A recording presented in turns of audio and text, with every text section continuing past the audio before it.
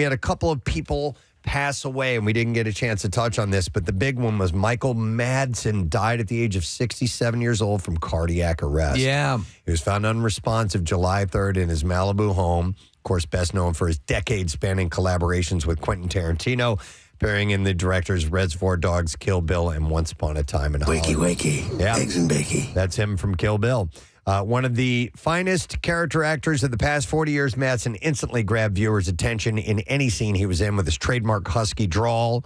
He was a scene stealer without ever chewing up the scenery, always embodying various degrees of laconic. Born in Chicago in 1957 and the sister of fellow screen star Virginia Madsen, he nonetheless embodied traits filmgoers would identify more than that with that of a cowboy. And he often wore a 10-gallon hat, bolo tie, and sunglasses while he appeared on the red carpet. His manager, in a statement, said in the last 2 years, Michael Madsen had been doing some incredible work with independent film, including upcoming feature films, Resurrection Road, Concessions, and Cookbook for Southern Housewives, and was really looking forward to the next chapter of his life. He likely made his first big impression with his turn as Bump Bailey in 1984's The Natural. The cocky outfielder burned himself into viewers' brains by being lazy and corrupt enough to go along with New York Knights owner to scheme to lose as many baseball games as possible. And that's when Madsen could do the role, leave an indelible mark with relatively little screen time.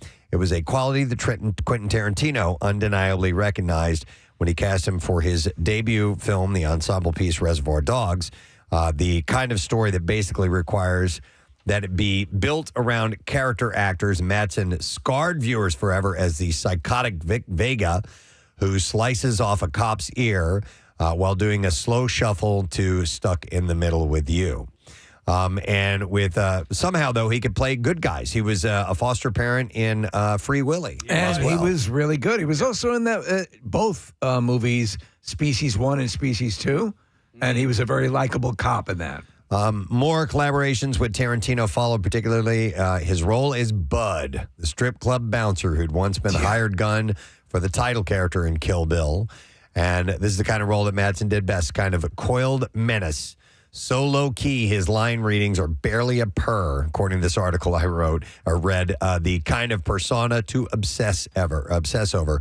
The kind of character that led to a 2007 mockumentary being made about him, drawing from his Steppenwolf classes with the theater's co-founder John Malkovich, called Being Michael Madsen, an obvious play on the Spike Jonze film. And he obviously had a really cool style about him. He's survived by his sister, actress Virginia Madsen, wife Deanna Morgan, and he had 5 children that he leaves behind. So that was sad to see. I saw him talking about the scene in Reservoir Dogs, and a lot of that was improv, and so he didn't quite know what the music was going to be. They ended up playing the Steelers' Wheeler song, Stuck in the Middle, on a boombox, and so Madsen was kind of like making up that dance as he was going, and then the part after he slices the ear off, where he talks into the ear, that was his idea, and he made that up, and Tarantino loved it, and so they kept it in the movie. Yeah, so that was sad to see. And then another one, actor Julian McMahon, suave Australian actor, best known for his performances on FBI Most Wanted, Charmed, Nip Tuck, and the early aughts Fantastic Four films, has died. He was only 56. Yeah, he played Dr. Doom, and he was actually, I thought, pretty damn good. I thought so, too. He got his start on a string of Australian TV soaps, including The Power and the Passion and Home Away. Made his film debut playing a lifeguard in the 1992 comedy Wet n Wild Summer with Elliot Gould and Christopher Atkins. And one of his first American TV jobs was a 22-episode arc on Another World, the soap opera. And then he got a recurring role on another NBC program, Profiler, before breaking out as Cole Turner on Charmed. You know, he reminded me of Anthony Starr. They had the same sort of subtle, sort of sneering menace to them, and I always thought he was really good. So he had a leading role in Nip Tuck that ran for 6 seasons on FX, and his next major TV roles on FBI Most Wanted. Other TV credits include Full Circle, Hunters, Runaways, and The Residents. But yeah, he got to play Dr. Doom in 2005's Fantastic Four and the sequel Rise of the Silver Surfer. And he was in a variety of other shows and movies throughout the years. Do you remember that show Nip Tuck was kind of a boundary pusher? They had a lot of topics that were really, there were two obviously cosmetic surgeons, and they had all sorts of stories that were really controversial. I forget what network it was on, but it was really, it was always popping up because they were taking chances on that show. By the way, Julian was he was born in Sydney, Australia in 1968. He was the son of Billy McMahon, the Australian Prime Minister. How about that? I did not know that. Well, I'm sorry, how did he die? I don't know. They didn't specify what type of cancer, but he had cancer, yeah. The Los Angeles Police Department continues to investigate the break-in at Brad Pitt's home in Los Angeles. The actor was... his home was broken into last month while he was in Japan promoting the F1 movie. Law enforcement sources told TMZ that officers are looking at surveillance footage and analyzing fingerprints taken from the scene in hope of identifying the suspects. Investigators said they're being optimistic, though fingerprint comparison could take around a week or so. The police suspect the burglars may have already fled the state, noting it's common for suspects in these types of cases to cross state lines and even have warrants elsewhere. With what we've recently learned, Preston, if they're going to go and do these press junkets, why don't celebrities put a gorilla in their house? That's a brilliant idea. Right? We Just know like- Yeah. Just a free range. security gorilla. A service that provides a gorilla, lets it loose. Yeah. And you can take 100 people, right? We've said. Yeah, and you can put a sign out front that says, warning, security gorilla on patrol. Security gorilla. That alone. But he's got an SG. hang on a scare second, people. guys. That might actually invite more people that just want to see a gorilla. I don't think so. Yeah. Yeah, I but don't they're think not coming so. in the house. No, they're Yeah, not. you're right. Yeah. They may come by and take a peek, but they're not going to break into the house. What are you more likely to turn away from? Beware of the dog or beware of the gorilla? Right? Think about it. I think so. Yeah, I don't know, man. All right, I was sad to see this. Craig Robinson is leaving comedy for good. Yeah. He's a good friend of ours. In a He recent is. video post on Instagram, the Office actor revealed that he is giving up comedy to focus on, quote, something bigger. In the caption of the post, he wrote, "Life update, I'm officially quitting comedy to focus on my true calling. Stay tuned. I'm working on something huge." Do we think this is a gimmick? I don't know. Yeah. He followed up and said, hey, everybody, just wanted you to hear it from me. I am quitting comedy.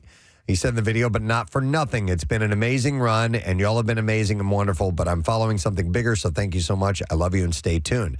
He teased what his next venture might be in a follow-up post asking for advice about how to start a small business. He wrote in the caption, "It turns out having a dream and building a business with your friends are two very different things. I can't go into detail just yet, but for real though, any help would be huge." He still has a few projects on the horizon before stepping away from comedy. Soon appearing in Netflix's animated venture In Your Dreams and The Bad Guys 2. Yeah, Steve, so I don't know if it's legit, he's moving on, or if he's pulling bait and switch. I don't know. It's possible you remember when Snoop Dogg said he was giving up pot, Yeah. right? Remember that was recently, so who knows? Well, I mean, he just says comedy, so I'm like, is it just the stage show that he does when he goes like helium or whatever? Like, is that what he's giving up? If he were to be involved in something, one of his main loves is music. Yeah. He loves music, and he's got his band, so maybe he's going to commit more to that. Yeah, but we'll the question see. about the small business, I'm not really sure. I don't know what that means. Maybe that he is starting a guerrilla security firm. Dude, he could be way ahead of the curve on Way this. ahead, yeah. And beginning to open up a full franchise setup. I don't know. Guerrilla security. Andrew Garfield and Monica Barbaro just went full PDA in the most stylish way with a lovey-dovey appearance at Wimbledon.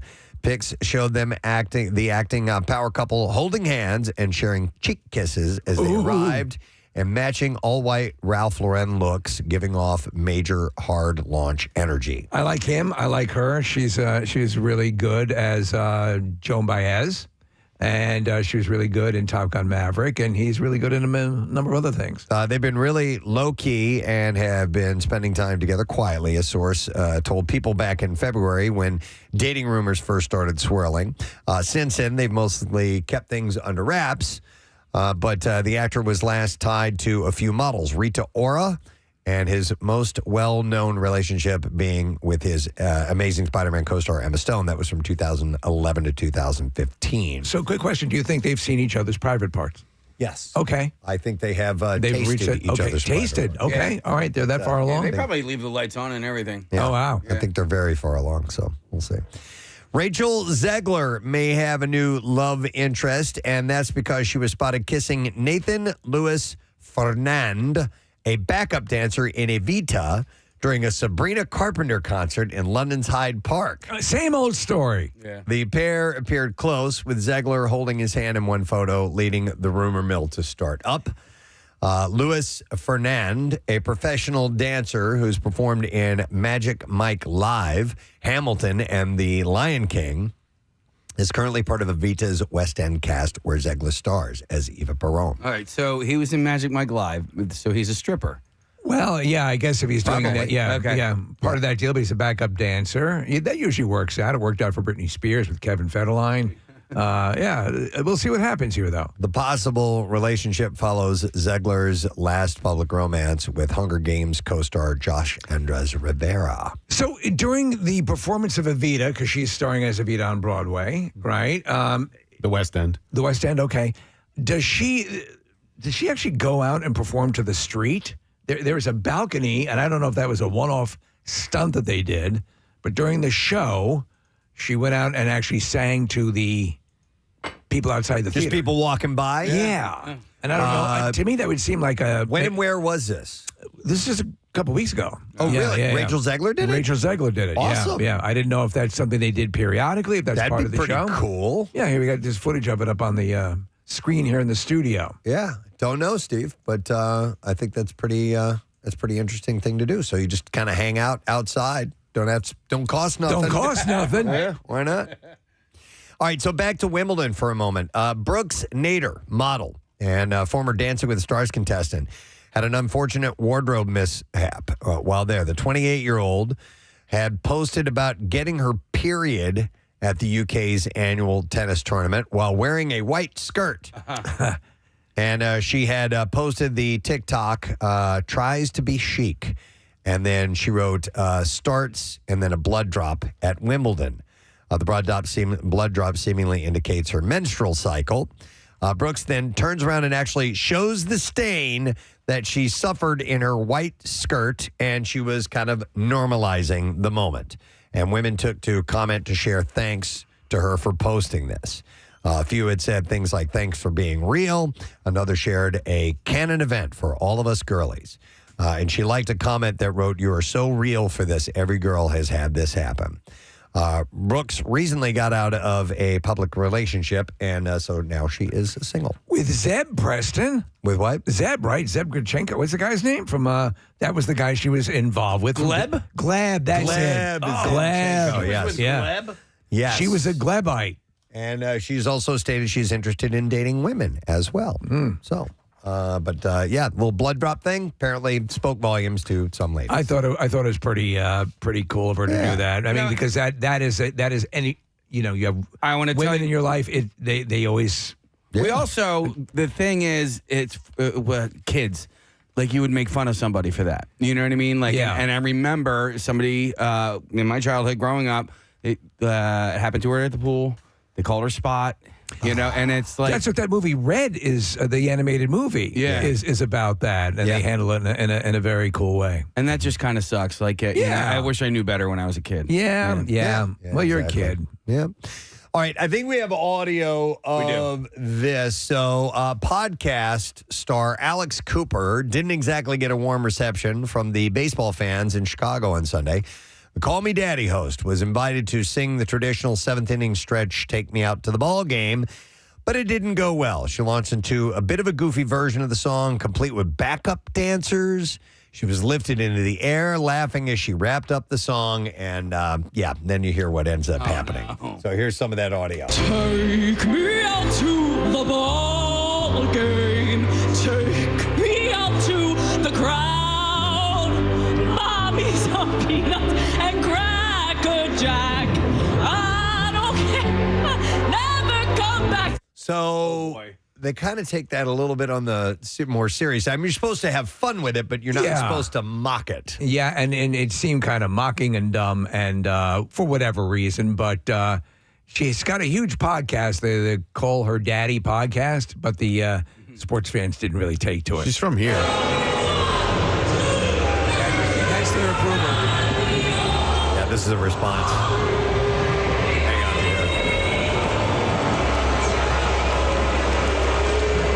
Yeah, I didn't really care for it. Yeah, I don't either. She grew up in Newtown. She's got a huge Philly following, and I think she was at the Met last year, and I saw some of the reaction, and people went nuts for her. And look, I think that she's funny. I've seen some of her bits on Instagram, but that's like, you don't make a gimmick or a joke out of the national anthem at a ball game. Well, that's just bad taste. Well, take me out to the ball that game. wasn't Out of the the ball national- game. I mean, whatever. Yeah, I'm sorry. Yeah. Yeah, but it's a tradition. You got to read the room. You're in Chicago. You need to do this. You need to have fun with it, but you need to be respectful of it as well. And don't laugh so hard at your own presentation that you can't pull it off. Yeah. All right, and then one last thing. Denise Richards is headed for divorce again. This shocks me. Yesterday, news broke via TMZ that her husband, Aaron Fipers, Freaking saw that coming. filed documents in L.A. asking for a divorce and citing irreconcilable differences. The date of separation was listed as July 4th. The couple have been married for 6 years and share no minor children. Is it extra patriotic if you get divorced on July 4th? I think so. Yeah. I mean, that's some form of fireworks, right? Sure, absolutely. The commercials for her series, her reality series with her two daughters. I mean, she's overdone it, man. She's looking all gecko. Aaron is seeking spousal support, estimating that Denise takes in over $250,000 a month from OnlyFans, TV brand deals, and appearances, while he says he has no income. I have no income. I'm a man of working age, fully capable. I have no income. She claims in some of the documents filed, Preston, that she spends $25,000 a month on food. Yeah, so he estimates that the couple spend about $105,000 a month, including $20,000 on clothes, $18,000 on rent, $15,000 on eating out, $15,000 on entertainment, $10,000 on groceries, and $8,000 on utilities, all of which Denise has been paying for. Some of that seems a bit excessive. $105,000 a month. So $20,000 a month on clothes. Yeah. On clothing. At some point, you have enough clothes. I think you do. Yeah. And you got to stop. So, anyhow. I mean, listen, I am grateful. This leaves me nothing but gratitude that I am not like that I don't need that You're a in my life. Maxinista. Yeah. No, I am. You But, know how to keep it economical. No doubt. I mean, could you in your wildest dreams see any scenario in which you could burn up $25,000 a month on clothing? Well, yeah, if I just, allow that. You know what I mean? Yeah. Like, if you wear something and then throw it away right after. Right. Set it on You wear it fire. for the first time. If you have wardrobe changes throughout the day. Yeah, it's insane, man. All right, clips. Bachelor in Paradise returned last night, with former contestants hoping to redeem themselves as they find their next match. And in this clip, host Jesse Palmer points out which cast members will spark new chemistry for the series. I think having Hannah Brown and the Golden Caster, I think adds so much different perspective to the show. And I think having their personalities, I think makes everything so much better. Getting everybody together, mixing and mingling, I think is going to be a whole different element. The season 10 premiere of Bachelor in Paradise is streaming now, and you can find that on Hulu. Here's our next clip. Building the Band is a new singing reality series which features One Direction's Liam Payne as a judge in his last on-screen appearance. In this clip, host AJ McLean from the Backstreet Boys talks about bonding with the late singer. It was kind of remarkable to me how much our lives were parallel. Just talking about music, sobriety, talking about life, and just we were kind of in each other's face for 14 hours a day for like 5 weeks. You're gonna learn somebody if they're open. I don't think I want to see it. Building the Band premieres tonight. You can see that on Netflix, by the way. All right, there you go. Entertainment report. Hope you're all entertained out for Unbelievable. the day. It was a waterfall of entertainment. That's 10 pounds of entertainment in a 5-pound bag. That's right. What we try to bring to you. We have a couple things taking place today. We have the Philadelphia Zoo stopping by. The Summer Ale Fest is coming up on Saturday, July 19th. We'll have some giveaways in conjunction with that. We also have from the Phillies, Bat Boy Adam Crognale is coming by. And there's potential that he could end up at the All-Star game. So we'll get you the details on that, but he's going to need your help on that. He's a great guy. We've talked to him on a couple of occasions before. And we have some other things to dive into. We're going to take a quick break, come back in just a moment, and get the day rolling forward. Stay put. We'll be right back.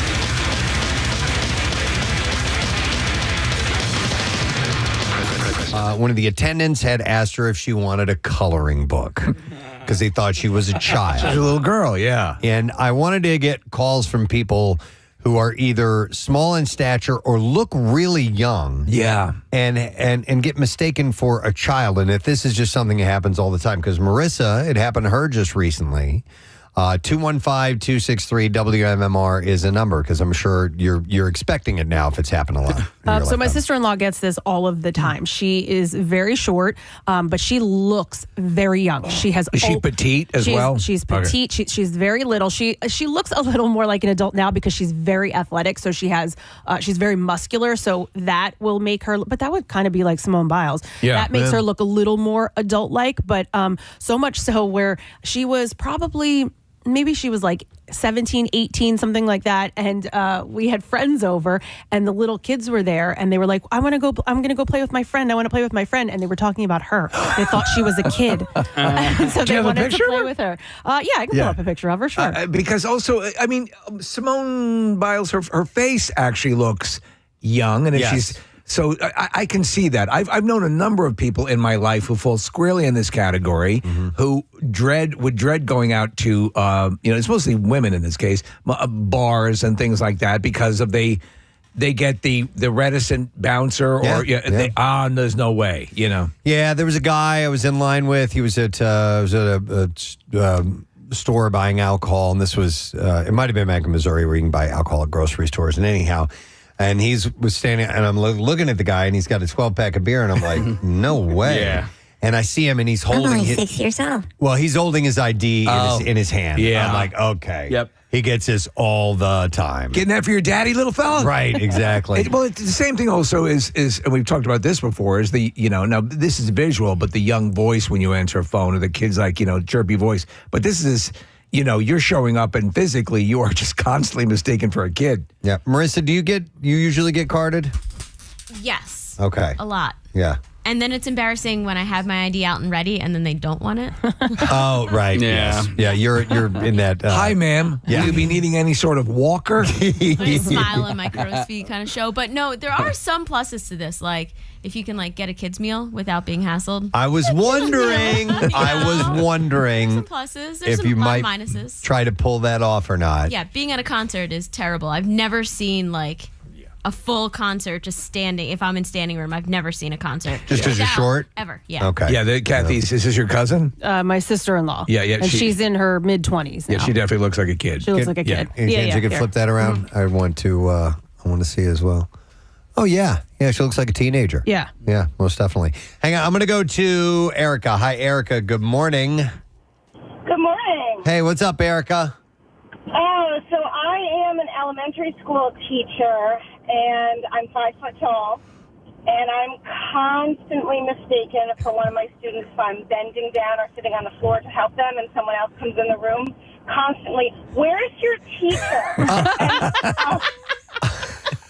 It's funny, but Marissa, I feel you because you're always in the front row when you're in a crowd. When you line up for pictures, like school pictures, I was always in the front row. I still am in the front row, with the kids. And it's funny, but okay, I'm short, I'm in the room. Do other kids? So will kids or your will they approach you as a kid sometimes if they don't know you're the adult? From the back, sometimes. Yeah. If you just see my hair, if you see my face, I look young, but I'm I teach elementary school, so I'm clearly not. If you see my face, like a 10-year-old. Right, yeah.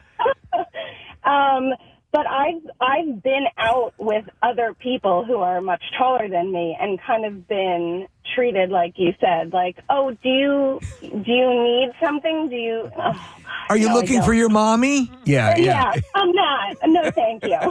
Now, Erica, if you were to dress the proper way, you think you could pull off being, a teenager for a little bit and fool some people? Absolutely. Okay.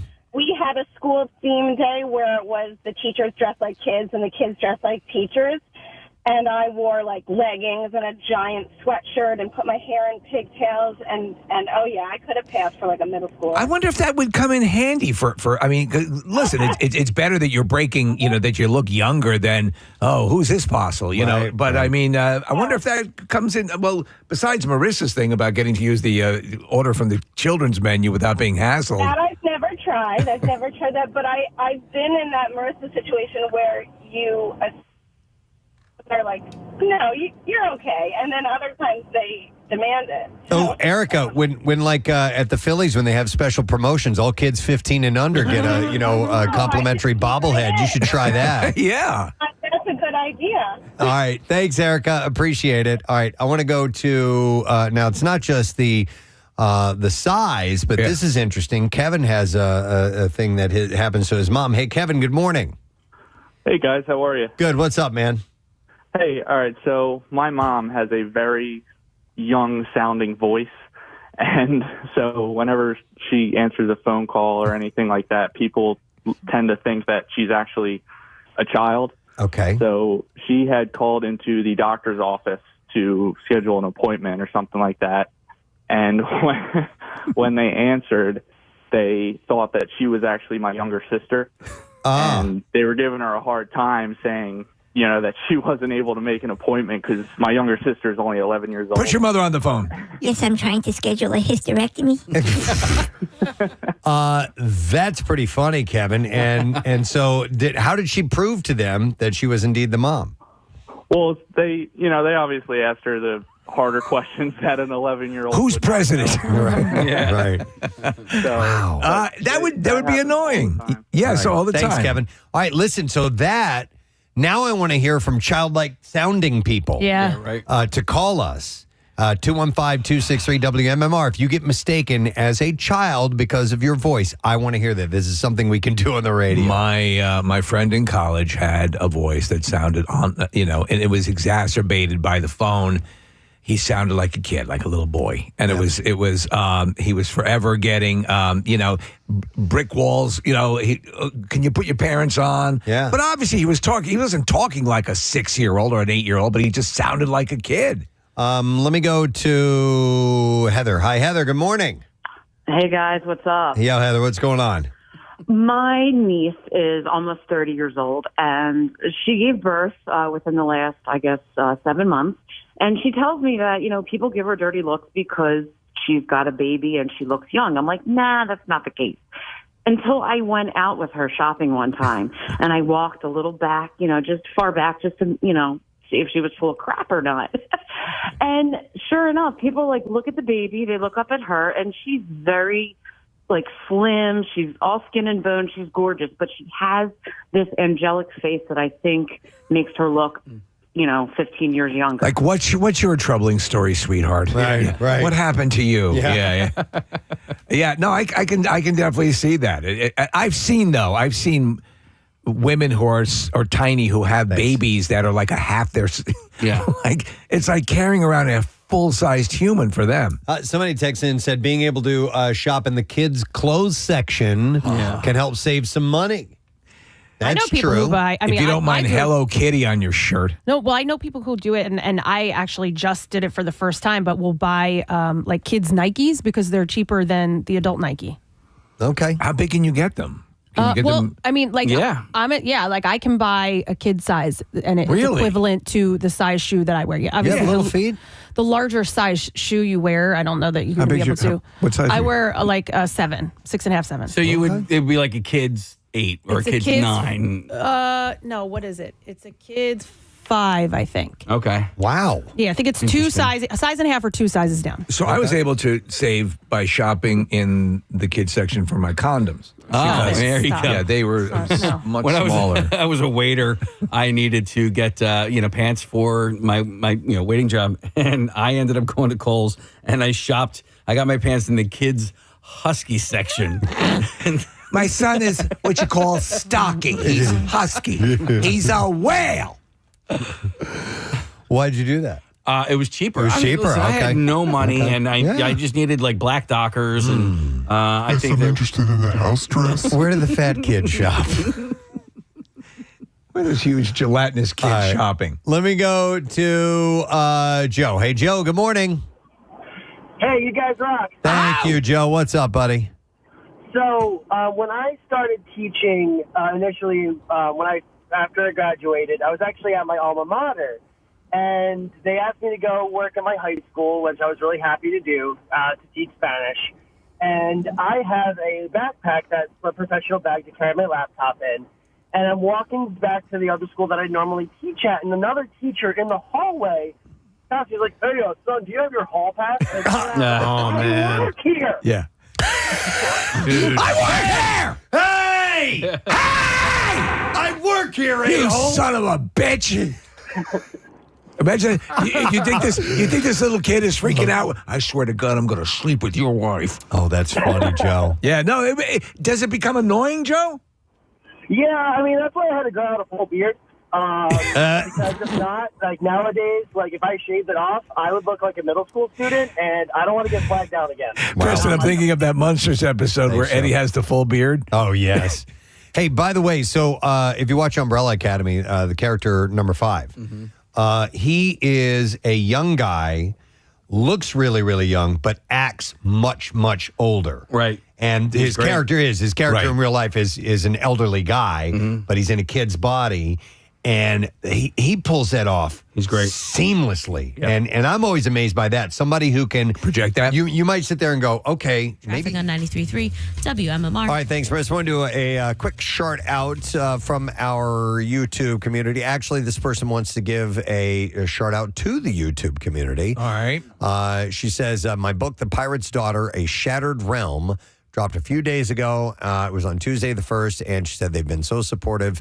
And a few of them have bought a copy already. And I have not met any of them yet, but feel like they're family. That is Gloria, who is the gal who lives in Wisconsin on YouTube. And she wanted to throw some love to the YouTube audience. That's and fun. That's nice. Thank them What for is the support. Title of the book again? The Pirate's Daughter, A Shattered Realm. So it just came out. A on the 1st. shattered realm. A sharted realm. I love it.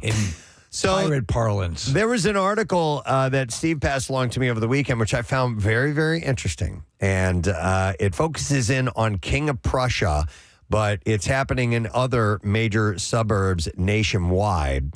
And apparently, the amount of renters has outnumbered the amount of owners in the King of Prussia area. Yeah. Yeah. And if any recent trip to KOP, you're seeing these large complexes that are all condo and renter based. Yeah. And you know, we'll pass by them and you see, and that's a big part of it, obviously, but they've got all the restaurants and the amenities and all that stuff. And I think that from the article, that's enticing to a lot of people. Yeah, so it was one of 15 major suburbs in the country's largest metropolitan areas that became majority renter within a 5-year span, according to an analysis of the Census Bureau data by the national rental home listing platform called Point2 Homes. Believe you got this out of the Inquirer? Yeah.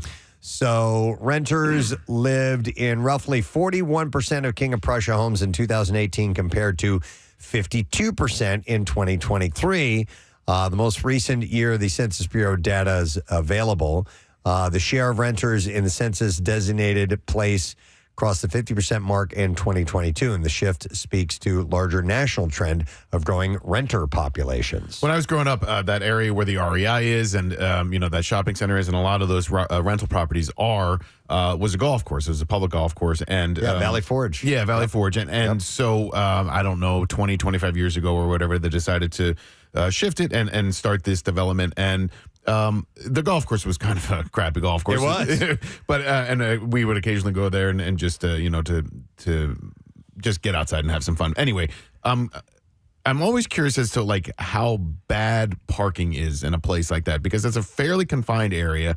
There's a lot of shoppers that come into that shopping center, and the number of renters is fairly insane at this point. And all of those buildings are multiple stories. They're like 5-6 stories tall. So how do you get in and out of there, especially at rush hour? As much as I love going to that spot to either shop or eat, I dread pulling into the parking lot. Yeah. Where REI is specifically. Yeah. That's the largest lot over there. Right. And you got to play the game where you got to beat other people to the spot to get to it. It's or you worse got to than the sit there mall. with your blinker on. I can't stand it. I'd almost rather park at the grocery store across the street and walk over. Dude, there was a charity thing that Claire and I had to go to over there, and I'm like, I don't think we're ever going to get there. Yeah. Because you could not find a goddamn spot. And, and that's just for shopping. That's not the if you point at live which there. it came out against the charity, Preston. There's no parking for the people that. There is. No, for the condo people. Like, do they have their own parking garage? There is, yeah. There's some parking for those people. It's just it's fairly limited, and I don't know how they designate the parking for the people who live in those condos or those apartments versus the people who are shopping. Do you remember the big push though for years would be the big thing as you were you went to school and you rented your apartment, but you wanted to own a home. Wanted to own a home. That was the big drive, and equity and all that stuff, and it's what you sought to do. And they're making the case, and this has been happening over the past couple of years, that people have started to gravitate towards the scenario in which it's kind of like a modified hotel existence. Yeah, you're kind of paying you're paying that rent, right? So you don't have to worry about anything. Yeah, right. Like like plumbing issues, anything sort of like anything that you as a homeowner would have to fix on your own. You're paying that in rent, right? And I get that part of it. Yeah. But to me, it's like throwing your money away. I think it is. You will never get that. Is that back. an old mindset, though? It might be. Is that changing? Well, you know what? I mean, when you look at housing prices and stuff like that, and how like this, because we're all back in the day of like when you could afford housing, right? Like, right, yeah. When the house that I bought harder these days with my wife, the house that I bought, $100. No, it was like it was just over $200,000. That house now. It's $500,000-$600,000. It's a split level. Yeah, it's crazy. Yeah. Remember when they were $100? Remember that? Yeah. I'll tell you one funny story though. When my mother years and years and years and years ago put down the money on our house where we were raised, like in the movie Brooklyn, they were building the houses. $25 was the binder. What? $25 for the contract for. Okay, we're gonna move ahead and buy this house. That's insane. Marissa's a renter. Yeah, you guys nailed it all. I mean, just renting and not having, like, every time you guys talk about cutting the lawn or fixing a water heater or any of those things, I just call somebody and say, this broke. Oh, my lawn. Like I said, that's wonderful. I get that part of it, but at some point we will be able to sell this property and get money back and put it down on something else. And so, I also have tons of friends who bought places when they were single and then partnered up with somebody and then they couldn't sell their house. So then they're stuck between two properties because their one house maybe wasn't big enough for the two of them. Right. Or they wanted to move in. So I think a lot of people getting married later in life. There's that too. There's actually a whole storyline on Sex and the City right now, which I know you guys aren't watching. Oh, yeah, we're all over it. But she had like her one small apartment that was like a studio apartment with a huge closet. And you're like, you can't cohabitate in that one small place. I don't know. No, there's lots of reasons out there, and you can invest your money into other things that aren't just real estate right now. And as Casey's saying, like literally, there's memes that I see all the time that are like, "Oh, look at me in the womb," instead of saving money for a house. Yeah. Because how are you supposed to afford housing right now on one income when it's like, the property values are so high, but our incomes are exactly the same? Well, there's a point is that it's become more cost prohibitive to get your quote unquote starter home. Yeah. That you would have equity in, and it's very competitive. I don't know what the market is exactly at this moment, but you remember it was just recently where people were going in and offering 10, 15, 20% over the asking value just to get a shot at purchasing the home. Oh my gosh. And like you had to buy cash. Yeah, like that was the only way to score. Like a drug lord. Exactly. I will say also, I think it's a little reflective of society now that people are a little bit more transient, where you don't stay at a job for 20 years anymore. You don't keep you don't stay in one place. You kind of are okay with moving on. And I think it's a younger generation of people where it's like you have this for a little while and then you move on to the next thing and the next thing. And so when you rent, it makes that a little easier. So question for you, somebody who lives in that lifestyle, do you ever have a vision of yourself owning a piece of property down the road, or is this going to be it? I have a massive fear of commitment. But so are you and Matt, like, you guys are you renting two different places?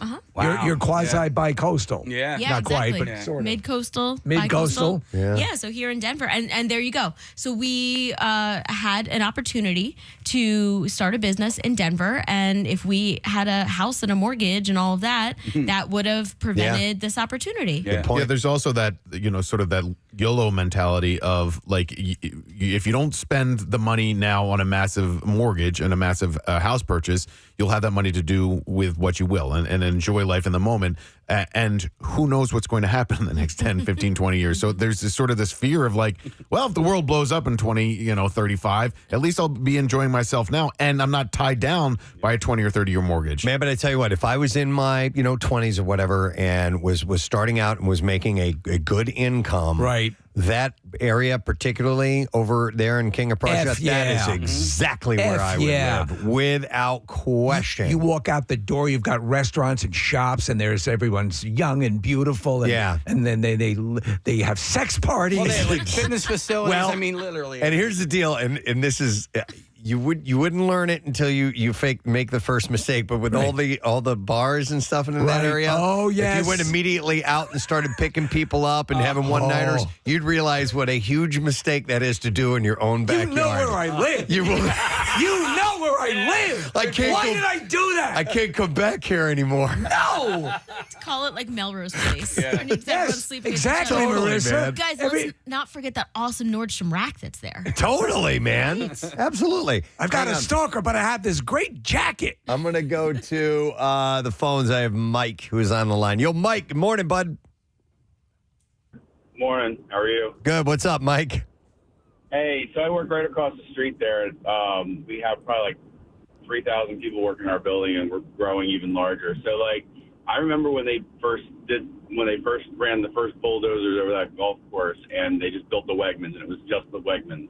But now it's like literally everything, and like the apartment. Like for people who aren't familiar with the King of Prussia area, there's got to be at least like 10 to 15 of these like multi-story condo complexes. Yeah. And how's the getting in and out? Like, can you observe, the people that are renting versus people just going to shopping, like the traffic wise? So So good question, right? So like all the parking, all of the condos have their own parking, and they're all like walking distance to the shops. So if you live in the apartments, it doesn't make sense for you to drive over to the shops because you'll spend just as much time and energy doing that than just walking. If I ever go over there to lunch, if I don't leave my building by 11 o'clock to go over there for lunch, I just won't go. Because you'll be there the rest of the day trying to get in and out or find parking. Because of all of the other businesses in King of Prussia that are, attracting all the people to go to lunch there. And it's mainly it's like a lunch and a dinner spot. Right. I've never been there on the weekend, so I can't really speak to that, but there's actually and I think Preston or Steve said it, there's more cars there than there are at the mall. Like the mall's like dead at this point, and these, what I've been noticing over the past like 10 or 15 years is these like town centers where you have the multi-use, whatever, with the condos and the apartments or eateries and whatnot are now like taking over the malls, and the malls are going away, and this is what's like taking its place. Yeah, and you're seeing it a lot, Mike, and to that point, I wanted to ask you guys in the studio here.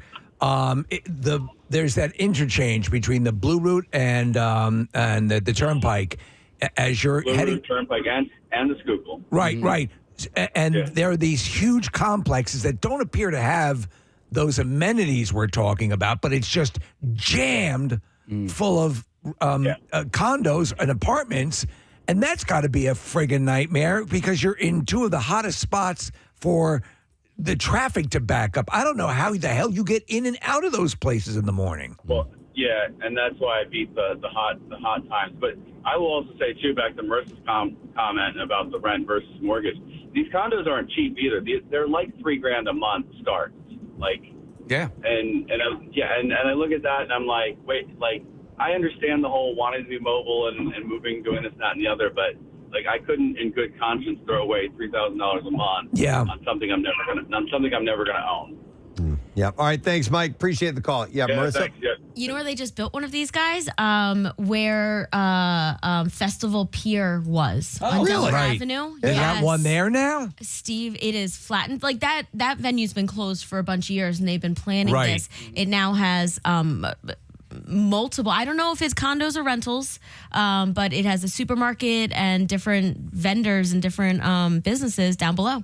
So yours is a condo, yes? Yes, yeah. Right. But so I bet you like places like that. I mean, look, you guys know, I mean, we have different driving patterns, right? But you guys know streets in your neighborhood where there's going to be traffic at certain times of day, right? Either you avoid that or you get ready and you just know that you're going to be sitting in a long line. I think that it's what it's like living in these town centers. You have a good 10 minutes where you can move around. Potentially. Yeah, it might take you like 4 lights to get out of the shopping center or something like that. You just prepare for it. Yep.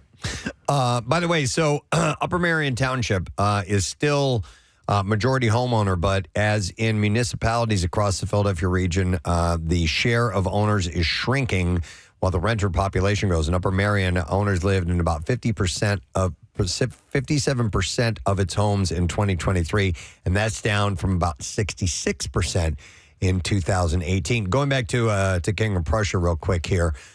Renters lived in roughly 41% of King of Prussia homes 2018 compared to 52% in 2023. So, yeah, the renters are there's a lot more now and growing. You know what's funny about that spot in King of Prussia is if you're driving along 422 away from KOP or on the road that parallels where the apartment complex in the shopping center is, there's one house that's still there. I don't know if you've ever noticed that, but it's it's on the right-hand side. Yes. And it was there when the golf course was there. It's probably 80 years old at this point. I want to know how they were able to withstand all of this, because there's a chop facility there as well. You know, there are so many different businesses, shopping centers, hospitals, whatever. How are they holding out? And then this one single family home that's just been there forever. With all these renters, like, do they have a median age of what these rent? The breakdown in this, I didn't see age's case. I don't really know.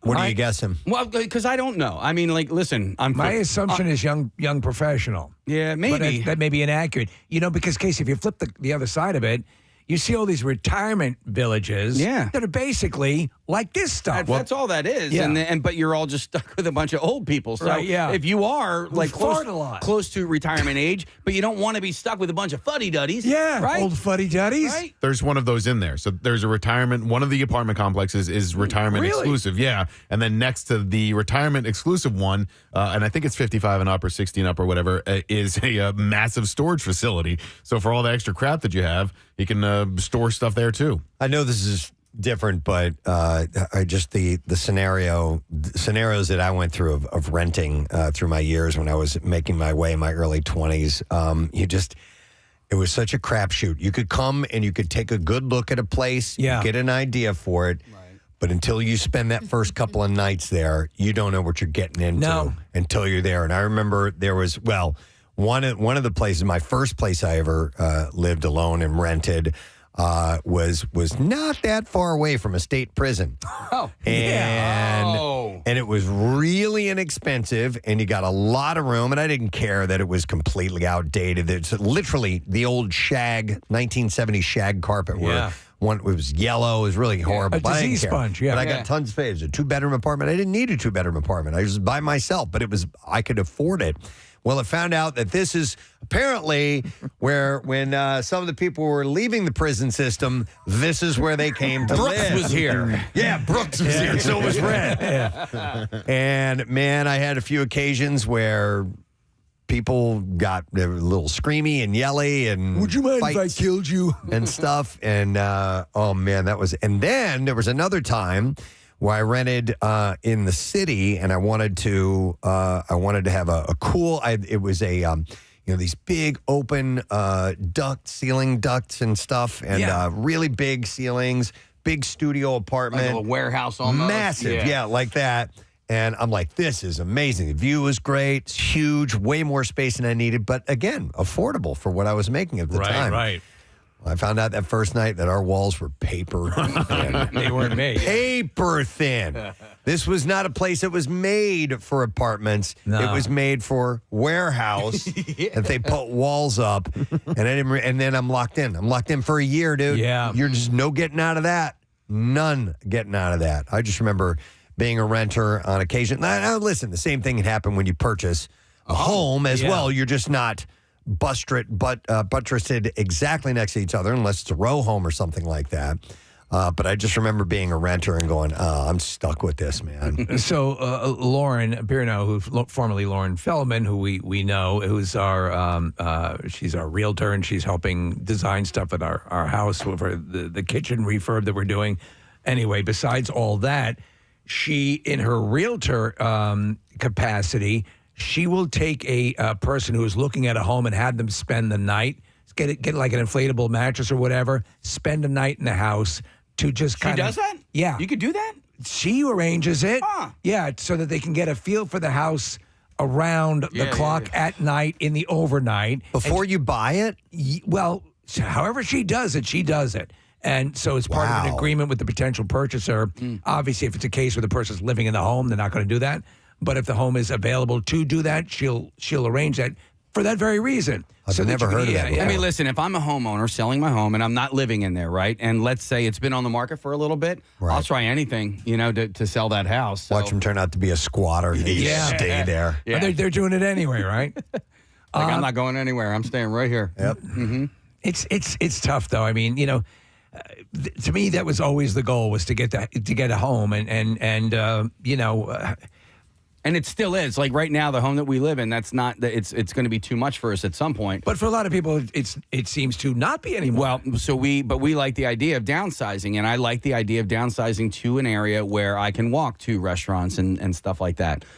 King of Prussia, that doesn't do anything for me. I like being there. I just wouldn't want to live there. Well, you'd be leaving a county too. What's that? You'd be leaving your county. I would leave a county. I would move to Narberth. That's in Montgomery County. Who are you? Yeah, I know. I'm 50, dude. You know what I'm saying? Like, I'm not anymore. He's taking that out for us, baby.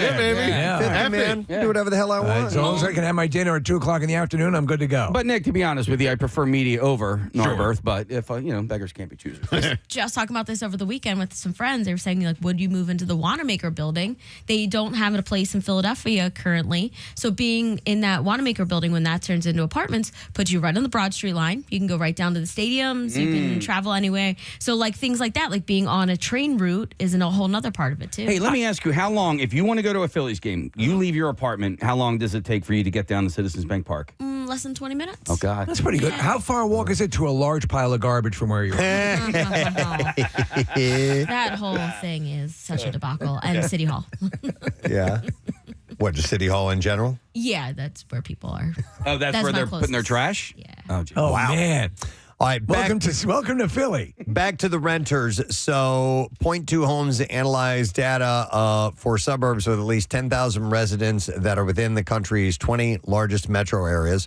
Of almost 1,500 of these suburbs, 203 have more renters than homeowners. And locally, they include Lindenwold and Echelon in Camden County, Westchester and Coatesville in Chester County, Norristown in Montgomery County, and Chester in Delaware County. And in these places, between 59 and 67% of homes are occupied by renters. So by my mindset, you're probably dealing in areas where you're probably have more younger professionals, right? That's the demo that you would consider from a lot of the areas you mentioned, Preston? Possibly, but not in Chester. Not in and not in Chester. Norristown, I don't think. My nephew is the latest one of our crew to go out and rent, and they did the standard. They moved to Conchi, like him and a bunch of buddies rented a house in Conchi. So they're not looking to go to this higher end spot. They're going to try and find a nice spot that they can all shack up in. I used to say anybody I was meeting that was going to rent in Manayunk, it's like, just go right to Fairmount. You're going to be in the city anyway. Save money on your Ubers. skip the Manayunk part of it and just go right into the city. But I think it's also like a mixture. There's, people that are downsizing that don't want to do another mortgage. There are people that maybe can't get approved for a mortgage. There's so many reasons and mixtures of people renting out there. If you were coming in with a clean slate to the area, Preston, where would you choose to rent? If you were coming in, I'm going to get an apartment.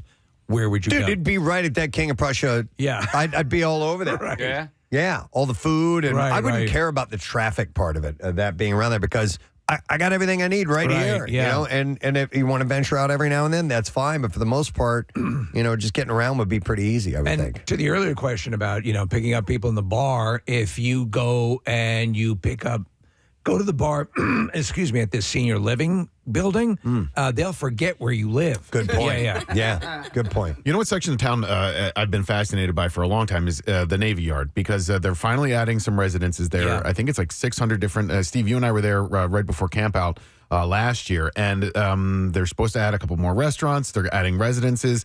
There's no mass transit there yet. You have to walk all the way to the other side, to where the stadiums are in order to get on SEPTA line. In theory, at some point, they might add like a shuttle or make it a little bit easier. But I like that area of Philadelphia a lot. It's surrounded by water. There's a lot of green space, so I root for it. I just don't know. I don't know if there's enough incentive for people to move there or not. If it gets filled in, sorry, Marissa, if it gets filled in with a lot more people, obviously, you don't have a lot of options in where traffic can flow. Right. Yeah. Well, and what if a lot of people that live there work in that area? I mean, there's urban, there's Marriott, there's a lot of businesses and a lot of office buildings there too. A lot of people too may come to town for that job, rent for a little while, and then that cycle just keeps going until they decide what part of town they want to live in.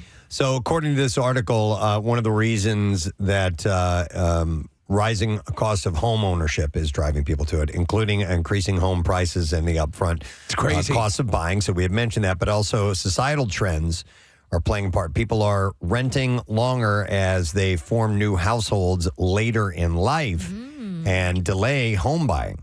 Households have gotten smaller, and some choose to rent for the lifestyle. The Philadelphia region has a growing population of millionaire renters, and seniors are the fastest growing population of renters in the area as well. So the seniors are. Yeah. Developers have built and planned more rental units because of the demand as well.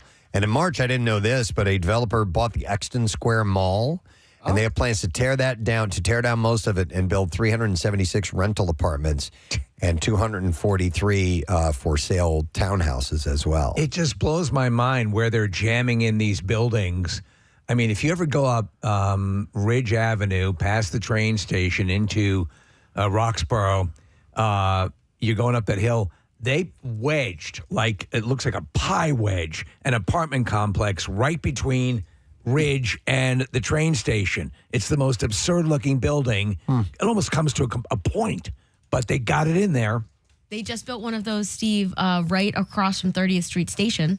Yeah, you pointed that out to me, Marissa, when we were down there for the Thanksgiving parade, that they were starting to build that when we were down there. It's like a little thin plot of land that they just built up, and it is right there. Like just barely squeezed it in. Right. All of those buildings, if you drive down 676, those buildings that say PMC, those are all rentals. Those are especially with being right at 30th Street Station. A lot of people live in New York, and it's cheaper to rent here in Philadelphia and take the train to New York than it is to live in New York. These things are popping up so quickly over here where the Lord and Taylor used to be on City Line. You see this building that's here now? That's got to be an apartment complex. It is, and they just built another one behind the shopping center. Behind the Acme? Behind the Acme. There's another one. They just squeezed it in. Okay, quick question. Yeah. We're down the road here where Q102 used to be and all the other, That's all raised. So there's a building there. There's a building there now? There's a building there. I think it's going to be apartments. Are you saying there's a building there? There's a building there. I don't think, Preston, I don't know how they put it up so quickly. Yeah. I pass by fairly often. Where did it come from? I'm just holding out with my friends to buy like a Golden Girls house. Or just like live later together? in life, Put those all old live together. biddies to work. Right? Yeah. By the way, Nick, a number of people are texting in saying that there are shuttles in the Navy Yard. Oh, that's good. And buses. Yeah, And well. ships. Yeah. And ships. Yes. There are as ships. well. Yeah, I don't know if you can take them anywhere. They got a lot of them. But they're there. Just grab a quick ship. By the way, I'm going to double back to something else. I mentioned the Exon Square Mall was bought, and they're going to raise that. I saw an Instagram account that popped up the other day that I was not familiar with, just ended up in my algorithm, and essentially it covers abandoned malls. Yes. And pictures inside. Have you seen it? I love this. Yeah, I'm and- following a site that must be similar, or maybe it's the same one. But to me, it's nostalgic and bittersweet. Well, there was one of the Exon Square Mall. There was a photo series that came up in that. These guys had broken into the mall, and they had taken pictures, and it was pretty wild how much stuff was still there and intact. It didn't look disheveled and overrun and, have all kinds of debris. It was actually looked kind of clean. Where was the mall where they burst through the wall of one store, and through the wall they found a almost caught in time Burger King? Yeah, I don't remember where that was. Do you but it remember was this, awesome. Preston? Vaguely. Yeah. Yeah, We're looking at the Exton Mall right now, right? Yeah, it looks good, doesn't it? It does look good. Now, when I was on my way back from taking my Preston and Steve World daughter home from college, we stayed at this hotel that was on the grounds of an old closed down mall, and it was sad. It was kind of scary too, like because of the monsters. Well, no, I mean, it was just this. It seemed like post-apocalyptic. It was that gnarly. And then built right across the street from it, one of those like town center thingies. Steve, to answer your question, that was at the Concord Mall, that Burger King. Oh, that's where that was. Was it? Yeah, in Concord Wilmington, Mall, thanks. in Yeah. Wilmington, Delaware. The Burger King opened in 1987. They were doing a lot of renovations in the mall, and it was stuck behind the wall. Yeah. And they went through that wall as they were working on the new renovations in the mall. And there was lo and behold, a preserved in time Burger King. Yeah, when I lived in Upper Chi, that was our mall. That was the one we would go to. I completely forgot about that. Isn't that wild? On the other side That's of a so wall. cool. Knock down the wall behind you, Preston. What's there? What's back there? It's the studios of our sister station. Steve, the Burger King had been back there for 13 years, and it had been sealed off, and nobody had been in for over a decade. Hang on, I got a call or two. We're going to go to it. We got to take a break in a moment, but I have Jordan who's on the line next. Hey, Jordan, you're on the air. Good morning. Good morning. Can you hear me? Yeah, what's up, Jordan? So I was calling in because I'm that generation that you were talking about before, where you want to invest in something and you want to buy a piece of property when you get to be of a certain age. And so I'm 43 now. I'm part of a blended family. My ex-husband and I divorced about 7 years ago. And my husband and I now are in a position where we are working 2 and 3 jobs just to buy another home. Yeah. So it's like when I was 22 years old, I could afford the cars, I could afford the vacations and everything. And now we're in a position where we're working twice as hard just to be able to have what we had when we were 25. Yeah. Now we have a blended family of 5 kids. And I chose to go into real estate. That's my second job. I'm a teacher. I make good money. And I chose to go into real estate, because I'm like, well, I see friends of mine that are doing this, that are leaving teaching or adding real estate to their careers. And they're making good money doing it, and they get a head start on finding a home that they might like. So it's crazy, and it's really demoralizing at times. But it is absurd right now what's happening, and I just really feel for the people who are calling in. Because we're in the same position, and So Jordan, got an 18-year-old down to a 12-year-old. Yeah, it used to be that you could with fair amount of certainty, you get a job, one job, or maybe 2 incomes in the family, and you start thinking about a home. But now the pricing is so absurd that's prohibitive, and you see yourself sort of looking at the people who are saying, "All right, I'm just going to be a renter. That's going to be my dynamic," and you can kind of see the feasibility of that, even if it seems a little, I don't know, I want to say reckless, but it seems like one of the only options. Yeah. Mm-hmm. It seriously is the only. I mean, I don't have $600,000 cash to put down on a house, and like you were saying earlier, that's kind of what's happening right now.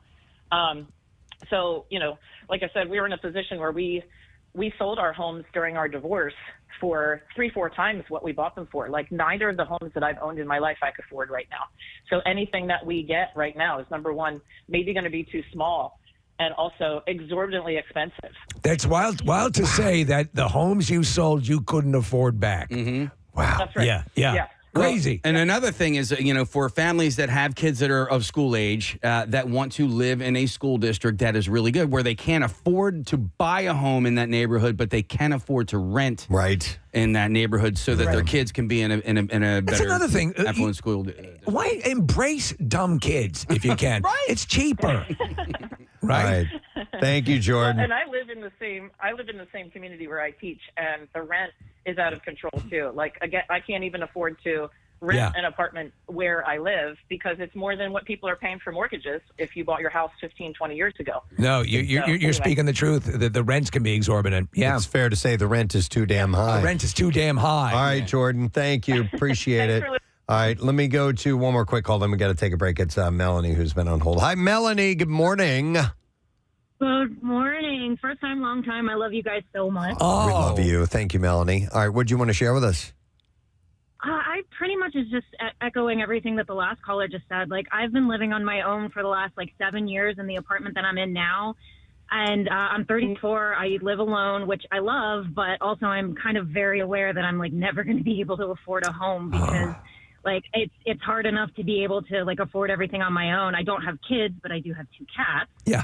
And I think all the time, my mom, by the time she was my age, she already had a 13-year-old and a 3-year-old.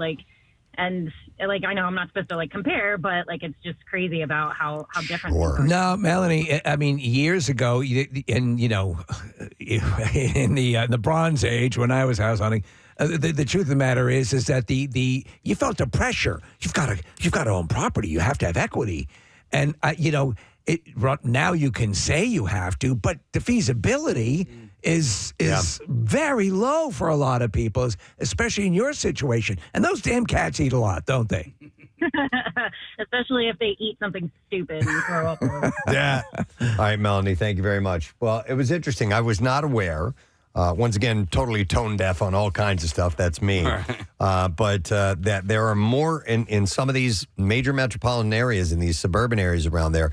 There are more renters than homeowners, and that's a milestone. That's a big deal. It is. So, what it means in the long run, I don't know, but that seems to be where the trend is going. Yep.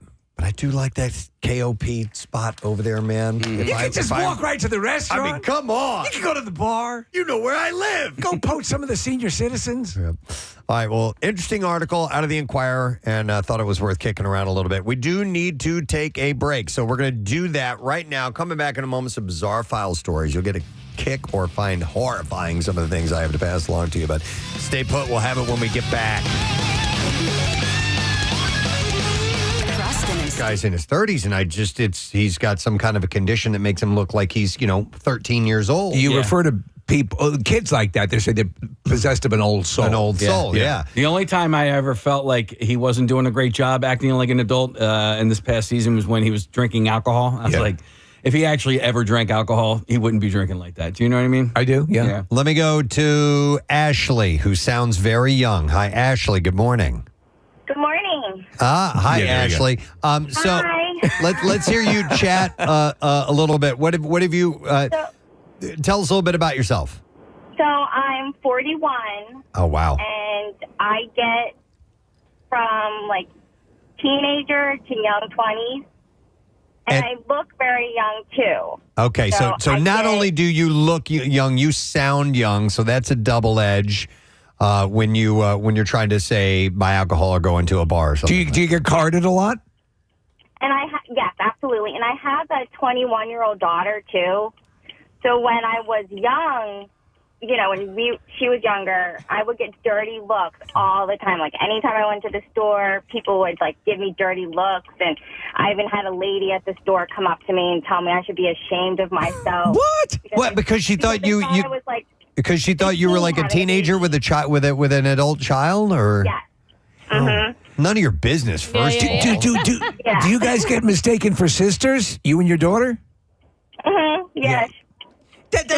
That's got to be cool in one way. Yeah. So when is it the most frustrating? Like when strangers are berating you at Wawa? Yeah, it was just embarrassing. And I shouldn't have to tell someone, what my age is. Like, Right. here's my ID. Yeah. Like, just mind your business. Yeah, exactly. Have you ever been at a place? I mean, you always have to make sure you have that ID on you, or you will end up screwed in a number of situations. Always. Yeah. No. Even checking into hotels, they're like, excuse me, where are your parents? Yeah. Where's your mom? Where is your mommy? If you're sitting, if you're at a restaurant and you're with a whole group of friends, adults, whatever, and you order a cocktail, or sometimes you the only one that they'll ask to see an ID? Always. Always. So, have you ever been offered like a comic book or like a? Stare at it. Yeah. Like, they'll stare at it for like a good minute. And I know they want to be like, especially when they hear me speak too, because I sound really That doesn't help. Okay. All right. Thank you, Ashley. You know what I think adds to it, because it does happen to me a lot, because you know Right. how young I look. You look guys. incredibly young. Yeah, because I look so young. No, but it was Preston and Steve and the kid was the original title. No, but seriously, if I don't have makeup on, I always get carded. Like, they'll look at Really? me. Yeah, if I guess, I don't know, I look younger or whatever. And what was amazing was when I went out to dinner with my best friend, Elisa Frederico, aka Dressing Jane, and they carded her and not me. And they carded me and not her. We're the exact same age. So, of course, when the lady walked away, I was like, I clearly aged better than you. I'm going to go to, hang on, Kevin wants us to try something out. Hey, Kevin, good morning. Good morning, Gadzooks. Gadzooks, what's up, bud? So my daughter has the same issue everybody else does. She sounds so much younger than she is, and she looks younger. Mm-hmm. So I was going to have her talk to you guys a little bit, and then we give you the surprise on how old she is today. All right. It's her birthday today. All right, so what's her name? Her name is Phoenix. Okay. And, hey, Phoenix, how you doing? I'm good. Okay, so we can hear your voice a little bit. Tell us a little bit about yourself, where you grew up, where you went to school, stuff like that. Neshaminy. Oh, I went to Neshaminy, in Pennsylvania. Mm-hmm. It's hilarious because the amount of the times that people ask me like how old I am, it's hilarious. Okay. All right. Because like I look and I sound younger than I am, and I've had many people tell me that they think that I'm 16. Okay. Yeah. I would guess younger. I'd guess younger I would say too. middle school. Yeah, I was going to say like 13 years old. Yeah, something like that. So Phoenix just turned 21. Hey, happy birthday. Yeah, that's awesome. Thank you. And are you ready to face the now? Number one, do you drink alcohol, or are you going to start drinking alcohol today? Probably. I'm probably gonna have a drink when I get home from after work. All right, are you are going to be prepared to have that ID ready to go all the time, I guess. Yeah. What about like things like R-rated movies and stuff like that? Has anybody ever stopped you and checked your ID? Honestly, no. Okay. Really? Okay. Like, shoot, you sound so young. They probably proof you for like milk at Wawa, or if you're purchasing. You do. Yeah, I would have put you in like 11, 12. You know. Oh well, that's cool. Listen, there's a plus side to that. We assume because you are this way, you will age. You'll look younger longer. Mm-hmm. But I have seen people hit that wall where they've looked young and sounded young all their lives, and then it just like snaps and they fall apart. So hopefully that won't happen to you. All right, cool. Well, thank you guys for your call. Appreciate it. Happy birthday to you. Thank you. Have a good day. She does sound Speaking to somebody who looks and sounds young, and I just saw a story about her this morning. Yardley Smith. Yes. Who's the voice of Lisa Simpson. Just got married. She got married to her security guard, or somebody who was in charge of her security. So that's her security. They were doing a little story on her, and she's one of those who always looked way younger and sounded way younger than she actually was, because that voice of Lisa Simpson is almost exactly just her regular speaking voice. Let me go, hang on here. I'm going to go to Shannon. Hi, Shannon. Good morning. Good morning. Hey, what's up, Shannon? Not much. So I started working at a funeral home, my family funeral home, when I was 20. And I look really young. I sound really young. And my first experience was when I started answering the phone. I answered the phone, and this lady thought I was like 14 years old. She just couldn't stop laughing. And I was like, I'm trying to get your information. I'm trying to be professional. And she just wouldn't stop laughing. She's just like, how old are you? You sound like you're like 12. Why are you answering the funeral home? Shannon, did this woman just have a loved one die recently that it called? Yes.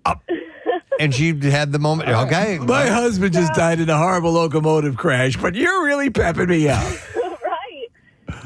So I just was like, all right, I'm trying to be taken seriously, but you know, I was like, do you want to take a break? Call me back? Like, I don't know, whatever you want to do. Shannon, they must think, or she must have thought that you use the bodies, you drink their blood to remain eternally young. Yeah. That's the whole, that's why, that's what's happening over there. They're drinking the blood.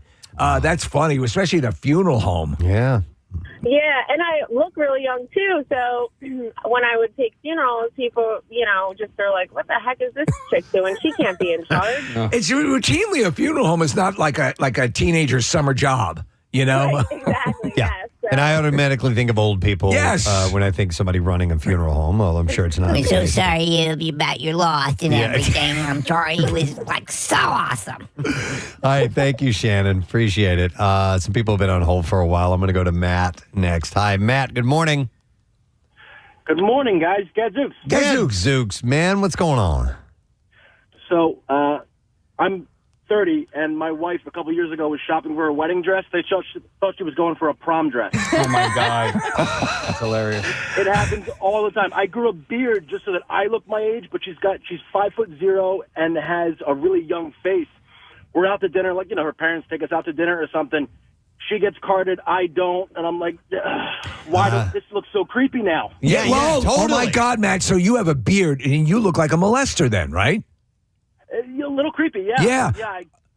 It's like she's wearing a wedding ring. We're with her parents.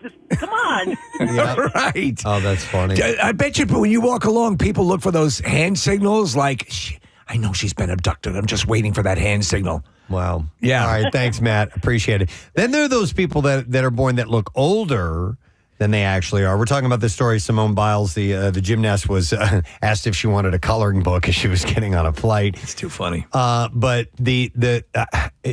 when you're a teenager and you look older, that can play in your advantage. Yeah. Because that's the person that buys the beer. Yeah, exactly. Or at least tries to. I got us hookers and beer for tonight. Let me go to, let's see what we have. Best elementary school ever. Let's go to Chris. Hey, Chris, good morning. Hey, what's the difference between people from Dubai and people from Abu Dhabi? What was it? Abu Dhabi do. Yeah. Yeah, I forget the actual. People from Dubai don't like the Flintstones. People from Abu Dhabi do. It's one of my favorites, man. Never goes old. All right, what's up, Chris? So my wife is 5'1", and she looks. Everyone jokes she looks like she's 12. Yeah. So we've been married 13 years, together for 15. We have our oldest son is 12. It's just I called in about the rated R movie, but you touched on that earlier. But we get carded for rated R movies every once in a while. Wow. Is she assumed to be your daughter? What's that? Do they assume sometimes that she's your daughter? The movie attendant did, but the people at Graterford Prison did. I was a correction officer at Graterford Prison before it turned to Phoenix, and they every once in a while have searches, even for employees. So I brought her to work because she wanted my car for the day, and I brought her to work, and the guy asked me, "So what are you going to do with your daughter?" This is my wife. She has a driver's license. Jeez, man. God. So do you sense that, Chris, that it's kind of flattering, or is it more annoying? I love it. What about her? What does she think about it, though? I would assume she thinks it's flattering. I mean, it is a compliment. Yeah. No, I agree. Especially when you're, going in and out of the prison. Wow. Get all those to the point now where she has to get a duplicate ID so I can carry one of her IDs on me because sometimes she doesn't carry hers. And if we wanted to go to get a night drink or whatever, don't worry, I got your ID, babe. Nice. Yeah, you'll be screwed. Yes, absolutely. All right. Thanks, Chris. I appreciate it. All right. Wow. Well, yeah, it's it must be a bit of a pain, but somewhat flattering. Yeah. Like you were saying, Steve, I think that can kind of work in your favor. All right. Anyhow, thank you for the phone calls. I appreciate it. Casey has alerted me that I have to give away another $25 gift card for Insomnia Cookies. Yes. It is caller number 14 that we will take right now, 215-263 WMMR. Give you the gift card. And don't forget that Insomnia Cookies' new premium ice cream flavors allow insomniacs to indulge in their favorite pairing of warm cookies and cold ice cream. And by the way, they had the cookies they brought in were hot today. They were like fresh out of the oven, still warm. I tried. What do you have the list of the flavors over there? I forgot. Is it Moon? Was it Moon Tracks? Moon Tracks. Yep. I had. It's excellent. Oh boy, I had the. Where was the one? It's not on here. I had the mint one. And I forgot the name because they have really cool names. So they have Cookies and Dream, Caramillionaire, which they didn't have. They ran out of it. They sold out of it. So that's very, very popular. But they have a classic, and some of the cookies they have are banana split, hot fudge sundae. So they have the cookies that have the ice cream flavors. That's amazing. Anyway, go to insomniacookies.com for details about the brand new cookies in ice cream flavors. And in the meantime, we'll take that caller, set you up. We'll be back in a moment. When we return, Jenny Slate will be joining us.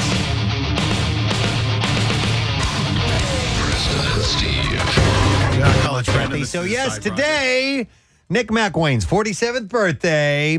And we thought, it'd be nice to do something. WMMR. All right, thanks, Miss. Before we get into the bizarre file, I'm going to do a little plugorama, if you plugorama? Plugorama. Okay. It is an Italian restaurant that just opened up in Bala Cynwyd. Butt plug time. So I want to mention this for Megan Stricker. The second annual Bucks versus Montco Cornhole Tournament, sponsored by Axon and benefiting the Families Behind the Badge Foundation. Nice. It's coming up this Saturday. The Bucks Heroes and Wheel of Justice bike teams are going to host their second annual County versus County Cornhole Tournament. It's going to be at Graham Park in Horsham. And 64 teams go head-to-head in bracket-style play with cash and prizes for second and third place teams. Registration opens at 11, play instructions at 11:15, and the play begins at 11:30. And the winning pair will decide which county's team gets the largest donation towards their fundraising totals. This is for the Bend to Shore ride coming up on the 20th.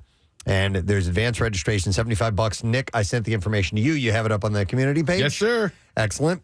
So I've been to a cornhole tournament at Preston. It's amazing how seriously people take this. And it was on ESPN over the weekend. Oh, yeah. And how good they are, too. Yeah.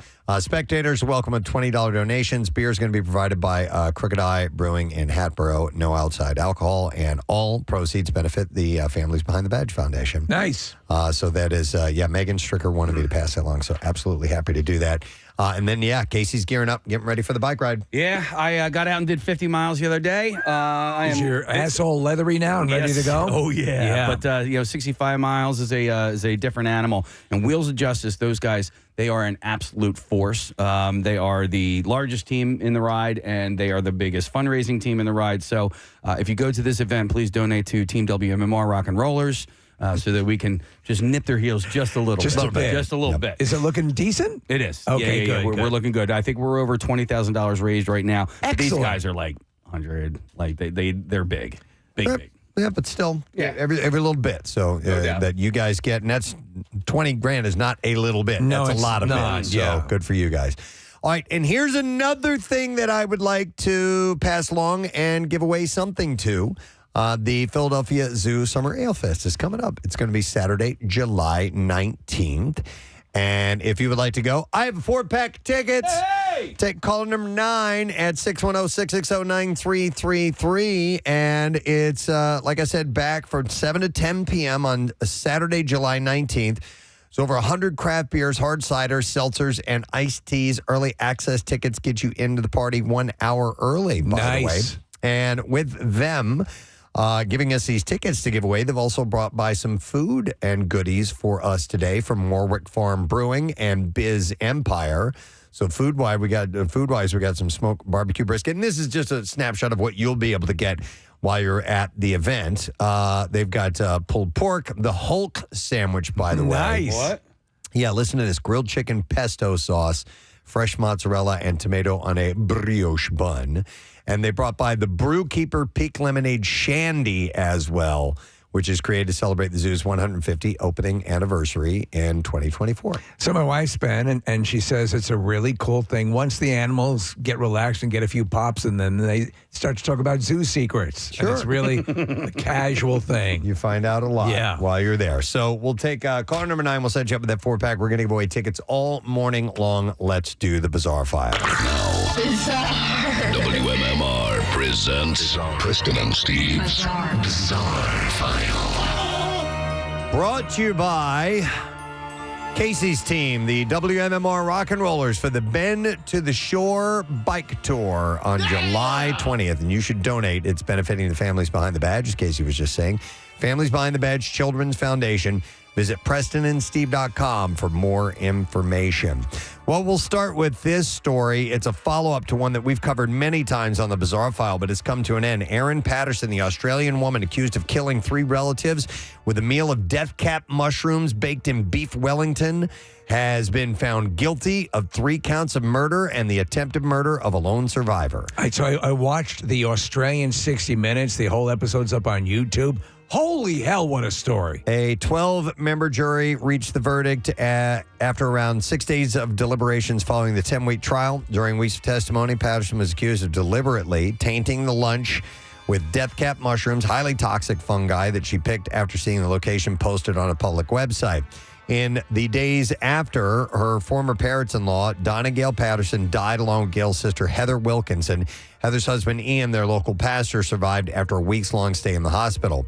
Her defense lawyers had argued that the deaths were a terrible accident that occurred when Patterson tried to improve the taste of the meal, and that she repeatedly lied to police out of panic when she realized that she may have added foraged mushrooms into the mix. It will never be known which pieces of evidence influenced each juror's decision, but all 12 were required to agree on the verdict. The agreed facts were that Patterson asked the 5 people to lunch on July 29, 2023, including her estranged husband, Simon Patterson, who pulled out the day before. Within hours of the meal, the 4 lunch guests became ill with vomiting and diarrhea, went to the hospital. They were all placed in induced comas as doctors tried to save them. Gail and Heather died on August 4th from multi-organ failure, followed by Don after he failed to respond to a liver transplant. Ian survived and was finally discharged from the hospital in late September, almost 2 months after intensive treatment.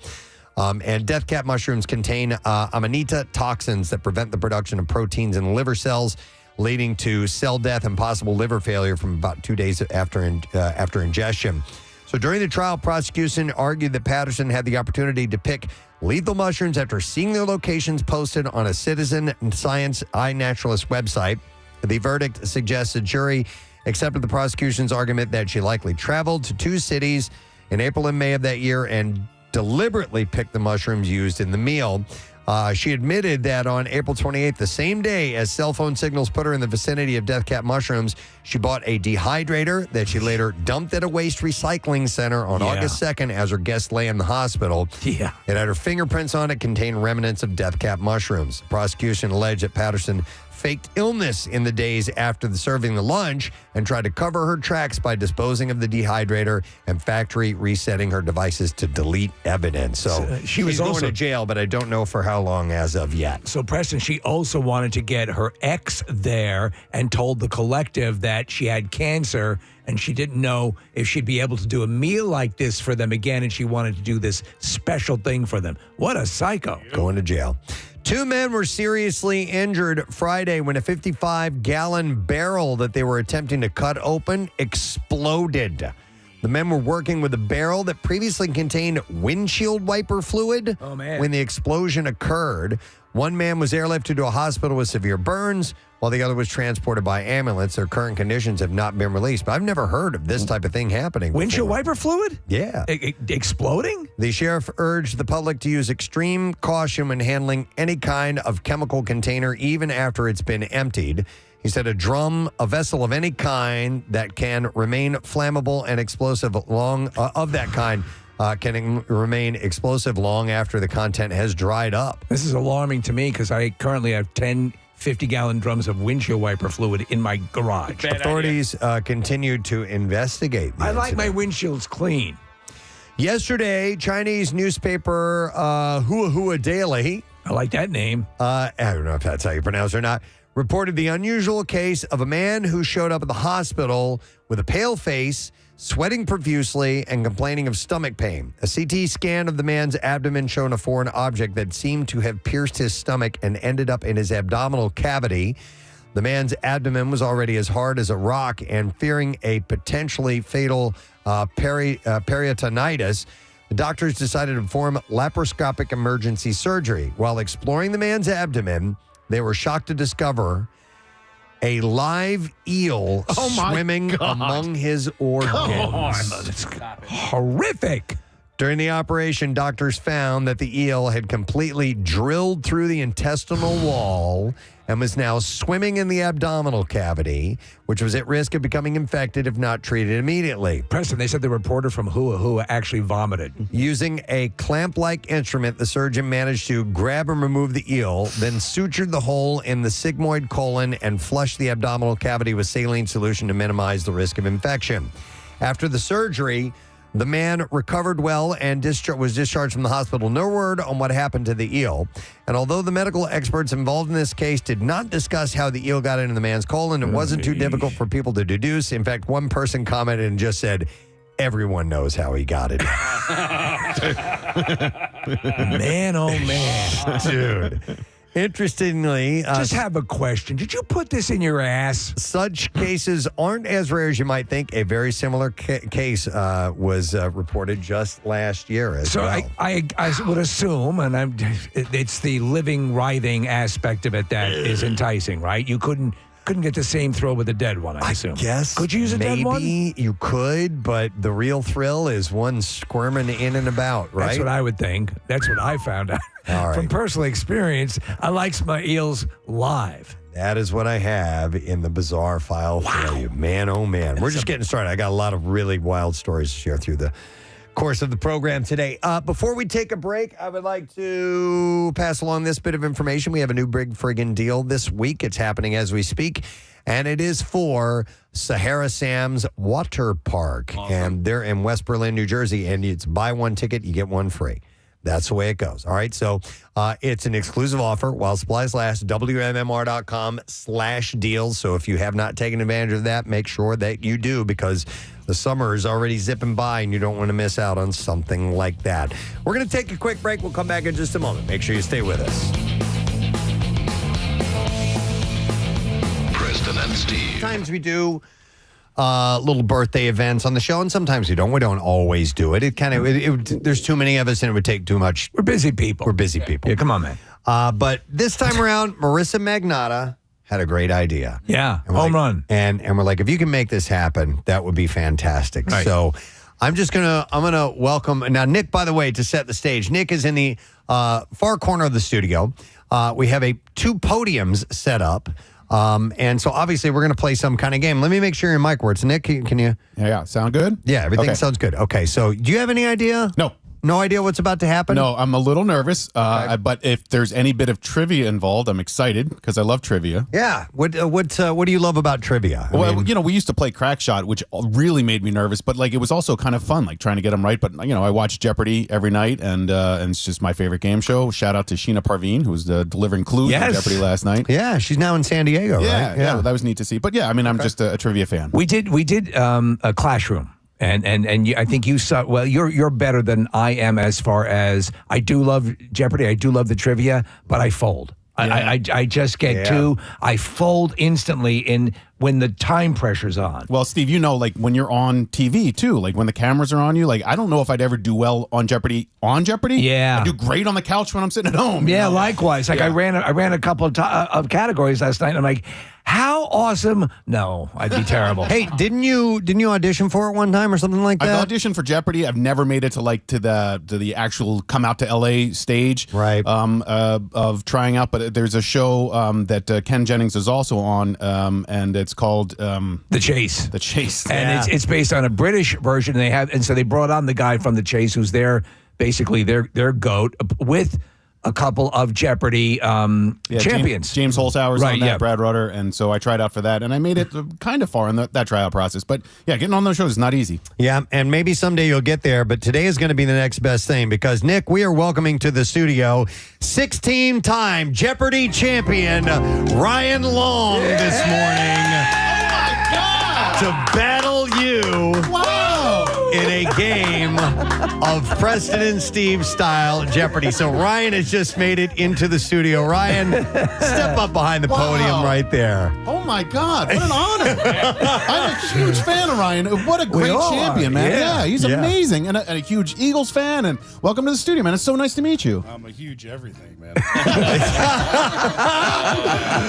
Ryan graciously said yes to this invitation to come in and play a game of Jeopardy with you, Nick. Well, it's I'm looking forward to losing, and but no, I mean Ryan, fantastic champion, really repped Philly well, and we chatted with you, I guess, over Zoom maybe 2 or 3 months ago, Ryan, and well, awesome. This is really cool. It's a real honor to meet you. Ryan's run, I think you'll agree, Nick. We all watching you go through the process of becoming a champ and keep going, and you really you.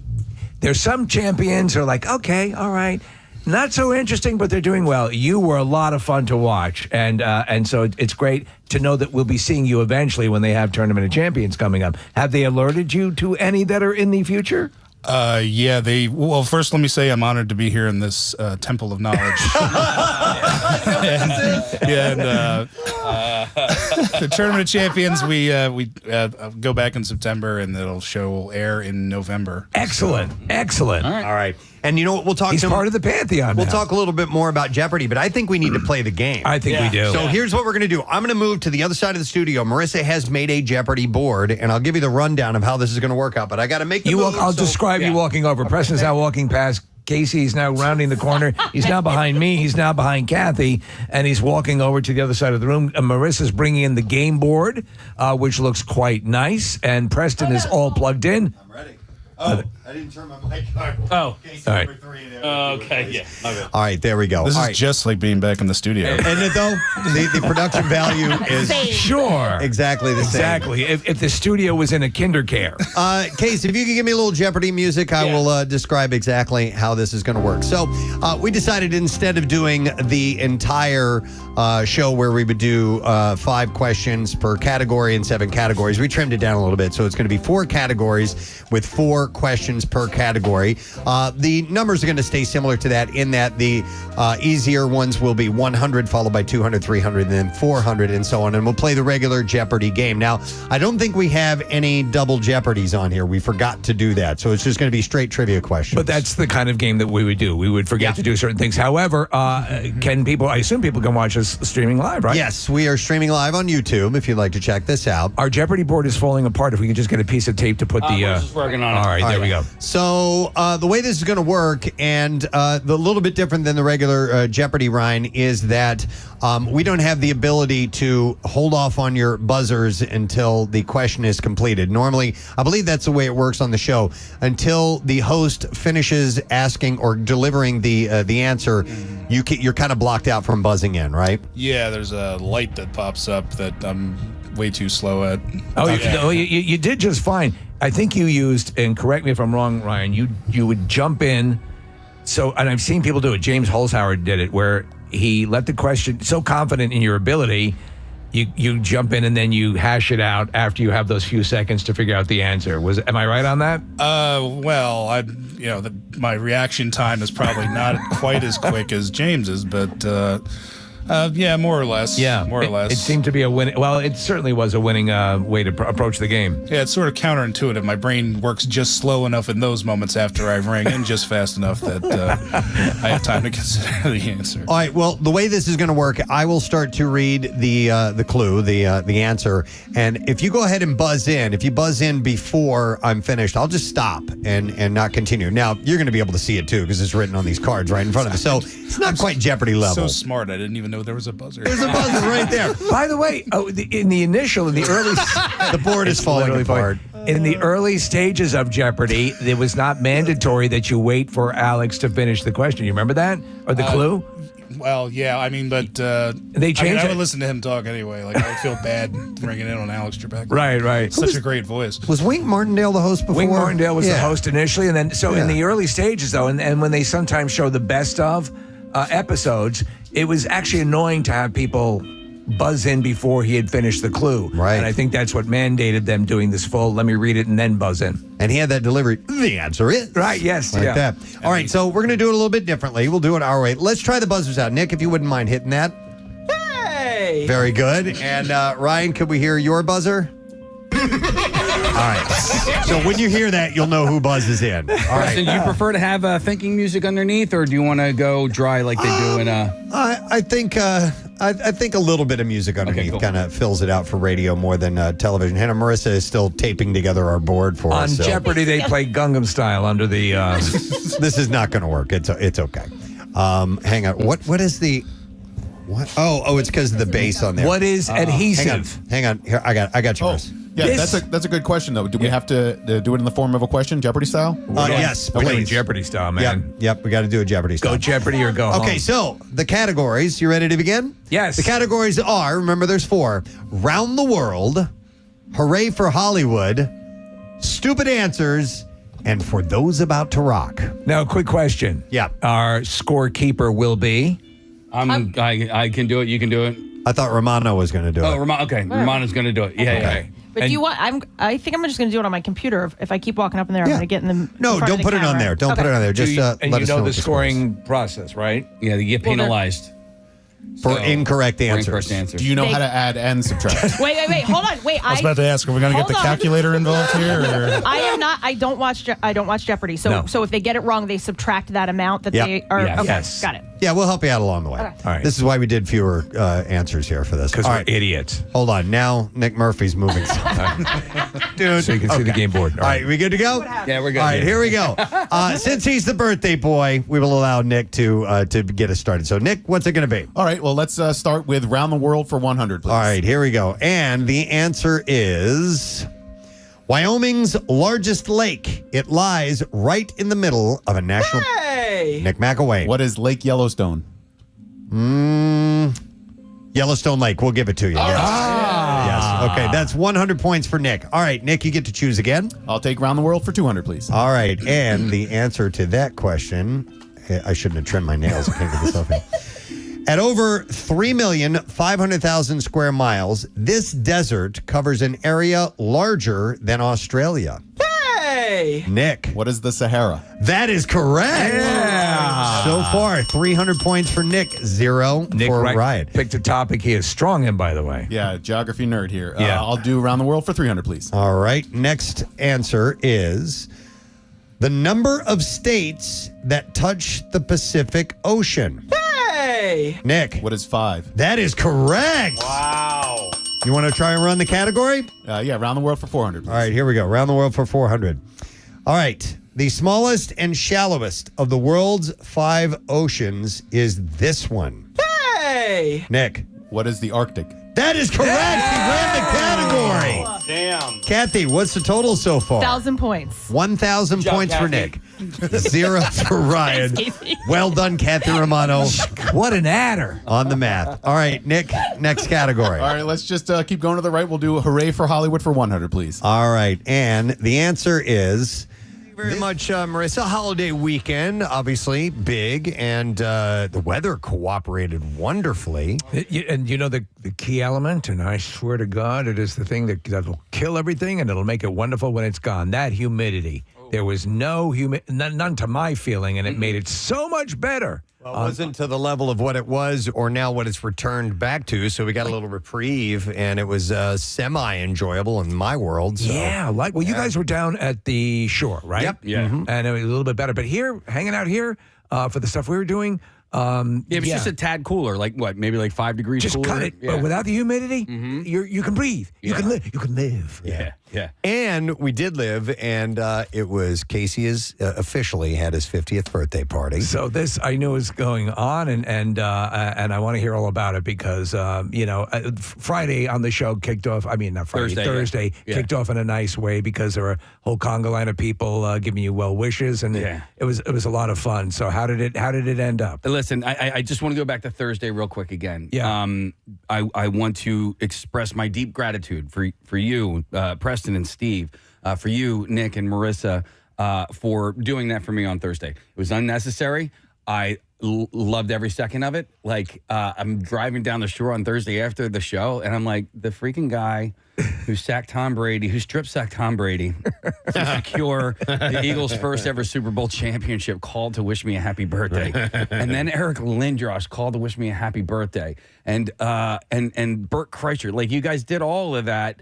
And these guys, But, Marissa and Nick did the legwork. And then finally, I want to give a thank you to Angelo's, for showing up early to work to make me some cheesesteaks and some pizza. And listen, you guys are no joke. Angelo's in South Philly, best cheesesteak of my life. Yeah. And so that was an amazing way to start it. And then I got down the shore on Thursday. I tried to take it a little bit easy on Thursday night because my cousin is a cyclist.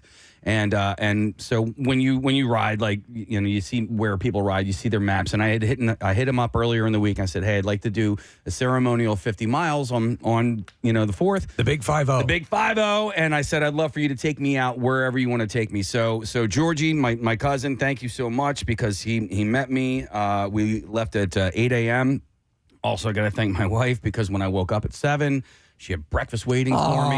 Yeah, so wonderful. I fueled up, and then we got on the road, and we did the ceremonial 50. And what an amazing way to start the day! Like, it was great. The weather was perfect, no humidity. We got done the ride, and then I just chilled out. We sat on the beach for a little bit, and again, perfect weather. And then my daughter, my oldest, Casey, she's like, hey, I need you to come back from the beach a little bit early. She goes, I have something I want to give you. It was going to take about 25 minutes. And I didn't even think, I'm like, it's going to take 25 minutes. I'm like, what the hell are you talking about? Right. Yeah. So we go back to my house, and we're housing a bunch of people. My brother came, and we sat down in my living room, and my daughter put on this presentation. It was a 25-minute presentation of all you guys. It's a video. Of all of you guys wishing me a happy birthday. Here's what I'm going to say to anybody listening right now. If you are asked to do a 15, 30-second video for somebody's birthday, do it and put your whole heart and soul into it, because this is the first time I've ever received something like this and watched it, and I was like, okay, it completely is going to change my approach to how I send these videos out, because it just filled me with so much love and joy and gratitude. Like, it was the best part of my day. I cried my eyes out. Well, you shared it. It started with my oldest friend, Mike. Mike was my next door neighbor. It was you, Steve, and Preston, and Nick, and then Kathy. Unfortunately, Marissa didn't. She forgot. But I was saying to my brother, because there were a couple of his family members who weren't in the video, and he was so mad. I go, dude, I'm not counting who wasn't on it. Like, I'm really not. Like, it doesn't matter.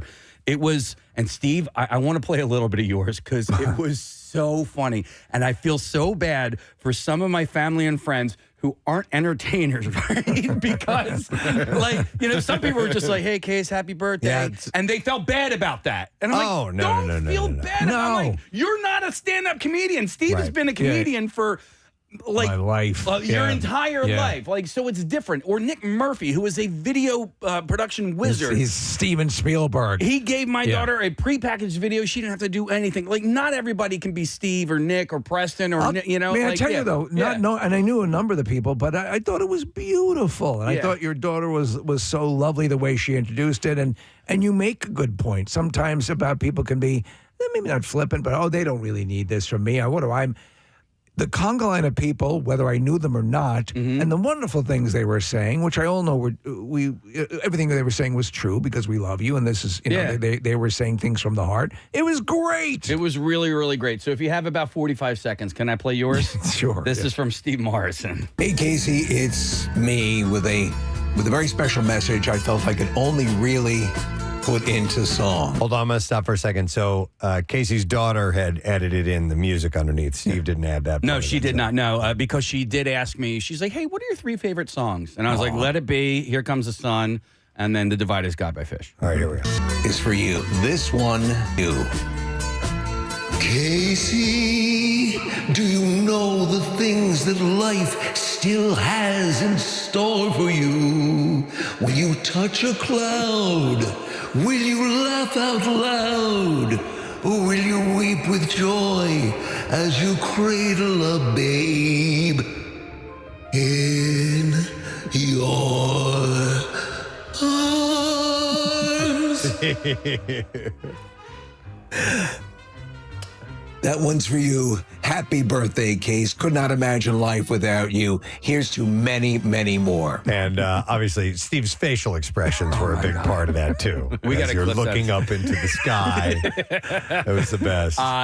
So listen, it was a very private video, but I am going to lift a couple of different pieces from that to share on social media because it was just so good. The Nick Murphy one was really, really good. But so we watched that and we pre-greened at my house for a little bit, and then we went to where I was going to have my party. I'm almost reluctant to say where we had it because you don't want to give it away. I don't want to give it away.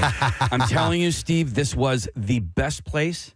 It was listen, I knew it was going to be awesome. I didn't know it was going to be this awesome. It sounds like that this is going to perhaps be an annual thing and that you found a little gem that you're reticent to reveal. In fact, because you don't want it to be discovered. I almost want to book it before I even mention it, but no, I'll just say it. We were at the Icona in Diamond Beach, and so we rented a couple of cabanas. We had our own little bartender and all that stuff, and it was just awesome. Again, weather. It was the weather thing. Yes. It was a little bit sunny in the beginning, but once the sun kind of went over the horizon and there was a shade over the area, it was the most comfortable evening. And the way it was designed was like, okay, 7 to 10 was the party, and then at 10 o'clock, we'll walk out to the beach and we'll watch the fireworks in Wildwood. So cool. Well, guess what? At 9:30, we had our own fireworks show that was on Diamond Beach that was as close as we were for like food trucks and fireworks. Oh, yeah, that's awesome. And it was just majestic. And I just... It was more than majestic. It was crazy, dude. Yeah. Like, Steve, it was like a constant finale. Oh, wow. That dragged on for minutes and minutes. So that just go, bam, bam, bam, bam, bam, bam, bam, bam, bam, smash, smash, smash. But I mean, just kaboom, bah. It wasn't boom, boom, boom, boom, boom, boom. Wow. It was. It's like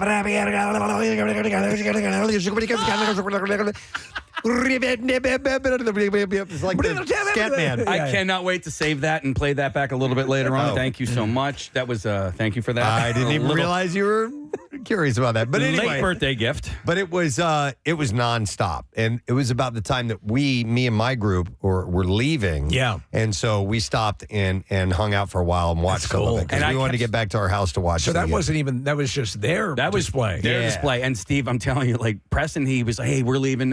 Kids are back at the house. We're going to go watch them from our deck." And I was like, no problem. Then he left and the fireworks started. And I felt so bad. Yeah. I was like, dude, Preston left. I'm like, I didn't know that this was happening.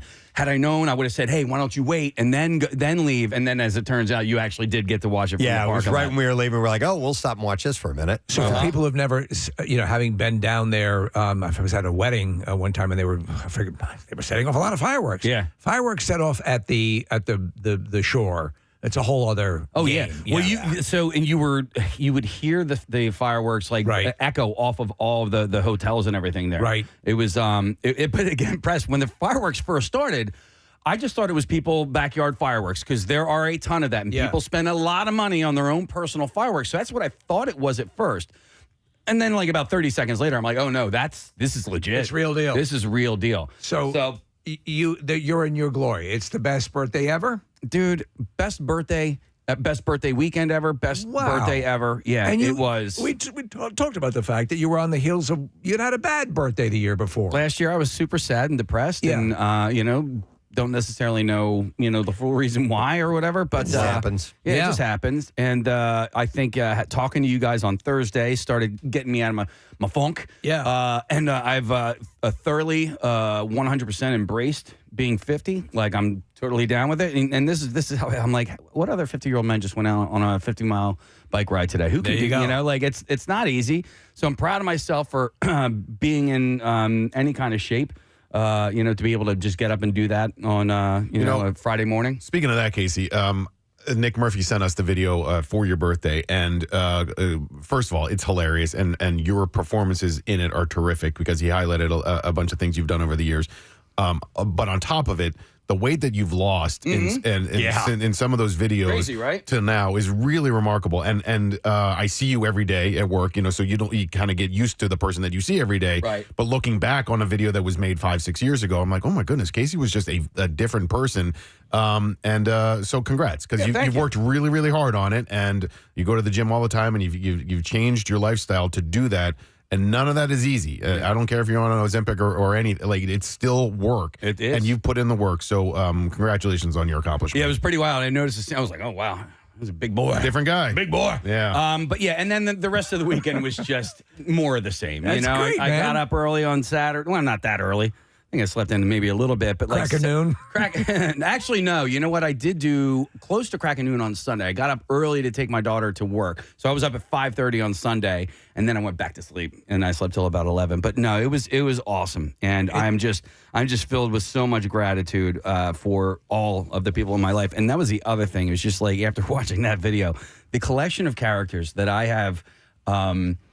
That I have collected over my lifetime. It's wild. I'm like, I got like Jackie Bam Bam over here, and then like my mom and my sister-in-law and my I got like conservative people, and then I got Bam Bam. Like it's just wild, and so it's been a fun, wild ride, and it was really, really good to reflect on who I am and who I was and who I want to be. What a wonderful thing. Yeah. What a wonderful thing to have that and to have it for your 50th and to have it work out right. Because so many times you have those benchmark birthdays and this is going to be great. Yeah. And it's a disaster. Yeah. So, but you do get them now and then that teaches you to allow hope to spring eternal and realize that when you're in the at the nadir, that there is a zenith to reach. So, so I hope everybody had a great weekend as well. Press, I hope you had a nice time at the party. Had a really the party was a blast. Just the whole weekend, we had friends down, and my whole family was together. So we took it at a nice slow pace. It was awesome, man. Just enjoyed fireworks and.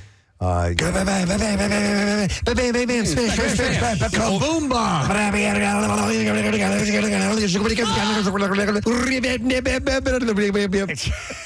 There we go. That's a new one. And now you have that.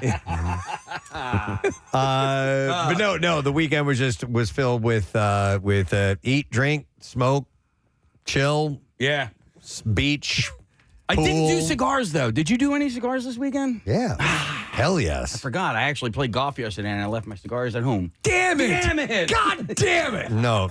Nowadays, if there's booze, there's a cigar. Okay. Oh, really? Yeah. It's become that. Yeah. Preston, I actually was with you on your deck as you were smoking cigars, so I can't believe I asked you if you smoked a cigar. Yes. I was there smoking a cigar in front of you. Seen it. But no, it was fantastic. I had a really good time this weekend. So Nick actually had the best time he's ever had in New York over the weekend. I went and saw a play on what was it, Thursday or Friday? We worked on Thursday, right? Yes. I know. It's effed up. I can't keep track of time anymore. But yeah, Thursday night, and so the play is called Oh Mary. It's on Broadway, and it was written and directed by this person named Cole Escola, and Cole's run on Oh Mary had ended. So the Cole's replacement is Titus Burgess. Titus is absolutely hilarious. I fell in love with him on Kimmy Schmidt. He was also on 30 Rock, and he's just a really talented, incredible actor. I knew next to nothing about this play going in. I'd heard some really great raves and reviews. It won a bunch of Tonys. Cole Escola, I think, won Best Actor, and I think they won Best Director as well. But Casey, you're much more of a Broadway aficionado than I am. I don't go to a lot of Broadway plays. I don't know a ton about musicals. So I felt like going in blind was okay. Because I didn't know anything about it. I knew that Mary is Mary Todd Lincoln, and so it's about Lincoln's wife. And basically, it's just a comedy of errors, and it's one thing that happens after another, and it leads up to John Wilkes Booth and his role in the Lincoln assassination. And it's safe to say there are historical liberties taken, correct? The entire play is a historic liberty, and they are based on real characters and real people from history, and that's where it ends, Steve. So, but they just won a ton of Tonys, ton right? of Tonys, yeah. And Titus Burgess is unbelievable. So I want to. You guys remember Sarah Harley, who used to work here at the radio station? She works up in New York now. Yeah, she's wonderful. And I reached out to her a few months ago, and I said, "How do you get tickets to anything on Broadway?" Because I didn't know. Like, I don't know. Casey, I talked to you a little bit about it as well. There's an app called Today Tix, TIX, and right before O'Mary won a bunch of Tonys, I was able to get tickets in the third row. For not that expensive. It's at the Lyceum Theater, and Lyceum Theater has 3 different levels. So we were on the right side of the stage. It was quote unquote obstructed views. We maybe missed like 2% of what was going on stage because we were so far right. Okay. But it was third row. So Steve, more often than not, I'm as close to Titus Burgess as I am to you right now. Wow. You see all the facial expressions, and it just was an incredibly hilarious show. I laughed for an hour and a half straight. If you get a chance to go see it, I cannot recommend it more highly. And then, May I ask if it's not what did you pay before the Tony? Per ticket? Under $100? What? That's insane. That's really I know. We would talk about $900 tickets. Yeah, not on, not through a broker. And there's a whole bunch of different ways to get Broadway tickets. You can go to Times Square, and I guess there's like vendors there. Yep. You can go to the box office the day of. You can buy them through a third-party vendor or whatever. But I just lucked out on timing. I think maybe, Steve, something had to do with the fact that a lot of people leave New York over the 4th of July weekend. It's true, So we went there on Thursday night of July 3rd, right before the 4th of July weekend. But yeah, it was so much fun. And my wife, Andrea, was a fan of Cola Scola. And so she was wanting to see this play for a long time. She was a little bummed that we didn't see Cole, but we weren't bummed at all because Titus enjoyed it. He had a great fill-in. And wow, that's so awesome, man. I posted about it on Instagram. And to my surprise and delight, Titus Burgess commented on my Instagram post. What? Yeah, because I tagged him in it, and it was just, should get him on. I really want to get him on, yeah. I replied back, and then I DM'd him, and I haven't heard anything back. But by the way, do you know David Cornsweat? Yeah, right.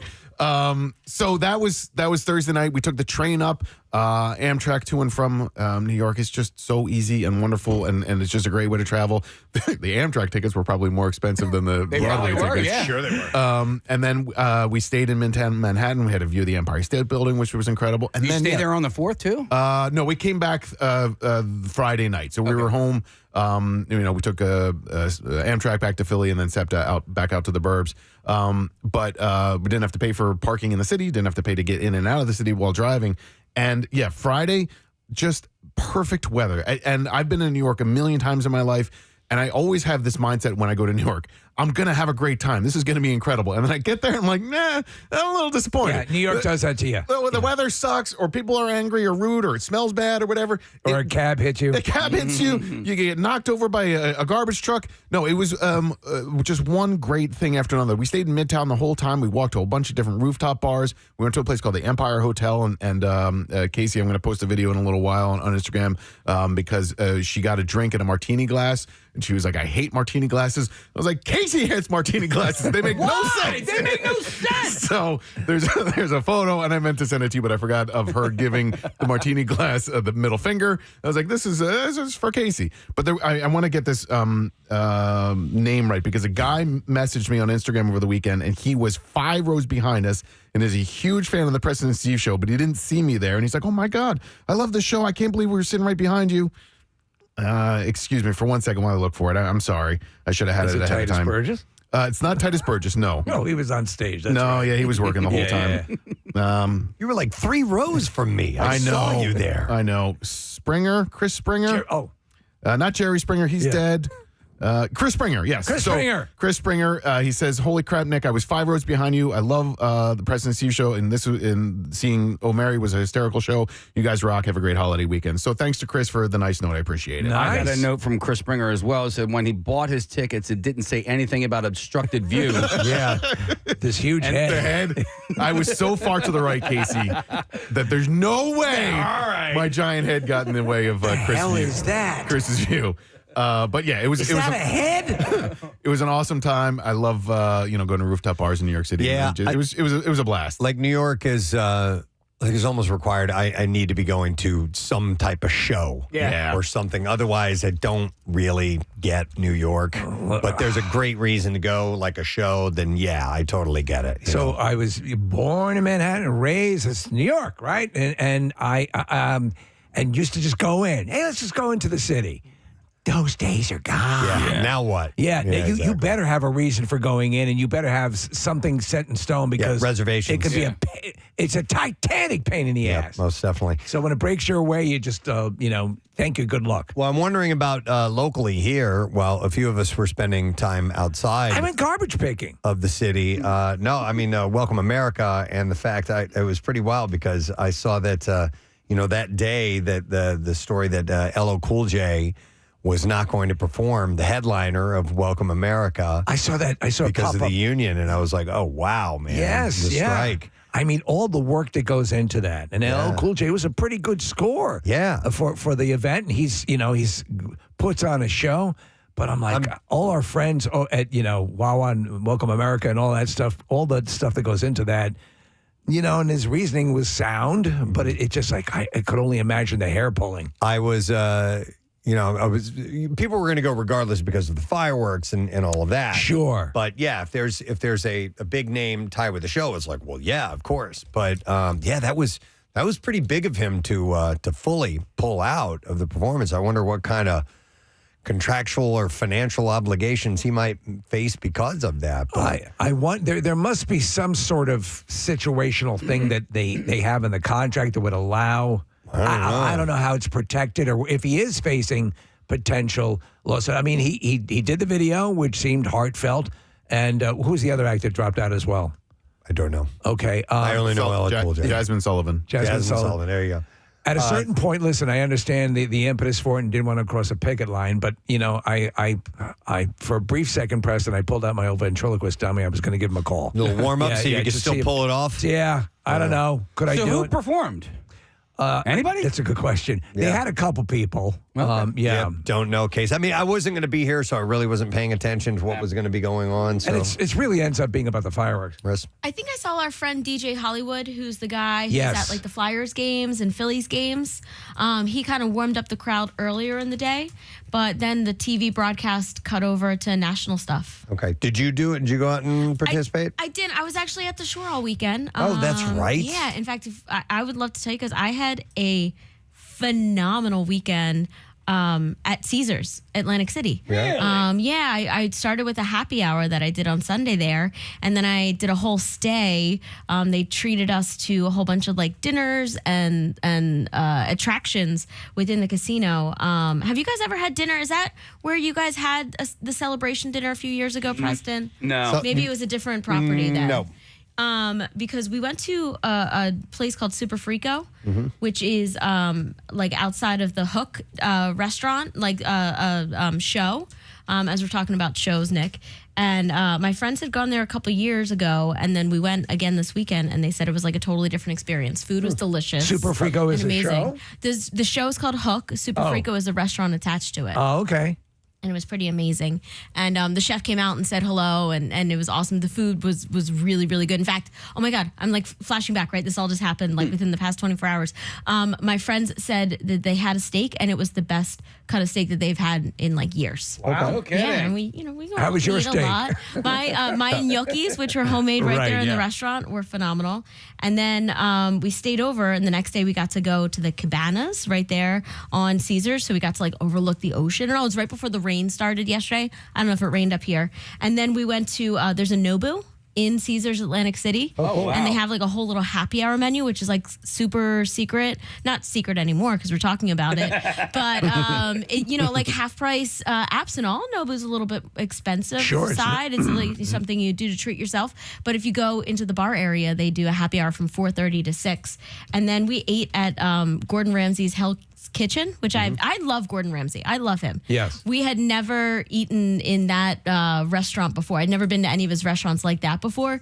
Guys, it was really awesome. It was like being in the television show. Oh, yeah. Like they have the whole kitchen is like red and blue, and all of the staff like knows everything about him and his shows, and they have the winners on the walls, and it was a really cool experience. And you got to have like the lobster risotto and the beef Wellington, which are his like Those are his big things. Yeah, if you have those up, you're out. Yeah. Yeah. So No, that's pretty awesome. cool. That sounds great. Nice. What'd you end up doing? I just chilled out again. I did a little garbage pile climbing, which I'd always wanted to do. Yeah. No, we just hung out and outdoors. It was so gorgeous. Did a little stuff in preparation. We're having our kitchen redone, so got ahead of some stuff like that. The things that hang over your head that you're able to take care of. But it was really great just spending time with Claire and doing some hiking and stuff like that. And I mean, again, when that veil of sloppy steam is lifted up, you actually want to go outside and enjoy things. Yeah. Like we're going to have today. Yeah. Did you see any fireworks or anything?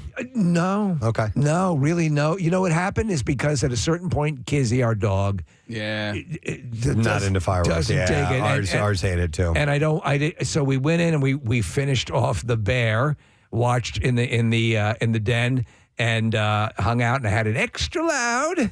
And she was good. So it was really indoors from about dusk on. Yeah. But it was fine. Honestly, if I couldn't walk to the fireworks, I don't know if I would go. Right? I like the idea of just being able to walk 2 blocks, 3 blocks, and there they are. I did do. I was streaming on Instagram at about like 1:30 in the morning because I was kind of making sure everything was cool. So I went on with my setup.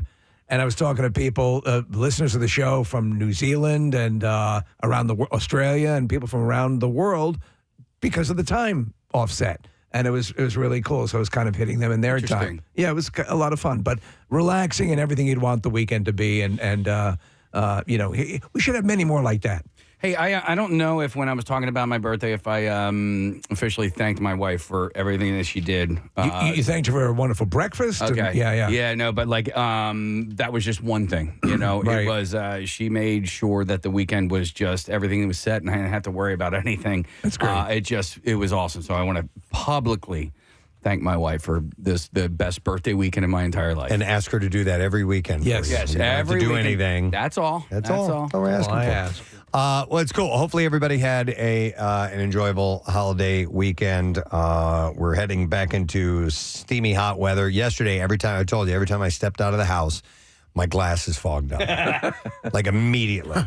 My ride into work That's this how nasty morning, it was. my windows were down dude. and my defroster was on and my windshield wipers were going the entire ride in. Okay. I was, I don't know if any of you guys stayed up last night, but I was watching some of the Phillies Giants game. The Phillies are in San Francisco for 3 days. People in the crowd in San Francisco were wearing jackets that looked like it was winter. I could not believe the attire of the people. The old saying is the coldest winter you'll ever spend is summer in San Francisco. Yeah. And I was just like, man, I don't know if that's great or not, but last night it looked super appealing to me. Wow. Oh, before we get away from this, Nick, I wanted to share that of all the tricks for buying tickets in New York, Tickets, TKTS, is one of those booths in New York. It's kind of the famous one where you go and stand in line right by the bleachers, but we just opened one in Philadelphia. It's in the visitor center.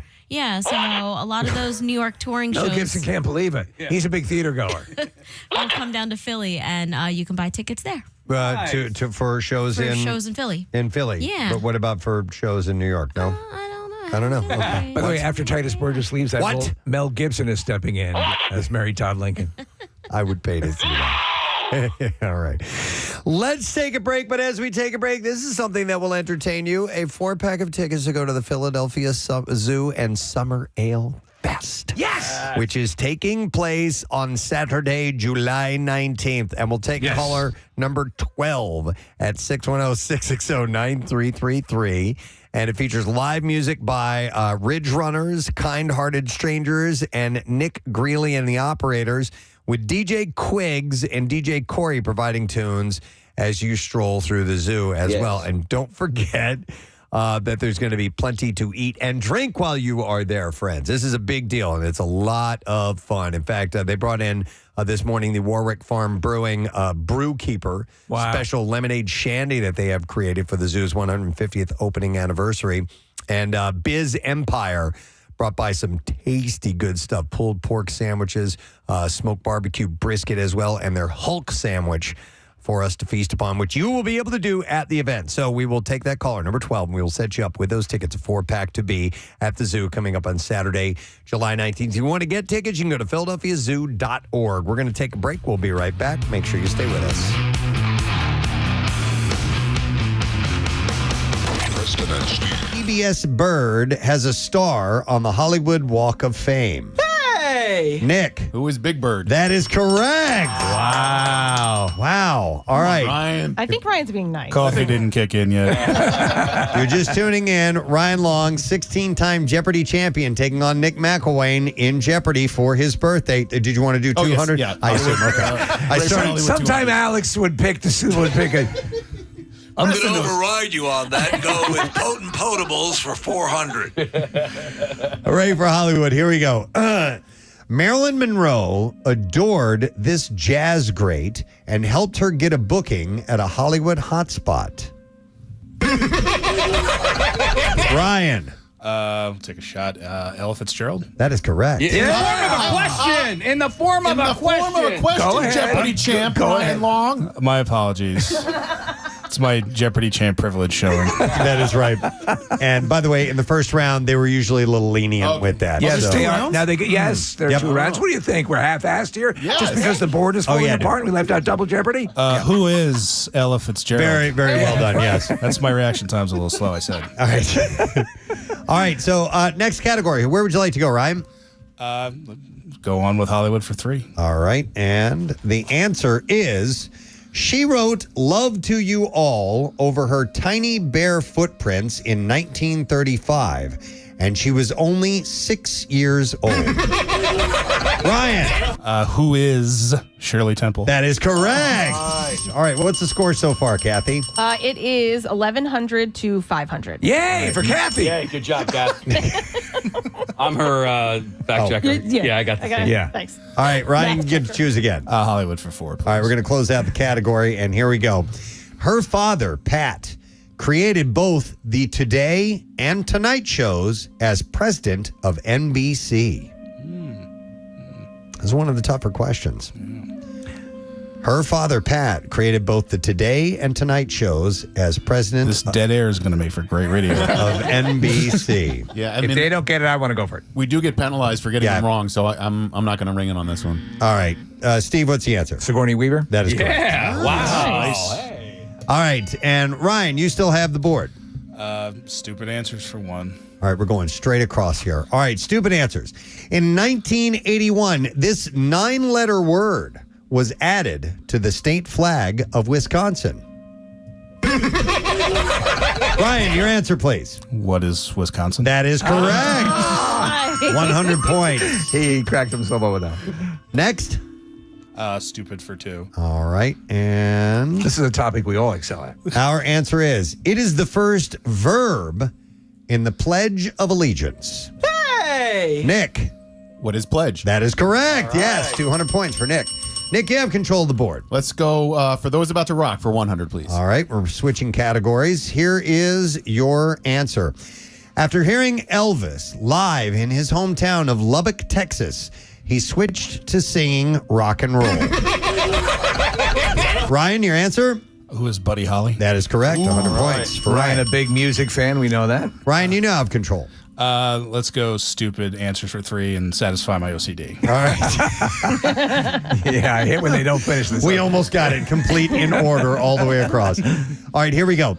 It is the one-word name of the Ben & Jerry's flavor described as vanilla ice cream with vanilla bean specks. Ryan, your answer? What is vanilla? That is correct. Yes, 300 points for Ryan. I forgot the category for a second. Stupid. Mott the Hoople? Yeah. All right, Ryan, we're going 400 here? Yes, All absolutely. right, stupid answers for 400. Closing out the category. In 1452, Leonardo da Vinci was born near a small Tuscan hill town called this. Hey! Nick. What is Florence? That is incorrect. Ryan is buzzing in. What is Vinci? That is correct. Leonardo of Vinci. Yes. And he was born I guess I'm just a little stupider than you, buddy. Kathy, what's the score so far? It is 900 to 1,400. All right, so Nick has the lead right now. So where do we want to go in Those About to Rock? For those about to rock for 4. All right, 4. We're going to the bottom of the category. Ryan gets to choose. If you're just tuning in, Jeopardy champion Ryan Long facing off against Nick for his birthday. Here is the answer. At the concert for Bangladesh, George Harrison got this guitarist to chime in on While My Guitar Gently Weeps? We go to Nick. Who was Eric Clapton? That is correct. 400 points for Nick. Nick, you have control of the board. For those about to rock for 300, please. All right. Next answer is, this arena rock trio hit it big in the 70s with the Ayn Rand-inspired album 2112. Hey! Nick? Who was Rush? Better get that right.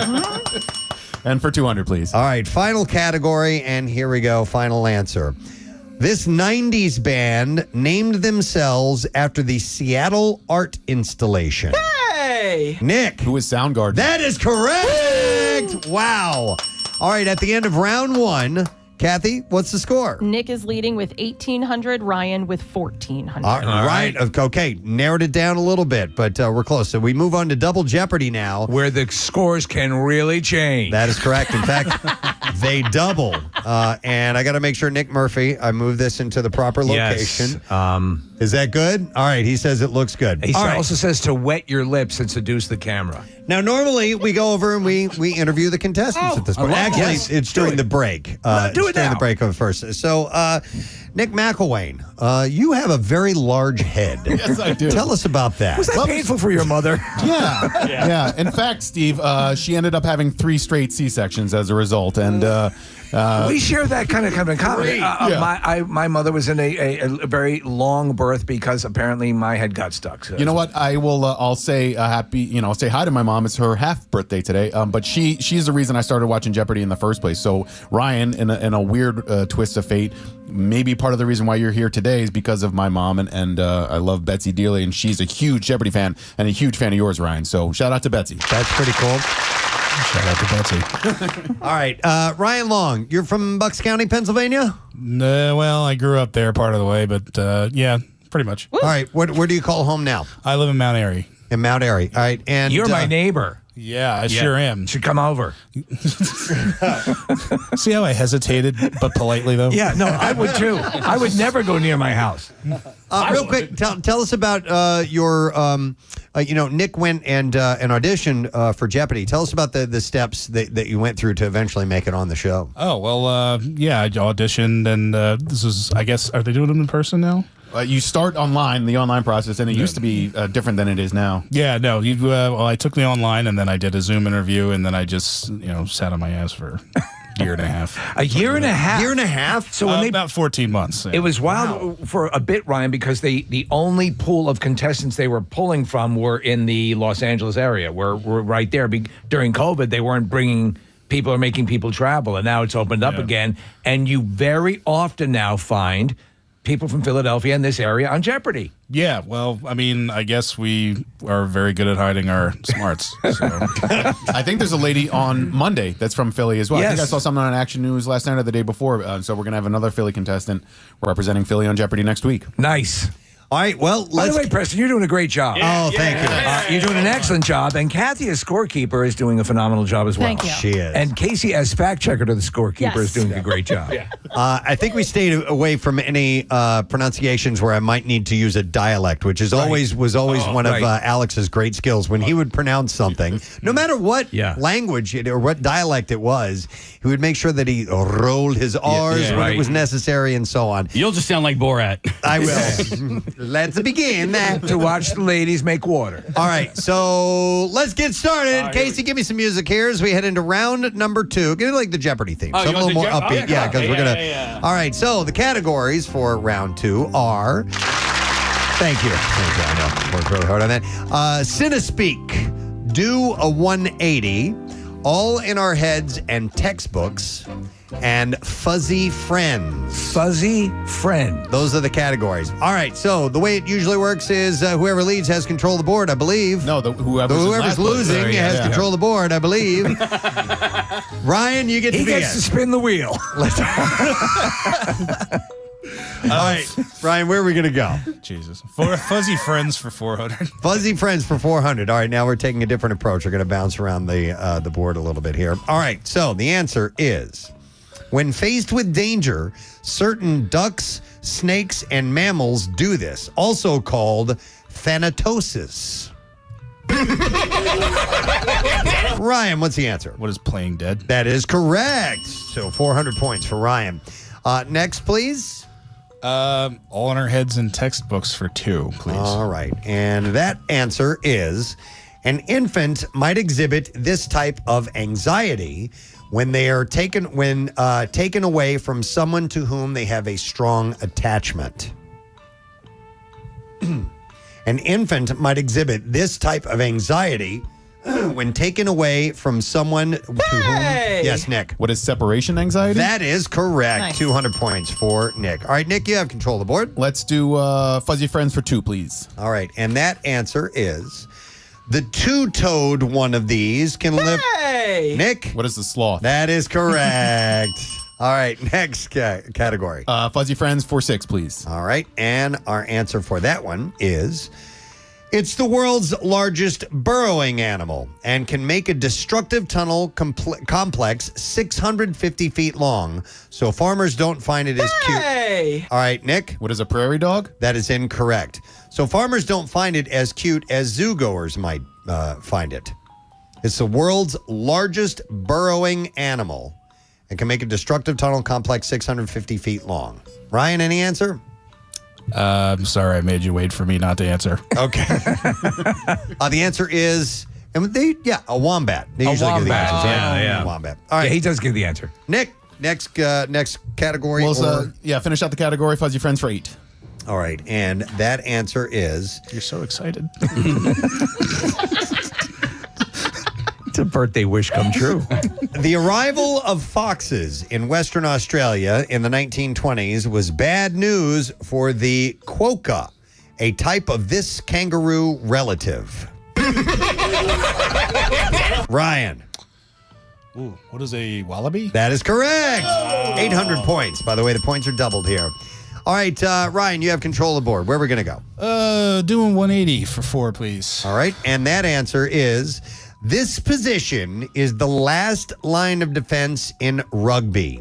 In the NFL, it's the offensive role of Larry, oh my God, I can't pronounce his name, Larry Csonka and Moose Johnson. Larry Csonka. Csonka, spelled with a C? Yeah. Okay. I don't know what I did. Guy's stupid. This position is the last line of defense in rugby, but in the NFL, it's the offensive role of Larry Csonka and Moose Johnson. Ryan. What is a tackle? That is incorrect. Nick, do you want to take a shot at it? No. Okay. Oh, it's a fullback. The fullback. How much was that, by the way? 400. All right, so no answer. Or wait. Yes, incorrect answer, right? Answer. Right. Yeah. All right, Nick, where are we going to go? Do I go or didn't Ryan get the last one right? He did. No, I got it wrong. Well, no, you got the last one right, but you also got the last one wrong. Yes. He had control of the board last? Yes. Okay, Ryan, where would you like to go? Doing 180 for 6. All right, and that answer is... So ashamed I got that wrong. Like a score in U.S. football, a goal kick, a reminder of rugby's soccer origins, is worth this many points. Ryan. A goal kick? Yes. Like a field goal? Or just a point after time? I'll read it for you again. Like a score in U.S. football, a goal kick, a reminder of rugby's soccer origins, is worth this many points. So it's in rugby. 3? What is that? 3? Is correct. Yes. What is 3? Yep. What is 3? Yes. Even when he sheepishly gives the answer, he's right. A funky word one. Kathy, what's the score so far? Ryan is leading with 3,000 points. Nick has only 1,400. What? What happens in Double Jeopardy? All right, Ryan. Where the points can really change. Hold on, Casey has different scores. I thought Nick had 1,600. It's like my math is he math lost is bad, but not that bad. He lost 600 points when he had 2,200. No, he only had 2,100. Oh, okay. Okay. Let's go, Ryan. You can feel 2,100 That's minus 6 15, is not 14. Yeah. That's 15, not 14. Let's just meet in the middle. We'll give him I believe you 1,500. scored 3. Listen, I think I'm correct. If we Well, want I think you scored 3 touchdowns and I had 7 home runs. Is that the math we're working with here? That's it. Absolutely. Well, you can be confident in the results of this match. All right, we're sticking with Kathy's numbers. Yes, we are. All right, Ryan, what's next? Do a 180 for 8. All right, and that answer is... The Timbers represent this city in Major League Soccer. Yay! Nick. What is Portland? That is correct for 800 points. If you're just tuning in, we have Nick on his birthday facing off in Jeopardy against 16-time champion Ryan Long. All right, Nick. Let's do Cinespeak for 8. All right, Cinespeak for 8. 2008. I know who I am. I'm a dude playing a dude. Ryan? What is Tropic Thunder? Yes, well done. 800 points. Great All right, scene. Ryan, where would you like to go I was next? saving the movie category for the end, dude. Let's finish off. Do a 180 for 2, please. All right, doing a 180 for 2. And the answer is, this 5-letter word means an extended exchange of strokes before a point in tennis. WMMR. All right, thank you very much, Marissa. Our next guest has been in our studio before. He's back because he would like you to help him out, just like last time. Because a little while back, last year was named the Greater Philadelphia Visionary of the Year for the LLS and raised over $83,000 in that effort. Nice. There's another thing that's taking place where you can actually help vote him in to be a part of a special Ball Boys and Girls crew at the All-Star Game. Here's your Phillies bat boy, ladies and gentlemen. Adam Crognale is here with us this morning. What's up, Adam? Hey, great to see everybody again. Nice to see you. All right, we're going to dive right into this real quick here because we had a little controversial mix-up earlier this morning because you were listed as a ball boy. But I'm like, but wait a minute. Adam's been here, and we referred to him as Bat Boy. Right. And this contest is for what's the difference between a ball and Bat Boy, Bat Girl, all this stuff? Sure. I think there's a lot of confusion, especially in Philadelphia, because in some places there's a guy that handles just baseballs to and from the umpire, and a guy that does just the bats for when the team is hitting. I do both. But a ball boy in general is referred to as the guy down the line. Like in Philadelphia, we all know them as ball girls. There are no ball boys in Philadelphia. Okay. So it gets very confusing around here. But that's what a ball boy is. It's mainly the guy that's down the line, interacting with the fans down the left and right field line, not the one that's in the dugout doing all that stuff. Let me ask you a question. Speaking of the ball boy or ball girls, do any of them get... they get kind of hassled a little bit because they're the ones that will hand out the ball into the crowd. I can't imagine that they don't. I used to know a good amount of them because when I worked in the charities department with 50-50 raffles, when the ball girl isn't on the field, sometimes that's what their job will be, to also sell raffle tickets. Okay. So back then, I knew a good handful of them just throughout the season interacting. And I mean, obviously, I think the fans now are a lot more passionate than they were in 2019, just in general. But I can't imagine that they don't get heckled. A little bit late, and they're right up next to the closer than you and I. People, right now. yeah. Well, listen. So, Adam, you're up for it. Tell us what if you win this. And by the way, we're going to tell you how to vote. Today's the last day to vote. By the way, so Adam needs your help. But what ends up happening if you win this competition? Yeah. So basically, it was like a whole PDF file that I read over. It's a pretty unbelievable opportunity. The MLB basically pays for basically everything for both winners because 2 get selected. You have to just finish top 2 out of the 4. It's like multiple nights in a hotel in Atlanta. You get access to like the All-Star Village, which I think is kind of similar to like the Super Bowl Saturday thing, if you've ever heard of that. Like it's just like that event type style thing. Yeah. And then you are obviously on the field for the game, doing that down the line roll with a glove, like, fielding the balls that are foul or, bounce back in, somebody throws back a home run ball, although I doubt that happens at the All-Star game. That type of job. And you actually get to walk the red carpet too, which is a pretty interesting and mind-blowing thing in itself. The whole thing is mind-blowing, but they reached out to us, and how can you say no to that opportunity? Has this been going on for years? So last year was the first year they did it. I guess the response was good, and this year they've done it a little bit differently, but I'm on the ballot. And you said there's only 4 yes. bat or ball, boy or girls that are done. Nick just pulled up. So you got we've got the Phils. You're representing the Phillies, and you have Red Sox, Guardians / Yankees, and Tigers. And how did you get chosen for this? How were you narrowed down? So they saw this play I made a couple of weeks ago where Schwarber hit a chopper foul ball that was coming right into the dugout. If you watch the replay, honestly, I didn't know at the time, but I definitely think it was going to nail Trey Turner in the back of he's the right dugout. there. He's like right behind me in the trajectory, and he was looking down at an iPad. It might have ended poorly.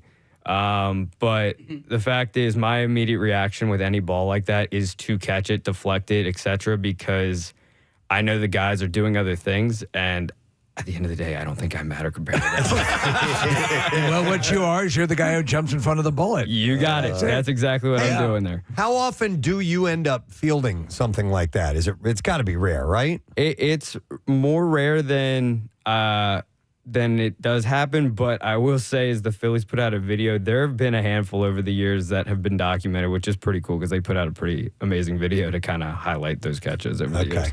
It's funny what sticks in your mind because I watch the majority of the Phillies games throughout the season, and I was watching that game, and so you texted me a few days ago, Adam, and you told me about it, and I knew right away which play you were talking about because of the reaction of Nick Castellanos. What Casty does after you catch that ball is like you can tell that Nick's a dad. Because he's excited about the play that you've made, and like he's proud of you, he's happy for you, and then the commentators, I'm pretty sure it was Tom McCarthy and John Kruk in the booth.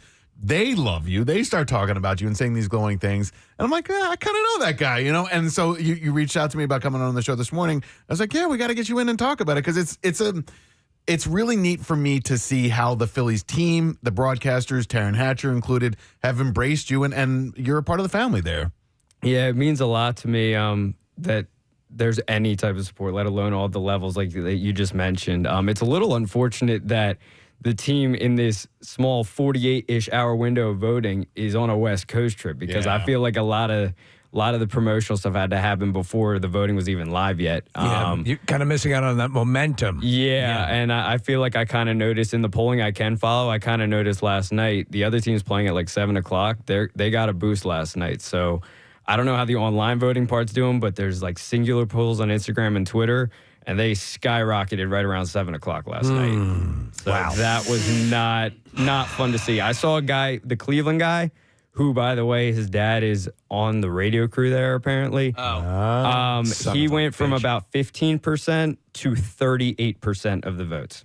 And all due respect right around to that 6 guy, to 7 o'clock. He doesn't even make a good play in any of his videos. All he has is a beard and long hair. Right. And so they comment on the fact that I guess he did this for the Yankees at one point, and that's nice. So he let nature take its course. That was his accomplishment. You know the rule where the Yankees, you weren't allowed to have a mustache, you weren't allowed to have facial hair for a long time. They've changed that rule. You can now do that. Yeah. So in sort of in honor of that, he got onto this ballot. Adam actually made a play. That's bogus.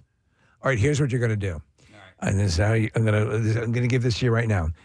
If you could take the excess garbage in the city to the dumps today, I think you're going to get a lot of press. Yeah, people will appreciate that. You get a lot of press. You can clean all that up. Listen, there's already a really cool campaign from the Collegeville Italian Bakery. They posted up on their sign. So they do all kinds of great stuff with their marquee. And by the way, they're dying for me to come by there. I apologize. I need to go by there and say hi because they're huge fans of the Preston and Steve show. Yes. But they put up an awesome thing on the marquee, and it's Adam's name spelled out, A-D-A-M, and then the C for Crognale. And after each letter in the name, it says A, All-Star, D, Deserves, A, Atlanta, MLB, and then Crognale at the end. So they're all behind. How did you find out about this secondhand? Or No, I mean, they tagged me on their story, and I'm sitting there. Mind you, around the time that I'm seeing these votes fluctuate, it's a little deflating. You're trying to encourage people, vote, and then you see that, and it's like, well, maybe there's a lot of online votes that I don't see happening. I mean, that's the bottom line. And I mean, seeing that, I said the same thing. I got to get out there. I got to thank them personally, especially if and praying that it happens tomorrow, that when I find out that I do make it, I got to do something for them because that's amazing. So the time is of the essence. The major push is on 100%. Now. We're fighting an uphill battle because you don't have the heat of a game, last night. 100%. Yeah, in town. So, all right. So, we'll do everything we can to mobilize everyone to get you out there. Now, when you are out on the red carpet and you do make it there, can you send us a signal a la Carol Burnett? Tug on the ear or something to let us, specifically for Preston and Steve listeners. Yeah, drop 100%. Your pants. There you go. Why not? So What's the best way? How should people vote, Adam? How do we do this? Sure. So right now, I think the easiest access point is I think a lot of people have Instagram accounts. In the bio of the Philadelphia Phillies page or my page, there's just a straight up link. You click on the link.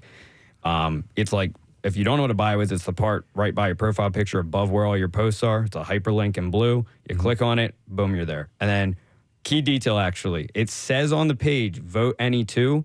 You do not have to vote for two. You can just select my name and vote. Let's do that. And it counts. Yeah, because we don't want to be giving any votes to anybody else. That's kind of the logical side of things. Is like, if you actually know one of the people, you don't really want to add another vote for somebody else to count You're about. just killing it. Evens it out. And we want to be as petty as possible. I mean, hey. You said it.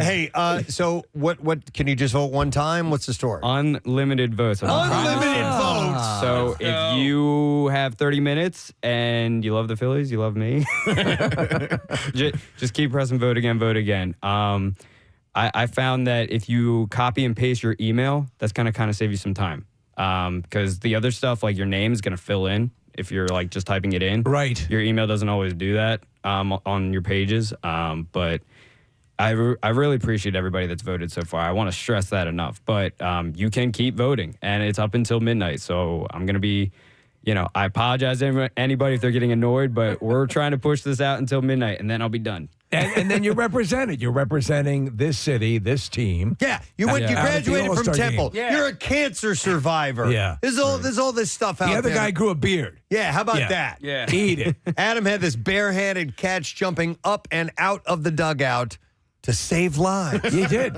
That's what he did. Simple as that. Saved lives. Wasn't it bring your infant child to work day in the dugout?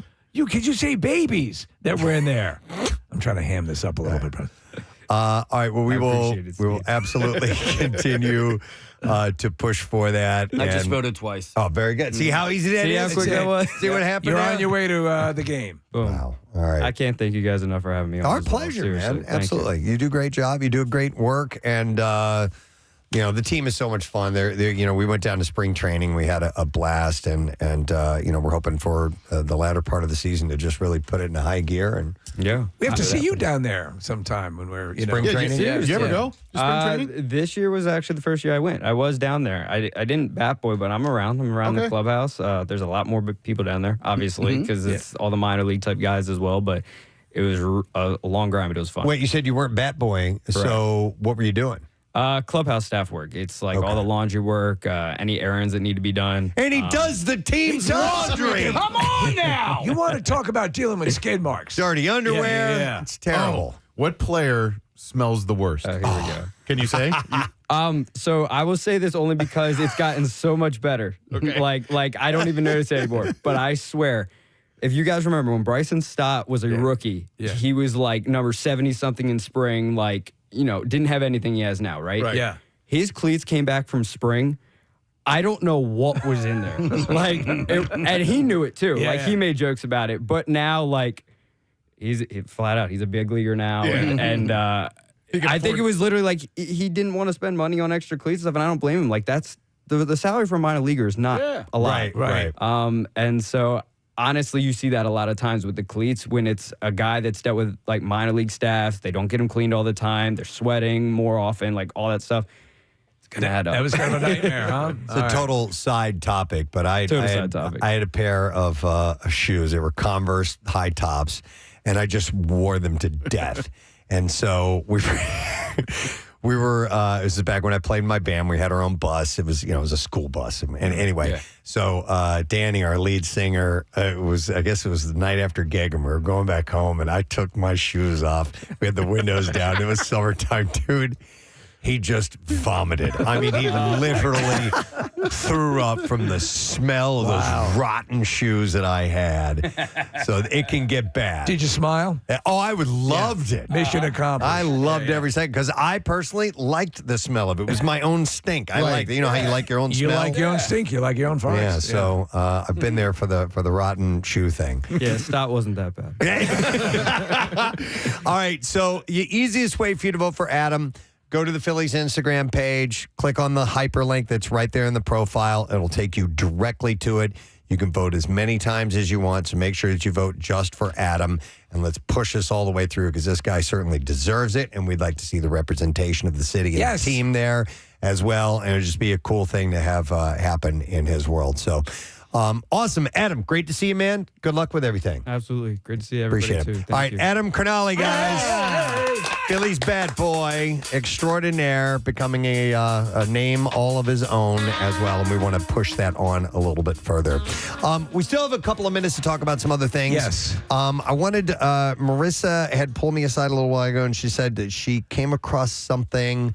I don't know if it's like a hack or what, or you notice it has them. Now, let me preface this by saying you're fairly new to the iPhone game. You've only had one for a couple of years now, right? Before that, you were... Yeah, I was Droid. Longtime Droid user. You guys never sent me any photos or videos. Nope. Yep. So I switched just for that reason. No, I get it. I understand why iPhones are great, and it is. Most of the world is on iPhones, but I'm slowly learning a lot of tricks and hacks. One of them popped up on my Instagram last night, and it was just literally a video of a dude that just yelled, and he pretty much said, have you ever set your phone alarm and then you realize like it didn't go off? This is why. So there's a setting. I'm actually setting an alarm so I can kind of show you guys this. So Casey's eyes just lit up. They just went very wide. as soon as I saw this video, I was like, oh my God, it's happened to me. Oh my God, it happened to Casey. Like, I think it's happened to many of us. So there is this thing called accessibility settings. Yes. Where, all right, so my alarm's going off right here. I'm going to look at it. And because I'm looking at it, it turns down and turns off. So it's the facial recognition. So imagine that you have your phone next to you. You look at it, you try to like find the snooze or off. You don't hit anything, but it reads at your face and that you have engaged with it. And because of that, it stops ringing. So wait a minute. Are you saying that this has accidentally shut your alarm off before, or what? Yeah. Okay. I know for a fact that I have like set an alarm for like a nap, and I look at my phone and I'm like, it's been hours, and it says that it went off. It might even still be kind of going off, but quietly. And it's because this setting, if you engage your phone and you look at it and it knows that your eyes are engaged with your phone, it reads, they have acknowledged this. They are engaging with it, so we're going to turn down the volume. Oh, see, I thought you had meant that it just, your alarm never went off in the first place. That's what I thought. By turning off your alarm. Because once the alarm goes off, I'm up. It's worked. In fact, I would kind of like to look at it and have it just turn off. So well, then turn on these settings. Okay. Because, like this is detrimental. We are obviously very different sleepers. I think I'm a snoozer, so I'll hit snooze, and there may be on like the second or third snooze where I just look at the phone and I can't find the snooze button or the on-off button, and so it just stops making noise. Okay. When the alarm goes off, I explode out of bed like Gary Oldman and Bram Stoker's Dracula. I get up immediately. Well, Just the second I'm like, up, here we go. Go! I wish I was as great of a sleeper as you guys. I'm very Well, no, different. I envy and you. I think that there are I envy your different- napping ability, Marissa. I live in awe of, like, Preston can take a nap. I can't do that. I just can't do it. And so, but I've never had this happen where the alarm, I actually have never missed an alarm on the phone. So on my the iPhone. my youngest Caleb had I would said something like I needed to start because I'm a light sleeper, and when I set when it's time for me to go to sleep, right? If I haven't put it on Do Not Disturb, any little text message that somebody happens to send me, like even if it's on vibrate, it will wake me up, and I'm like, God, I gotta fall back to sleep. And then they were just like, oh, well, you should have your Do Not Disturb. It goes on every night at like a certain time. Right. So I'm like, here. And they took the phone and set it, and it's like, it's been a life changer for me. So I do want to know at 3 o'clock in the morning that the new Val Kilmer statue from Batman Forever has been released. That's right. So, yeah. So, but no, yeah. Do the lights on in the room of any kind of instrumentation, anything like a nightlight or anything, would that keep you up as well? Yeah. Okay. Yeah. But anyway, I didn't know that you could, and it's stupid why I never really thought about it, that you can have these, you can pretty much have it do anything. Yes. Yeah. You can if you know how to do it. That's the thing, because there are some avenues or some lines that you have to follow in order to get to the proper control. I said, like, do I go to the control center for that? No. Do I go accessibility for that? I don't freaking know. Exactly. So if you are somebody who's a terrible sleeper like me, I'm going to share it with all of you guys, this hack. It is called Attention Awareness Features, and it is in settings and then in accessibility and attention aware features. And that's where you turn it off or on. And that is where the Face ID toggles, and it's the indicator that you are. So it doesn't, you've engaged it, but you still want the sounds to continue to happen. Okay. And wait, you've engaged it, but you want the sounds to continue looked at to it. happen. You've looked at it. I know. But you still want the alarm to continue to go off. I thought you said it turns off. That's the thing. Right now, when it's... Just by looking at it, it will turn it off. Right So now, it's as a default, it As will? a default, yes. So yours... that doesn't happen to me. Okay. No. Huh. I just tried it right now. That's why I was like... Do you update your OS all the time? Yeah. Okay. So then, maybe this may not be the, Hang on, completely the case. I'll set an alarm Try it for now. 1 minute from now.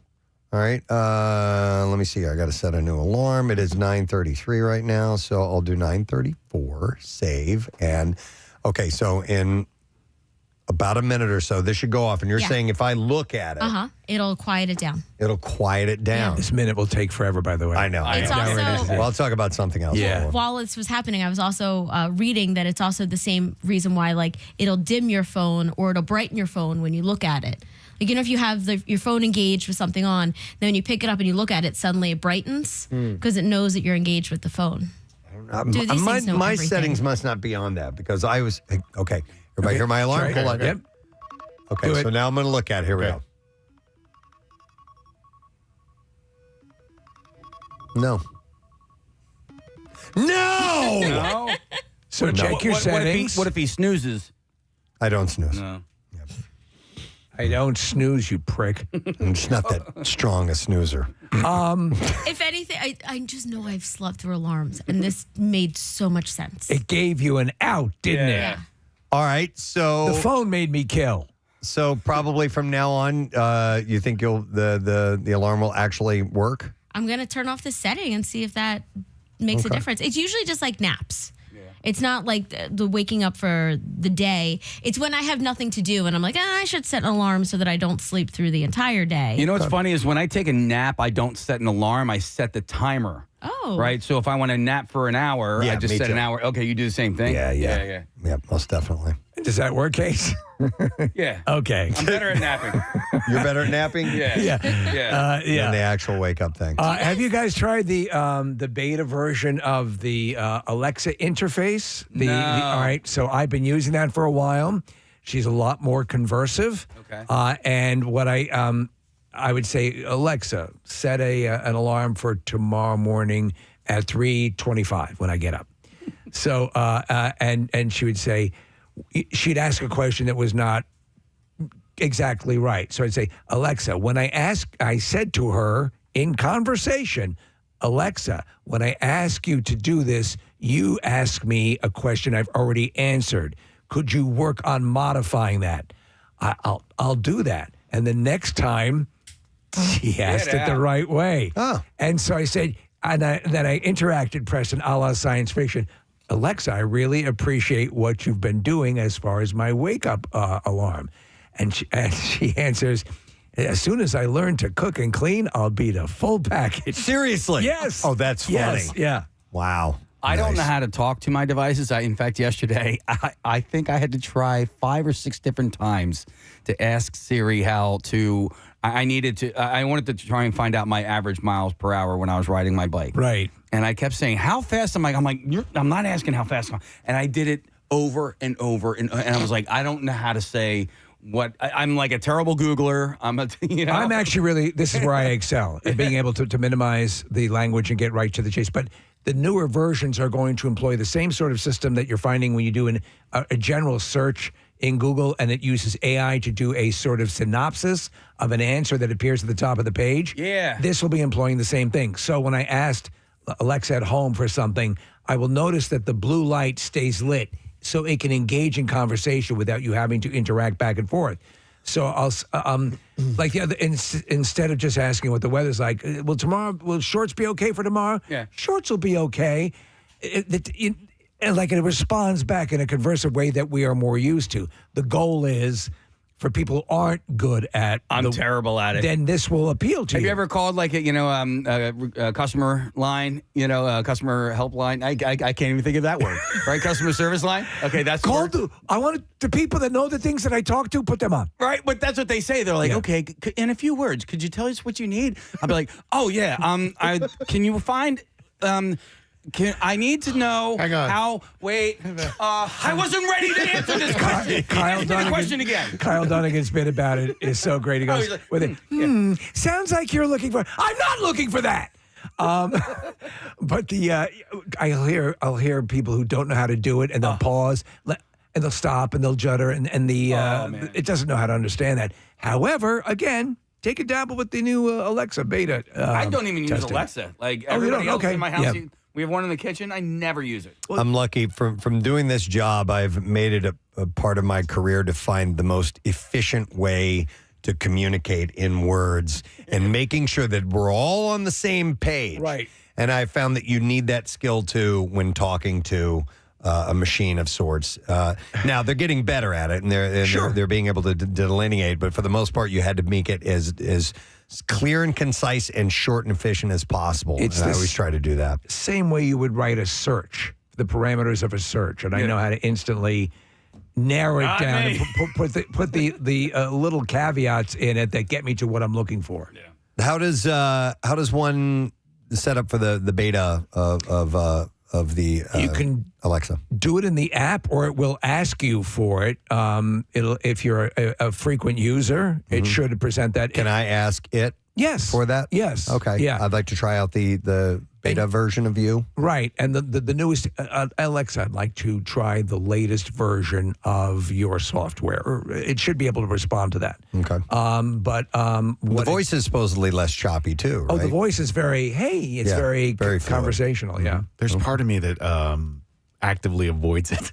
And I think that I feel like I'm avoiding the Matrix a little bit when I do that, and I know that that's probably backwards and asinine, and I'm living in the 20th century when we're in 2025. But I just feel like I want to get through the rest of my life without relying on Alexa or Siri or any of it. Do you know why?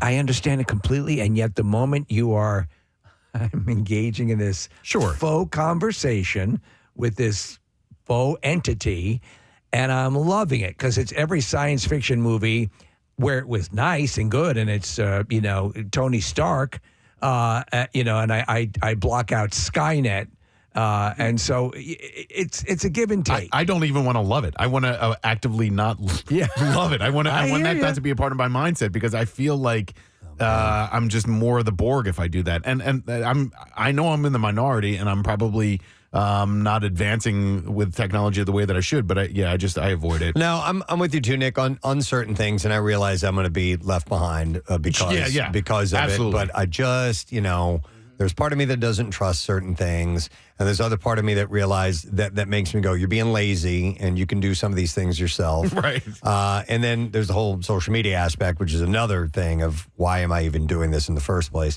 But Steve, it's funny because you know the movie Bicentennial Man with Robin Williams. Yeah. I remember when that movie came out, and I really liked that movie a lot. But there are the people who absolutely hate artificial intelligence and especially humanoid versions of it, and they're just like, they would call him, Robin Williams' character, a thing and wouldn't have anything to do with it. It was Bradley Whitford's character and a few others. And I'm like, man, how can you be so mean? This thing is, look at this. He's so nice. Robin Williams. He's so nice. And I realize now, I'm like, I'm going to be that guy. Yeah. I'm going to probably You're going to have a lit torch. Yeah. Kill them all. You're going to live in a heart. You have a special thing carved into your forehead to let others know you're part of the clan. I'm part of the clan. Well, iRobot, the Isaac Asimov, great story. Yeah. In that story, the robot, no harm, can do no harm, can allow harm to come to a human, and it ends up saving, a person's life. Mm-hmm. And it's one of those things where, yes, but a good rule of thumb is if you don't understand it or it makes no sense, kill it. Yeah, right? For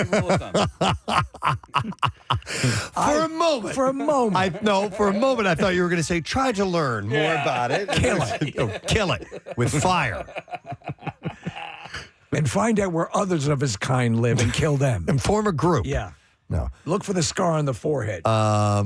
No, but it's wild how quickly that stuff is advancing. And Steve, wait a minute. Now I haven't watched this video yet. You sent it over. I didn't have time to watch the whole thing, but it's an instructional tutorial by someone who is a creator in the world of AI of how to show, especially elderly people, your parents and so on, the dangers of things that are created by AI that are intended to look as if they're legitimate. And there's a step-by-step, here are the things you need to look for. Thanks for bringing this up. And what I've been hoping to do is get the guys from the Corridor Crew. You've heard me mention them on the show a number of times. You might have heard me mention.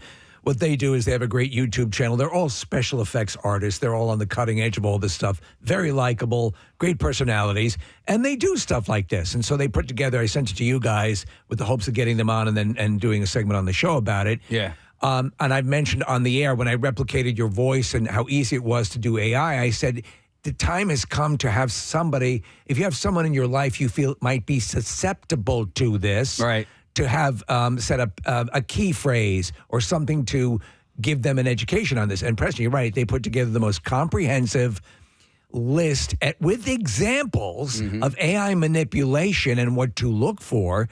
And they presented them to their mothers. Okay. So the mothers of the Corridor Crew were the test subjects. Is this video real? Is this video not real? Is this audio real? Is this audio? And they give a good step-by-step way for you to discern. And what it basically teaches you to do is to be very skeptical. Yeah. Very skeptical, because that'll serve you better than saying, well, I don't know, maybe.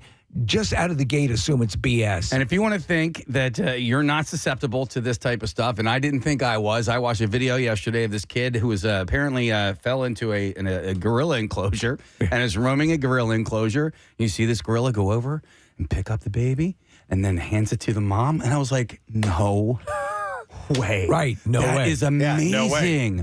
Yeah. No. I was like, this is amazing. No.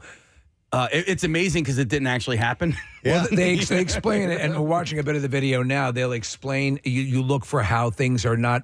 And I've done, when I did the Roadhouse parody, and I copied Dalton's voice talking about your mother's a whore, I recreated a scene from the bar in AI. And what it did was it misspelled words like drinkle, and things were, so it can. The stuff that you might be too lazy to do, AI is going to be lazy to do as well. Like cars will disappear. Yeah. They're showing a scene from a video where they're supposedly going into what is a real Jurassic Park. As the guy walks past the door on one side, it looks like a normal door. And then on the other side, it becomes this bizarre wedge thing that's like, and look for those artifacts. And if you do have someone you think might be susceptible to this, your mother, grandmother, anybody, it's well worth watching, and I'll give the link to Marissa. Did you mention your mother? Your mama is a whore, and even she knows to watch the tram car. Now, somebody might think that that's actually Patrick Swayze calling your mother a whore. Yeah, and he wouldn't do that. He's dead. Yeah, so, all right, but anyhow, thank you, Marissa, for the tip on that. Appreciate that, and you be cautious in your plays of, and you know what, we should. Did you share that video? Or we got to find a way to do that. I was trying to get the guys on, but let's just make sure we'll put up the link if we can, Nick, on PrestonandSteve.com and on our socials. They're great guys, and hopefully we'll get somebody on from the channel to talk about it, because they realize they use AI all the time and they use this replication capability all the time, but they also realized in the wrong hands, you can lead somebody down. And we've already seen it happen with people losing money because they think Owen Wilson is their friend on social media. Yeah, that's happened. Absolutely. All right, we're going to take a quick break. By the way, Adam Crognale just joined us, Phillies Bat Boy. He's not real. Tons of texts coming in. People have voted like 10 or 15 times for him already. So you can do that now, and you can go to, we'll have the links to that as well available to help along. But if the Phillies Instagram page is where you want to click on that link. We're going to take a quick break, come back in a second. Some Bizarre File stories are up next. Stay with us. Preston and Steve on Nick. What is a serve? That is incorrect. This 5-letter word means an extended exchange of strokes before a point in tennis.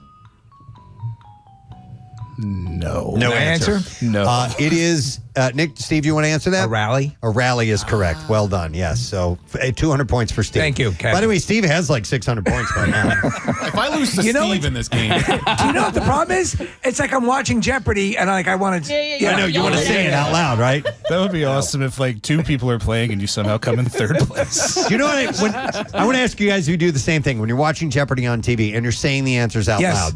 If you confidently know it, you just say the answer. But if I have to take a split second, I add the what is a, you know what I mean? Oh, you drag it out. Or you go like this, Argentina. Argentina. Yeah. All right. Let's see. Who's up? Who has control of the board here? I guess that would be me. All right, Ryan, where do we want to go? Hey, you know what? This would be my birthday gift to you. Go ahead. You choose one. All right, Nick. Well, thanks, Ryan. Let's do Cinespeak for 6, please. All right, Cinespeak for 6. And that answer is 1993. If the Pirates of the Caribbean breaks down, the Ryan? What is Jurassic Park? That is correct. Yes. The pirates don't eat the tourists. Yes. Is the finish of that line. All right, where to next, Ryan? I have one. I'm going to deny myself. All in our heads and textbooks for 4. All right. All in our heads and textbooks. The answer is submissive and pugnacious are synonyms for the 2 words in this type of behavior.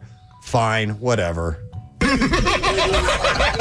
Ryan. What is passive aggressive? That is correct. Yes, 400 points. All right, where next, Ryan? Textbooks for 6, please. All right, and that answer is the DSM-5 psychiatry text defines it as, quote, persistent difficulty discarding or parting with possessions.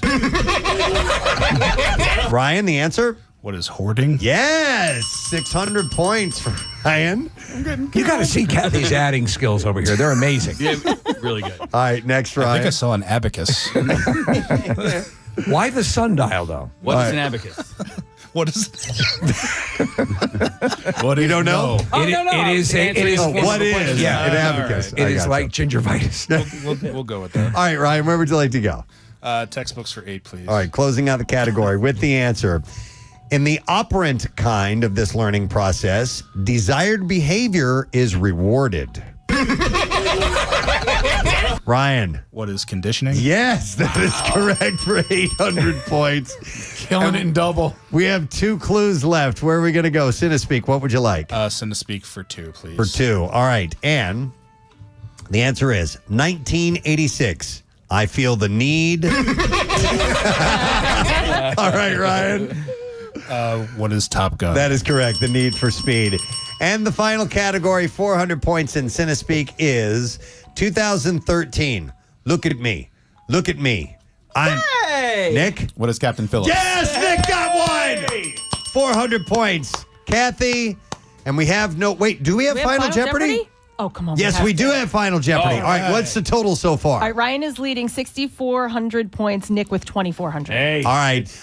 If you would, please, we have our own Vanna White, Bill Weston, bringing over the Final Jeopardy category. And normally, stop talking. We give you the category, right? And then they have a moment to make the wagers, right? So the category, then right, exactly. Oh, Nick will like this. Final Jeopardy category is National Historic Landmarks. National Historic Landmarks, and you both have to make your wager. Okay, so you make your wager now. Now, it's at this point, me and Casey and Nick have this little game that we do sometimes when the category will pop up. If we happen to be watching Jeopardy at the same time, we will text each other. And before we even hear the clue, we'll try to guess what the answer is. Just wildly, just on the base category so knowledge. write down an answer. Yeah. You guys do it now. Yep, we would write it down now. And on occasion, we've actually gotten them right. Because, and again, sometimes, and the obviously the pros know this. Well, the clue will give you an answer sometimes. Yeah. But just the category alone, I wrote my answer it's down. a wild guess. All right, Casey wrote down one just for fun. So wait, real quick, how many points do I have, Kath? You have 2,400. Okay. And so Ryan has how many? Ryan has 6,400. 6,400. Right, got it? Yeah, it depends on how gready Ryan is feeling, you know? I mean, we'll Remember see. Cliff Clavin on Cheers that one time? Who are 3 people who have never been in my kitchen and he bet the whole shebang? All right. Have you guys made your wagers? Yep. All right, so let me now reveal this. All right, Casey, different music, please. Yes. Let's change this up a Inagata little bit. Devita. Yeah, please play Iron Butterflies, Inagata Devita. All right, so here we go. Final Jeopardy, and then you can hit the Jeopardy theme because that's how long it takes for them to fill this out. In National Historic Landmarks, landmarks in 2 states include the... What is this? Oh, we're dead. Landmarks in 2 states include the 155-year-old bridge connecting Covington, Kentucky to this city. Larry Zonka. Landmarks in 2 states include the 155-year-old bridge connecting Covington, Kentucky to this city. All right, write down your answers now. And this is when the camera pans across the contestants. And right now we're zooming in very close to Nick. Nice, And Nick. a little fade, a little dissolve to both of our contestants. All right. All right, pens down. Time is up. All right. All right. So we go to, we started on the low end first, I believe, to see what Nick's answer is. Nick, landmarks in 2 states include the 155-year-old bridge connecting Covington, Kentucky to this city. Your answer is? What is Cincinnati, Ohio? Which is correct. And how much did you wager? I bet it all, Alex. You bet it all, Alex. Right. 2,400. So, Kathy, 4,800. That would be 4,800. All right, well done. She's so good. All right, now on to Jeopardy champion Ryan Long. Ryan, your answer? Happy birthday, Nick, and he bet 1,000.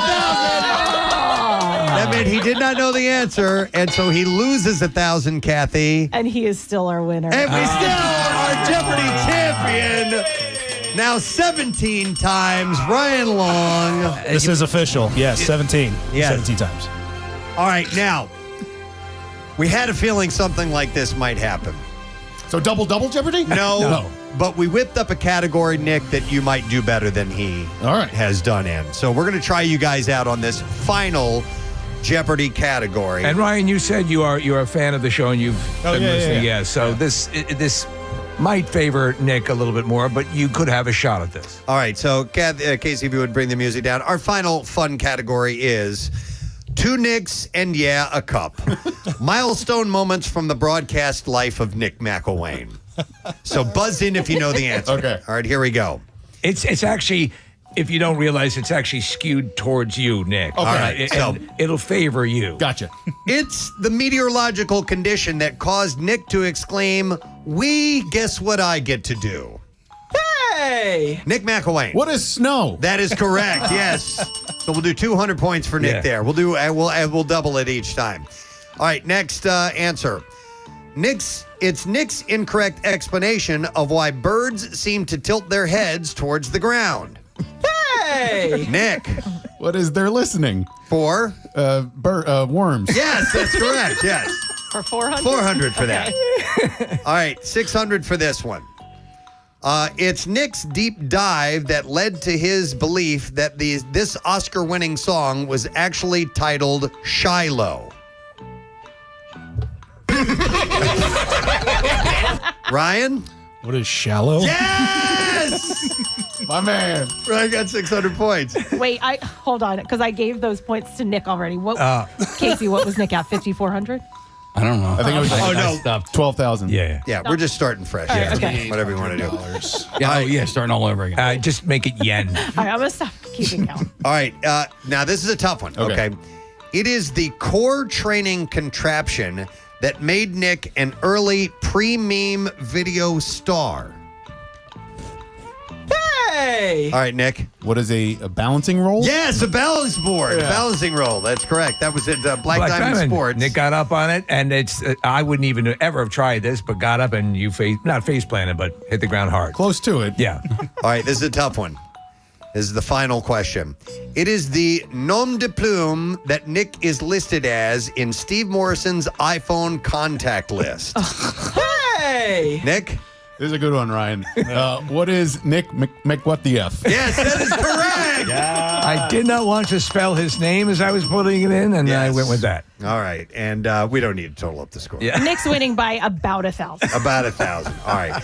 Well, Nick, we thought this would be a nice birthday, and it was Marissa's idea. Thank you, Marissa. To do a Jeopardy run. And thanks so much to Ryan for coming in. I mean, honestly, like if you're going to lose, you might as well lose to a champion like Ryan. And it was so much fun. Thank you guys. I really, really appreciate it. So, Ryan, what's the story on the Tournament of Champions? When you guys are expected to film? When that will air and all that stuff? Yeah, we're going back in September and airs in November, and that'll be the first time outside of this, thought about Jeopardy for any amount of time. Wait, I have a question. When they're going to do that with you, I mean, like, how many days does the Tournament of Champions last? Do you know if you're guaranteed to stay a certain? What is 10? And are you do they have you night by night, or are you set for like a 10-day stay? Do you have any idea yet? I have no idea. Okay. I have no idea. I haven't thought about it. I've been doing like life stuff. That would suck if you lose and go backstage and your luggage is there. Like, beat it. I mean, it's like, dude, I brought all these shirts. You're so laissez-faire about this stuff, and I remember, like when you were competing, and I remember we spoke to you, and you said you didn't really kind of train for it or anything like that. No, I mean, I put as much prep into it as I did into this morning.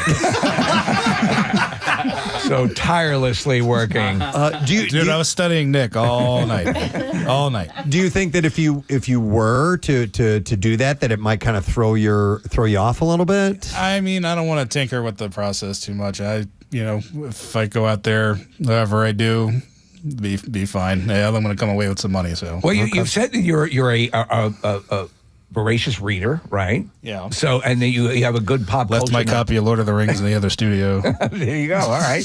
Well, so all of that works in your favor. I think some people have said that they will go and review old episodes of Jeopardy, but that's not your style, and it worked for you. But I think a lot of people mistook your sort of quiet, methodical way, for being like a deer in headlights. But that's just your nature, Yeah, it takes me a minute to react to things. I don't just jump right like, Were you ever nervous? Because you didn't come across as nervous.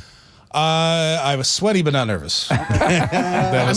Winning, listen, getting on Jeopardy. Thanks, Chris. Real quick shout out. It says, hey, Preston, Ann here. And I was hoping to get a birthday shout out from my dad, Andy Rossell, Rossell.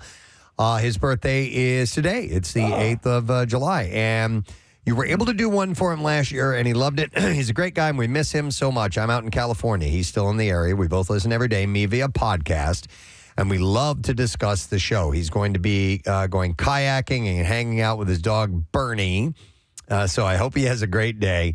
Thank you guys for everything. It's been an absolute pleasure listening to you all every day for over 20 years now. Thank you. And that is from Ann. So here's the chart. What's that? What was it? Kayak? Kayak. And by the way, I got a text as well. It says, hey guys, got a request. Can we have a bizarre file without an eel in someone's abdomen, please? Yeah, that was a good one. That was a good one.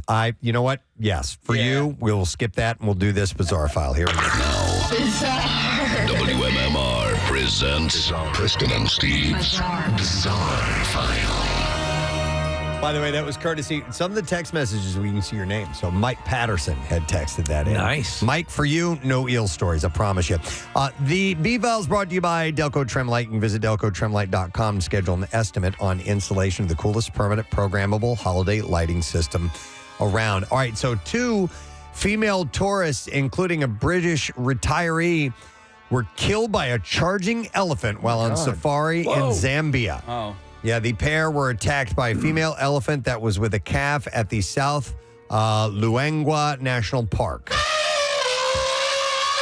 The 2 tourists were trampled to death by the nursing elephant after efforts by tour guides to stop it by firing shots failed. And this was their retirement trip that they were on? I guess so, yeah. Oh, man. Both women died at the scene.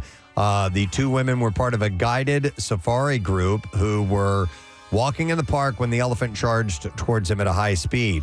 The two tourists stayed for 4 days at the Big Lagoon camp. Jeez. Female elephants are very protective of their calves, and Zambian authorities have previously called on tourists to exercise extreme caution while observing wildlife that are around the country. I'll tell you, that's one day that elephant won't forget. Last year, 2 American tourists were killed in separate attacks by elephants in the southern African country. Both cases involved elderly tourists who were in a safari vehicle when they were attacked. Wow. It's horrible.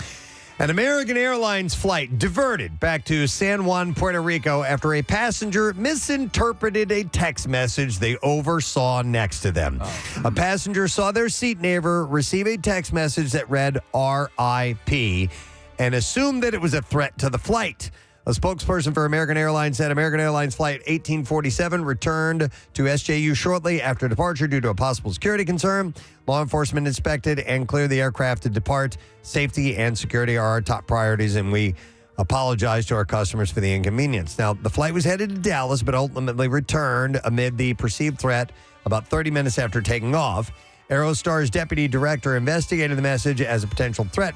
The passenger received the message proved that their relative had died the day before, adding that they were on the flight after leaving their vacation early. So someone was just saying rest in peace. Correct me if I'm wrong, that seems like to be, that's quite a leap. It is a leap. To just see RIP on a text message and assume it's directed towards the flight. The plane, which carried 193 passengers, resumed its route and prepared for takeoff at 10 a.m. The text they should have paid attention to was, Preston, there's a nursing elephant on board this flight.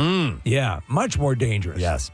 A South American tour group is turning Jonestown, Guyana into a travel destination over 4 decades after it was the scene of the most notorious mass suicide and murder in modern history. The first group of tourists is already scheduled to visit the site in the rural interior Guyana. For a price tag of $650, they'll have an overnight experience that is intended to provide a deeper understanding of the tragedy. And don't worry, now the Kool-Aid is safe. Rosalind Sucharan, owner and founder of Wanderlust Adventures, said the thing is, Jonestown remains a tragic part of Guyana's history, but it is also an event of global significance. It offers critical lessons about cult psychology, manipulation, and abuse of power. With the support of the Guyanese government, they will take small tour groups to what was once Jonestown, a commune settled by the Reverend Jim Jones and hundreds of his followers. It was the site of the 1978 Jonestown Massacre, in which more than 900 people, including hundreds of children, died after Jones ordered them to drink cyanide mixed with a fruit-flavored beverage. Is it weird to say? I want to go there. It's kind of interesting. Because Steve, it's such a I'm fascinated. Amazing, horrible moment in history. Yep. Did every single person drink the Kool-Aid? Not everyone. Okay. No, some of them they injected and they forced them. Right. It wasn't all. You didn't Now, a lot of them, yes, they went along with it willingly. They actually did drills. Yeah. Where they would not tell them that it wasn't poison. They said, this is it. And they would drink it and nothing would happen. Like, this is just, dude, it's beyond insane what went on there.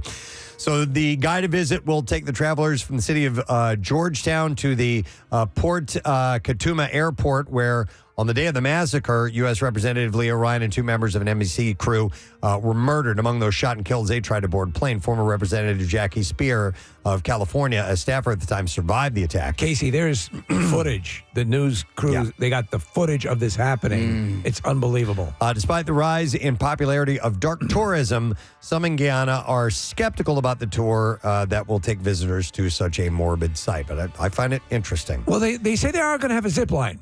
So that would be kind of fun, yeah. There's a little activity involved, at least. I don't know if you said this, Preston, but there's a total of 918 people died. Yeah. Yes, Yep. and the majority of them did drink the Kool-Aid. Yeah. It's an amazing story, and there are many documentaries. In fact, they're making a new docudrama. Who's starring in it? I remember, Steve, Powers Booth did I mentioned it. Yeah, the one. I forgot who's starring in it. A medical clinic in Scotland is asking local residents to stop bringing in inappropriate or unsolicited urine samples. The Salton Surgery said on social media that doctors and medical staff at the clinic have been inundated with a high volume of unsolicited urine samples. I brought you some more piss. Often in non-medical household containers instead of sterile sample containers. That's in a martini glass. So this is happening in Aberdeenshire, Scotland. They said, please be advised that we no longer are able to accept urine samples unless they have been specifically requested by the practice. Had they asked for just random, or is this on a per patient This basis? is just people bringing it. That's insane. The changes is necessary due to the high volume of inappropriate or unsolicited samples being submitted, which affects our ability to provide timely care to all patients. British Medical Association Scotland representative explained doctors need to perform an examination before they can actually interpret urine test results. It said each unsolicited sample handed in requires time and medical supplies to test the practice and contact the patient for information and then interpret the results and or send away for further testing. One doctor, speaking anonymously, said multiple clinics have had to put signs asking patients to not bring unsolicited urine samples. I've never heard of anything like this. No. You know what they're hearing? Okay, poop it is. They said the doctors said that the culprits are often older patients seeking to be tested for urinary tract infections without first consulting with medical experts. I brought a urine sample. It's in my pants. They just think something's wrong and they immediately bring a urine sample and say, here, can you test this? That's not my first reflex. But they're getting lots of piss. And there you go. That's what I have in the bizarre file for you. Steve, by the way, the Jonestown series is from Bill Hader. That's it. In development for HBO. Hader's does it playing say in Jones. the article? Nick? Well, he might. So they're moving forward with the development, and if it moves forward, he might star as Jim Jones, but that's not been confirmed yet. All right, and there you go, friend. Let's take a quick break. Come back in a moment. We got a lot in music news. We'll get the trash and lesson question on top of that, too, so stay put. We will be back in just a moment. Really difficult. And then winning a match is really difficult. To win as many in a row as you did is super impressive. But this season has featured a lot of multiple champions. I mean, Matt Amodio and the last winner, I think, won for like 10 or 11 in a row. So it's just, I'm sure at some point maybe get into a little bit of a groove. Did you find like you found a comfort zone? I mean, yeah, I guess. Once I found out how the, the timing of the buzzer and like all that kind of stuff, and they run you through. They do a pretty good job, and then once you got that, it's just what you know. It's a great game. It's mandatory watching, and it's democratic. Yeah, yeah. You know And what I mean? it's funny because, as you say, it can be based on all sorts of attributes. So, some can be who's ever quickest to the buzzer, whoever gets that down. The methodology is great to watch you come alive in our little pretend game here in the second round, because that's kind of your methodology when you were playing and having all those wins. Yeah, it's more about, to me, like everybody has a different strategy, but to me, it's more about being cool under pressure. Yeah, yeah. So I don't get too worked up. Right. I win. If I lose, I lose. See, I would cave so quickly. I know. I'd be a disaster. He is so I'd say chill. the F word. Ryan is so chill. It's awesome, man. All right, well, listen, we're obviously we're going to follow along. We're very proud of you in this area, and we wish you the best, and we thank you so much for coming by this morning, Ryan. Thank you guys for having me, and happy birthday, Nick. And I'd still like to say that I'd love to have some Eagles tickets. So Who's not sending you? How can a champion not be given Eagles tickets? I'm kidding. It's great. I appreciate being here. Thanks, you guys. All right, our pleasure. All right, with that, we have to take a break, so we're going to do that very thing. We'll return in a moment, but let's give some love to Ryan now again. And to our host. Yeah. Our host did a great job. Thank you. We'll be back in a second. I'm Mamar. Stay with us.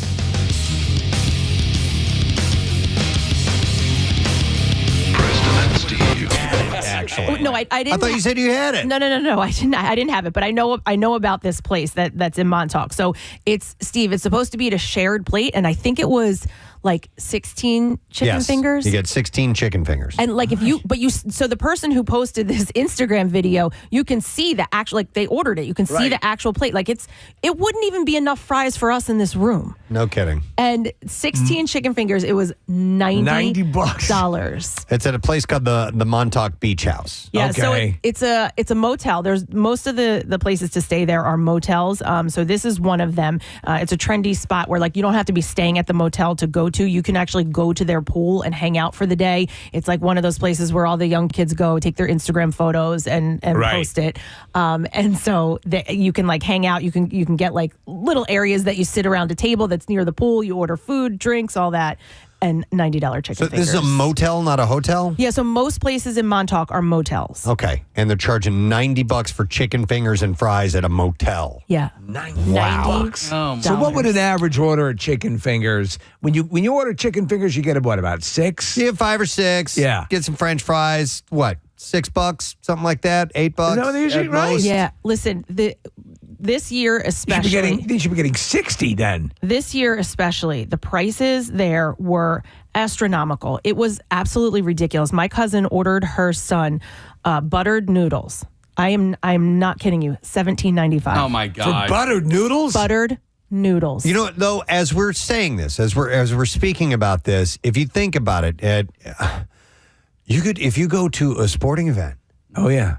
If you were to buy something that had 16 chicken fingers in it, it would be up there. I bet it'd be $50. You know, you're probably, right. You're right because I've spent, when we've had events and stuff comes up a little short, and I'm trying to take care of the people if they've come out for an event that we're having and we have a suite or whatever. Yeah, you're right. It can be that high. So, obviously, I mean, food costs have gone up, but. Chicken think about what they're making on the chicken fingers or the $17.95 buttered noodles. Like, I mean, we get a chicken finger platter. Actually, it's like chicken cutlets. That's what the word is, cutlets.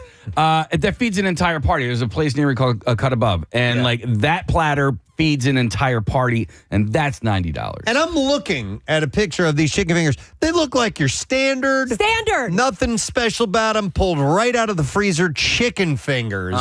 Chicken fingers. Chicken fingers. A quick question. What's the new place that's all the rage that is? Raising Cane. Raising Cane. It is a chicken finger specific fast food restaurant? Yeah. All right. So what is it? Do we know? Apparently the cane sauce is amazing. All right. It's like in press. I had.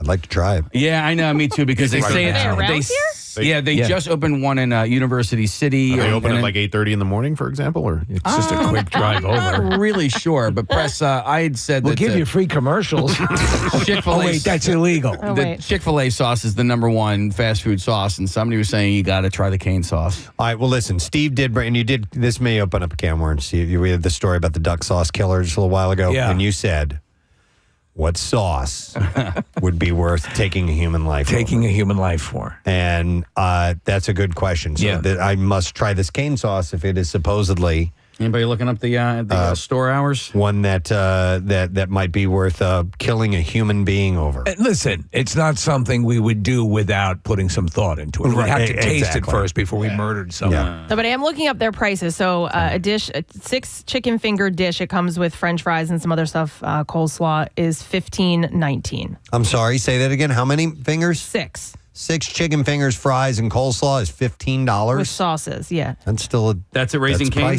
That's pricey. It's not $90, but well, let's see. How many? 6, 12, 18. So roughly, if you ordered 3 of those, you're talking about $45, right? And this is $90 for 16 chicken fingers. It's double the price. This is stupid, man. So the Montauk Beach House. So the guy who is the food and beverage director, Yanis Papagianni. I make a chicken finger. Maintained that the price of the dish is, quote, not even close to competitors, but that the chicken fingers are, quote, an amenity that the venue offers on certain occasions. Oh, come on. Get the hell out of here. The specials today. Today is a chicken finger day. We'll also be putting out bowls of pretzels because it's a special day. So Raising Cane's opens at 10 o'clock. Glasses of water for everyone on Wednesday. Oh, my God. They open at 10 o'clock? 10 o'clock. They're 3.8 miles away. We should probably send somebody there for research. Do you think? Research purposes. Yeah, I think I don't need to have it, but No, I know, but the other scientists in the room. Okay, all right. They do. So, by the way, Papagianni, the food and beverage director here, explained that the chicken fingers are not on the regular menu, but offered for certain VIP guests at select times. Hell out of here! I can't. Mick Jagger's here. Break out the chicken fingers. These are great chicken fingers. $90. I mean, chicken fingers, I feel like are overrated. I love chicken fingers, but chicken cutlets, I can wholly get behind. I love chicken. I go the other way. See, I'd take a chicken finger I'm over a finger chicken over a cutlet. Yeah. But they finger me any day. Yeah, don't cutlet me. But when finger me. when they not pulverize it, but when they tenderize it, they flatten it out. Yeah, I will take the a jam very right there. flat. I do love chicken cutlets. I really love chicken fingers.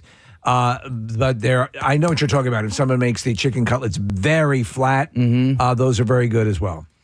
So, in comparison to other local hotspots like Duryea's Lobster Deck, Duryea's Lobster Deck, and Bounce Beach Montauk, the price is staggering. Duryea's chicken fingers go for $19 an order, while Bounce is slightly cheaper at $18 an order. So those two places are like, by the way, these are places that we don't even go to when we're there, but those are also very trendy spots. Like Bounce is, if you guys would be so annoyed if you even saw it. Like it's just, they literally built it, I think, and designed it for Instagram, basically. That's the whole. What is it? Is it Gurney's or what's the name of the place? Gurney's is Gurney's. Gurney. Where they make those faces. But that's one of the legendary upper crusty. Yeah.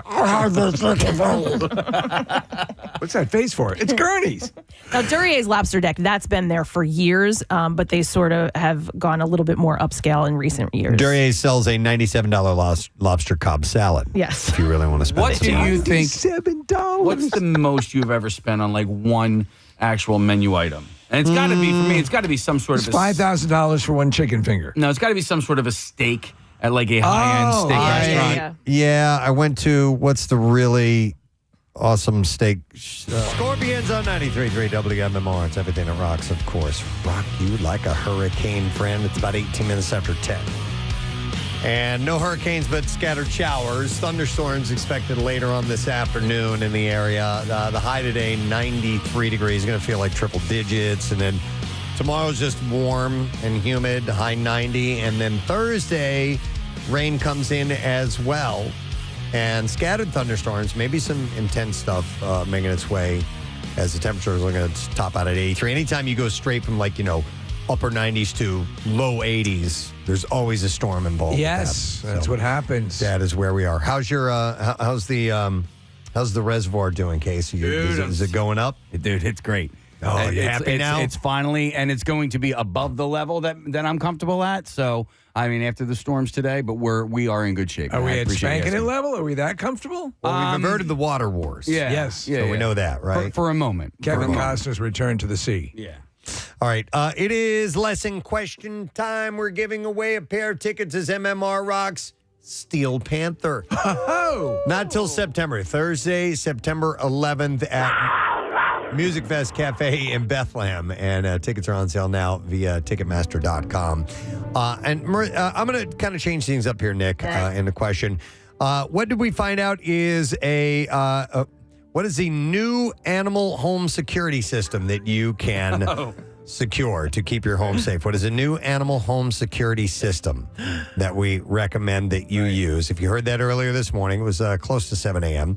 610-660-9333 is the number you should call now. While you're calling, we'll get to the trash. We'll see if we can get a winner on the other side. The trash business is a gold mine. 93.3 WMMR with Preston and Steve's Hollywood Trash. All right, it is brought to you by the Cumberland County Fair. Returns July 8th, that's today, through the 12th at the Cumberland County Fairgrounds.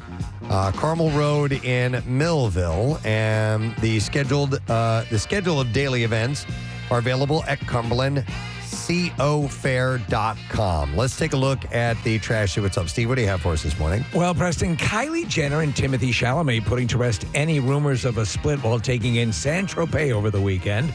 At one point, while indulging in some decadent pastries at an outdoor cafe, the two had anal sex. Whoa!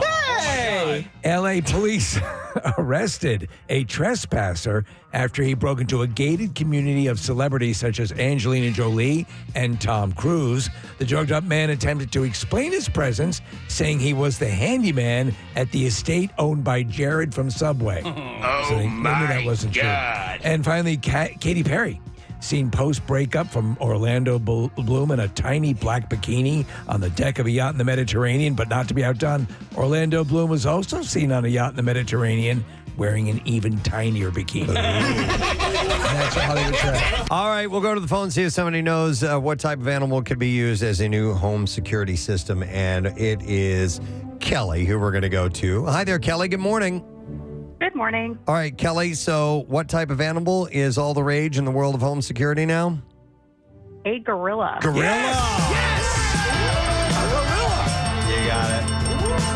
Hang on just a second, Kelly. We are going to get your information, and you just got yourself a pair of tickets as MMR Rock Steel Panther, Thursday, September 11th at Music Fest Cafe in Bethlehem, and tickets are on sale now via Ticketmaster.com. Now, Preston and Steve's Music News on 93.3 WMMR. Yeah.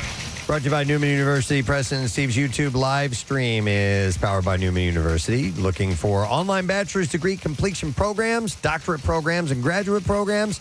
You got to join the webinar on July 9th. More information at Neumann.edu. Well, this happened over the weekend, and we weren't here yesterday to talk about it, but Ozzy Osbourne bid farewell to fans with a Black Sabbath reunion in his final ever live performance. He told thousands of heavy metal enthusiasts at Villa Park, Birmingham, that it was so good to be on the stage as he performed his last set from a large black throne.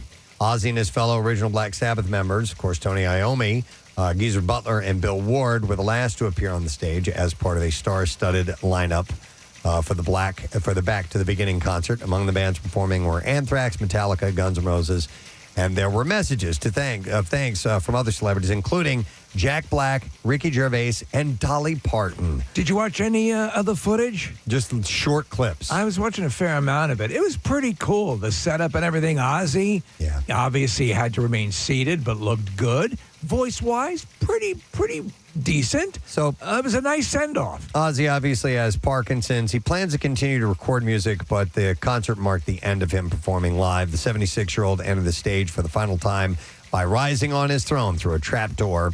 He started the performance by saying, "Let me hear you. Are you ready? Let the madness begin." Later he added, "It's so good to be on this effing stage. You have no idea. I effing love you all. Let me see your hands in the air.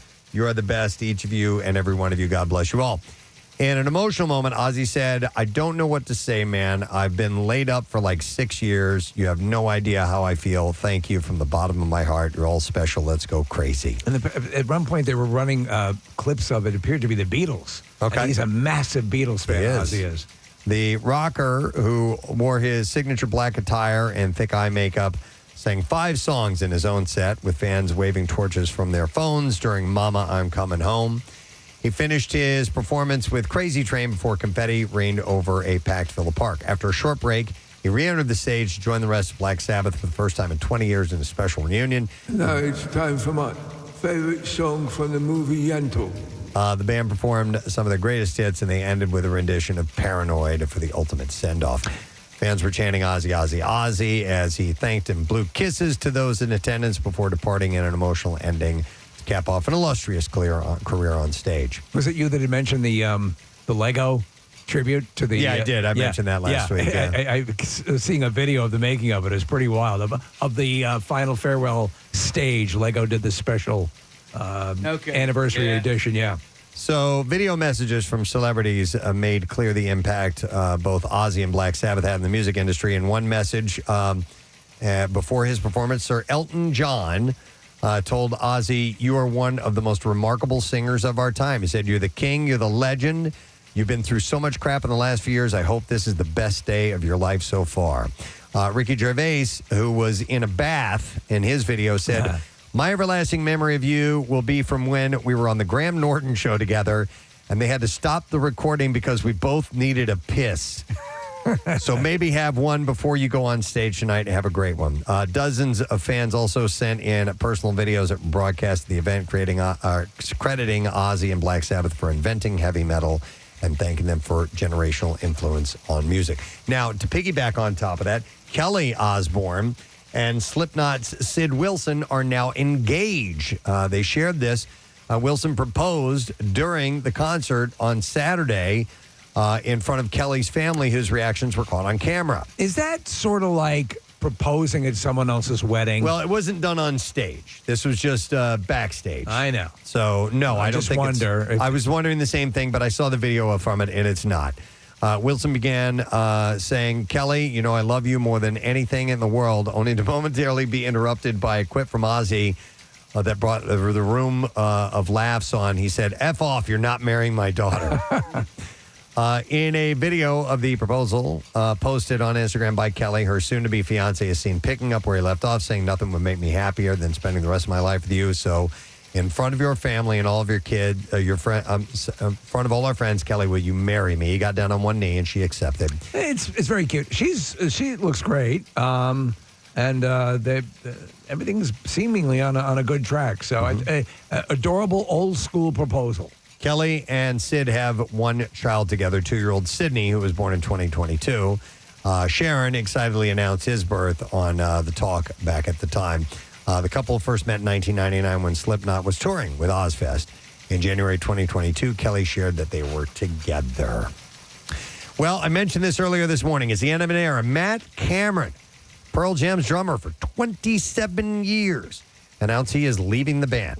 Cameron joined Pearl Jam in 1998, became their longest-serving drummer. That's as long as we've been a show, by the way. Yeah, so, quick question, obviously turning to you, Nick. Had there been any rumors of this whatsoever? No, nothing at all. So completely caught, because I was seeing some of the response to it, and it seemed as if it was completely out of the blue. I got a lot of texts, a lot of messages over Instagram. I was just as flabbergasted as everybody else. A lot of people are really saddened by it. I am too. Matt was their best, most consistent drummer. They had 4 or 5 other ones in the 90s and contentious relationships with some, health issues with a few others. And then Matt just slid into the band and has just done incredibly well for 27 years. And he was Soundgarden's drummer. So, he's incredibly proficient. He's really, really talented. I remember when they hired him, he learned something like 130 songs in a few weeks so that he could go out on tour with them. And as far as I know, it's been a really good relationship for all of that time. My guess is, and we were chatting about this a little bit earlier, I think he's just tired. I think he's burnt out. And to do that for as long as he has, and maybe just worn thin. But Preston, I know you like having free time on the weekends, but maybe you could do it. Maybe. One man I can even consider sitting behind the kid is Preston Elliott. He has a morning show with my favorite radio personality, Nick McElwain. And it'd be an honor to have him up on the stage with us. I'll consider it, Ed. I'll consider it. I mean, just to watch him eat his own scabs would be a blast. Cameron said that this was his, quote, final steps down the drum riser for the mighty Pearl Jam and thanked his bandmates Jeff, Ed, Mike, and Stone for giving him the opportunity of a lifetime. When a drummer retires, do the other drummers gather and hold the drumsticks over? And Yep, and he walks through the little tunnel that they make. Pearl Jam praised Cameron as a singular and true powerhouse of a musician who has driven their live shows and studio recordings for nearly 3 decades. Band I called bet him... he could throw this football over those mountains. The band called him one of our first musical heroes from his time with Soundgarden and said that he'll deeply be missed. Cameron was inducted into the Rock and Roll Hall of Fame with both Soundgarden and Pearl Jam, and he'll leave a big pair of shoes to fill, but the band has not announced who'll replace him. Some people were suggesting that maybe he would be the new drummer for Foo Fighters. I can't see that happening. If he's leaving Pearl Jam, I think that he's retiring, and maybe he'll do some gigs here and there. And he was really close with Taylor Hawkins, and I think he has a good relationship with Dave Grohl, too. But anyway, I think that stepping down from Pearl Jam does not mean he's going to step in and work with Foo Fighters. But I'm wrong about a million things a day, so who knows? Is it not, or could it not be the possibility that Taylor Hawkins' own son, who is a drummer, I know he's only like 17 or 18. Pearl Jam? No. No, Foo Fighters. Foo Fighters. Foo Fighters. Well, he's doing heavy metal now. Right, so he's already kind of in the, if he's good enough for that, it's good enough for rock and roll. Yeah. All right, speaking of drummers, Ringo Starr is making sure that his biopic is done just right. The New York Times reported that Starr met with director Sam Mendes to discuss his own movie. Over 2 days, Starr said he went over the script with Mendes line by line and offered extensive notes to make sure that it was as true to life as possible. Yeah, I really don't see how we can include a Wookiee. One particular area of focus was on Starr's family and first marriage to Maureen Starkey Tigrit.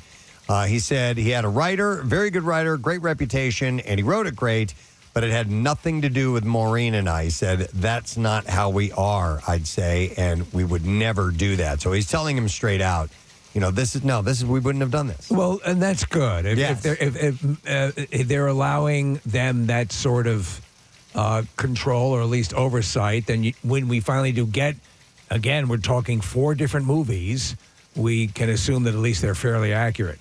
Ringo added that he was much more comfortable with his depiction after the edit session and trusted Mendes to carry on with that vision. It's time to return to the space station. Starr added, but he'll do what he's doing, and I'll see. I think it's a trap. I'll send it. Paul McCartney is Admiral Akbar? That's right. Much better looking. Wow. Mendes plans I think it's a trap. to release 4 Beatles. I don't think it's a trap. 4 Beatles biopics in April 2028, each one from a different band member's perspective. Here's what I'll do. I'll hit a note on my bass guitar, and it'll blow up the Death Star. The project is titled The Beatles, a 4-film cinematic event, and it's currently unknown if the movies will come out all at once or if they'll be released once per week throughout April, so we do not know as of yet. The jury's, they say they're moving ahead with this. They're committed to it. Wow, that seems like a tall order. Yeah. By the way, yesterday was Ringo's birthday. Yeah. And I did this with my friends. Ringo asks only as a gift to him that at noon in every time zone, as it turns noon, is that you just say, hold up your peace sign and say peace and love. Oh, there you go. I think that's a sweet idea. It I is, like yeah. that a lot. And so we did that. We sent pictures to each other like that. I don't know, man. I think the Sonos speaker you got me is pretty nice. That was pretty nice, too, wasn't it? Yeah. And on my birthday, I want you to do the shocker. Do the pink one and the stink. And then, speaking of another drummer story, wanted to mention this. Martha Graham Cracker, yes, the performer and band, is playing a fundraiser at the Union Transfer on Sunday. It's in honor of the anniversary of Live Aid, the 40th anniversary of Live Aid. It's amazing. And they're raising money for the Leukemia Lymphoma Society because Martha Graham Cracker was suffering from that and is coming out of that, which is great. And they need a guest drummer to play like Phil Collins did with Led Zeppelin when he flew from London to Philadelphia. Guess who's doing it? Moi. Wow. I will be performing at Union Transfer on Let's see, that's how it's going to be. I'm coming out of retirement for a gig. And, in fact, I believe Casey's going to talk to Victor about having him because Victor Fiorello is one of the musical staples of that group, and so he'll pop in and give us a rundown of that. And listen, 40th anniversary of a massive event. Yeah. And he's got a pretty solid knowledge of Live Aid if we want to chat about that tomorrow too. So, all right, that's it. That's what I have in music news for you this morning. We're going to take another break, come back in a second, and wrap up our show. Is Pierre Robert back today? He sure is. We'll get Pierre in here to take very good care of you. Stay there. We'll be back in just a moment. Barclay Prime. Yeah. I went there, but we were taken to dinner there by a record person or something like that who was buying dinner for us. So I did not pay for it. Yes, but that was probably the priciest cut of meat, if I recall. Okay. How much do you remember? I don't remember. It was like it was probably over $100, something like that. So. Yeah, I remember for your son's birthday last year. I think that might have been the Gordon Ramsay's restaurant. Yeah. That was a special night. So we splurged. Yes, and you should splurge if you can do it every now and then. Mm-hmm. But it's sometimes, to drop close to $100 for chicken fingers. Mm-hmm. Well, we do have the list of the most expensive dishes and tasting menus in the world. All right. If you would like to get a little flavor of that world. Maybe it'll make these chicken fingers seem a little bit more affordable. You have the Kyoto Kicho Arashiyama in Kyoto, Japan. They have a prefix menu that is $599.49. So there are several prefix menus to choose from. I do like doing the prefix menus. That's kind of fun. But for the costliest option, you won't leave hungry as the meal's at least 10 courses. Oh, well, that makes sense then. And features rounds of sashimi, grilled and steamed food, rice, pickled vegetables, and desserts, to name a few. A 10-course meal. Now, it's still $500. It's heavy duty, but 10 courses. When I have been to, some trendier restaurants, some ones that tend to be the top of the food chain at the time. Right. There have been on occasion, and I don't mind smaller plates, but there have been occasion where I'm like, really, man? Like ultra. Just like one mouthful. Yeah. That's one of your dishes. Yeah, I don't dig that. Come on. No. And Where are my chicken fingers? And I get tapas style where everything is going to be smaller and you get 15 of those.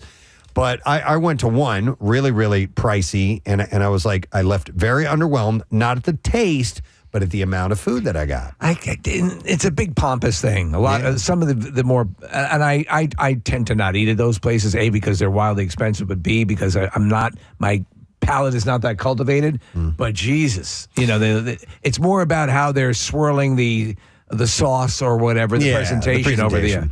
Restaurants, Guy Savoy, Monet in Paris. The prefix menu is $536. Oh, did I start with the most expensive one? No, I don't think so. Did you? You're right. No, I didn't. I don't know why these are in no particular order. Don't go in the order.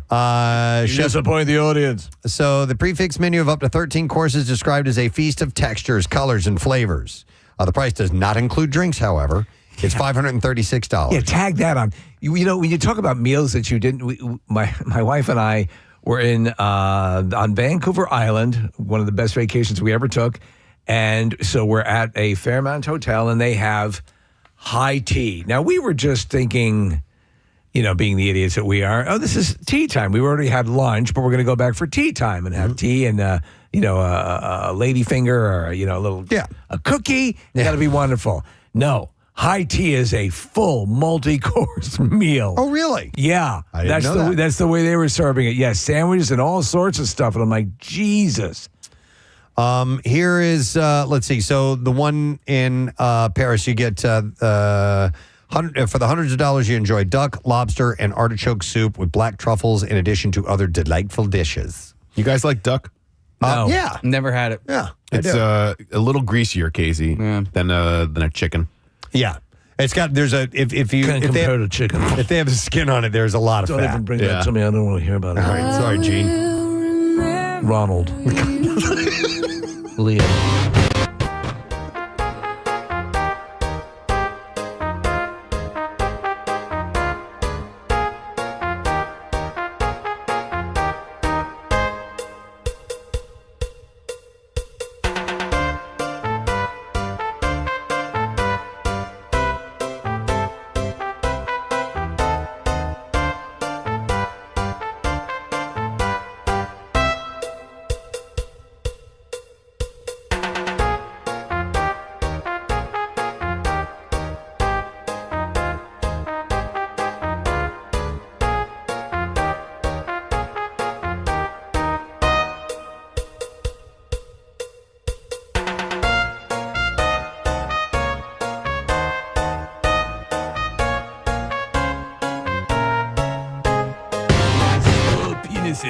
Oh, my God. They offer the dining's a little different than ordering sushi as a midnight snack, but spicy tuna rolls, one of the most popular late night takeout orders around the country. So, yeah, that's going to cost you $500 some odd. All right, so in Shanghai, there's a place called Ultraviolet. These are the most expensive meals in the world, by the way. $872 if you want to have dinner there. And it's a 20-course meal. Comes with theme music for every course, as well as light shows. All guests at the table are I'll served bring a flashlight to McDonald's. the same food at the same time. And so if you want to head to China, they said that it is a part of a life-changing trip if you would like to go. Yes, it'll make you impoverished. Yeah. Boy, is my life changed. It's over. I can't afford my bills anymore. I'm broke. You have the Burger Brasserie in Las Vegas. I'm a burger dude. Well, the Kobe beef and Maine lobster burger will set you back $777. For $770 for a burger. Yeah, the burger has pancetta, goat cheese, seared foie gras, arugula, Maine lobster, and 100-year-old aged balsamic paired with a BLT salad.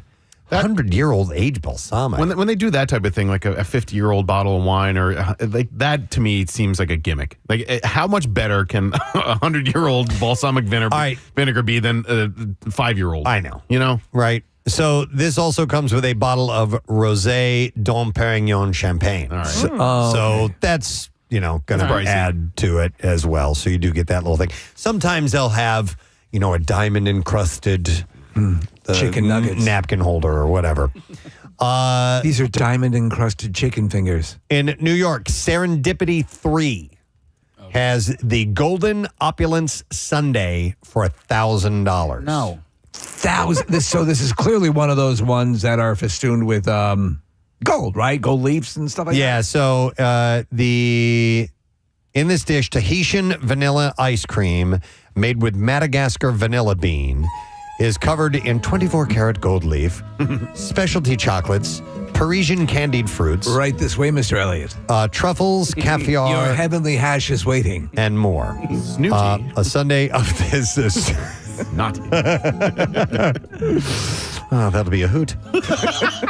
A sundae of this magnitude isn't served in a simple glass dish, but rather a Baccarat crystal bowl that you can take home as a souvenir. So there you go. And you can order. You have to order it at least 48. But that's no big deal. I went to a place where you could take home the menu. It's all the best places to bass fish in Canada. Yeah. 48 hours in advance. By the way, I watched an episode of is it Man vs. Food?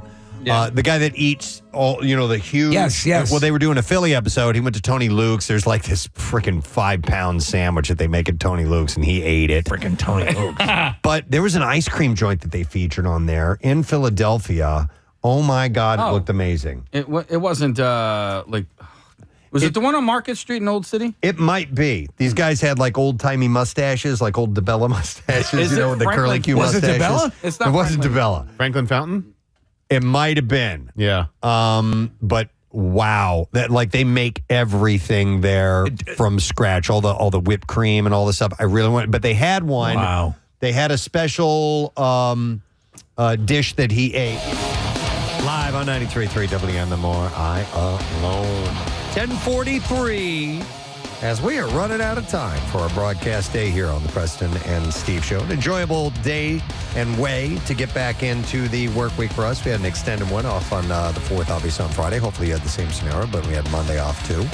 But today has been fun, and we're not done yet. There are a couple of things that we still have to do in the ways of giving stuff away to you. But I first would like to take a moment and thank two in-studio guests that we had. We had Adam Crognale from the Phillies, bat boy extraordinaire, making leaping catches, barehanded catches, saved lives. He is in the running for a cool all-star setup where they're going to invite either a bat or ball, boy or girl from.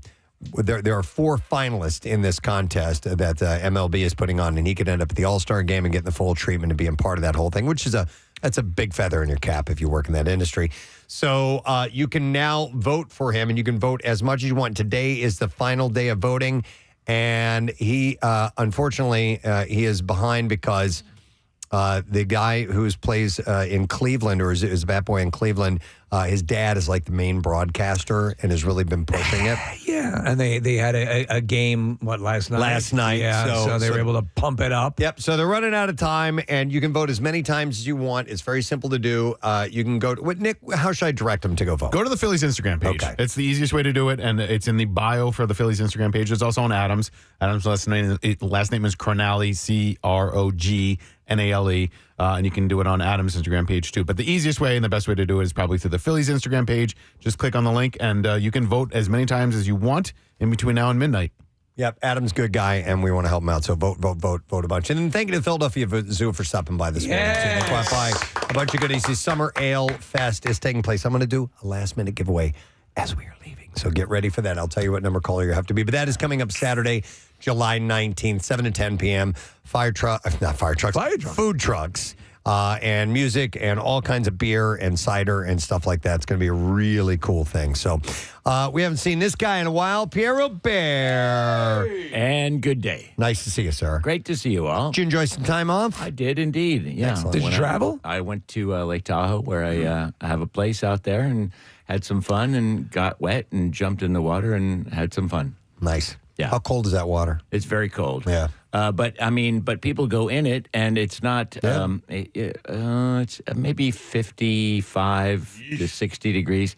It only is that for a few minutes, though. Yeah. I mean, once You you're acclimate. in it, Once you numb up. you do acclimate. Once your nervous system shuts down. Right. And when bodies, if you die in Lake Tahoe, many times the body sinks and does not recover, does not come back up. When you're out there, do you have a nanny cam to watch John from Sequoia in your home back here?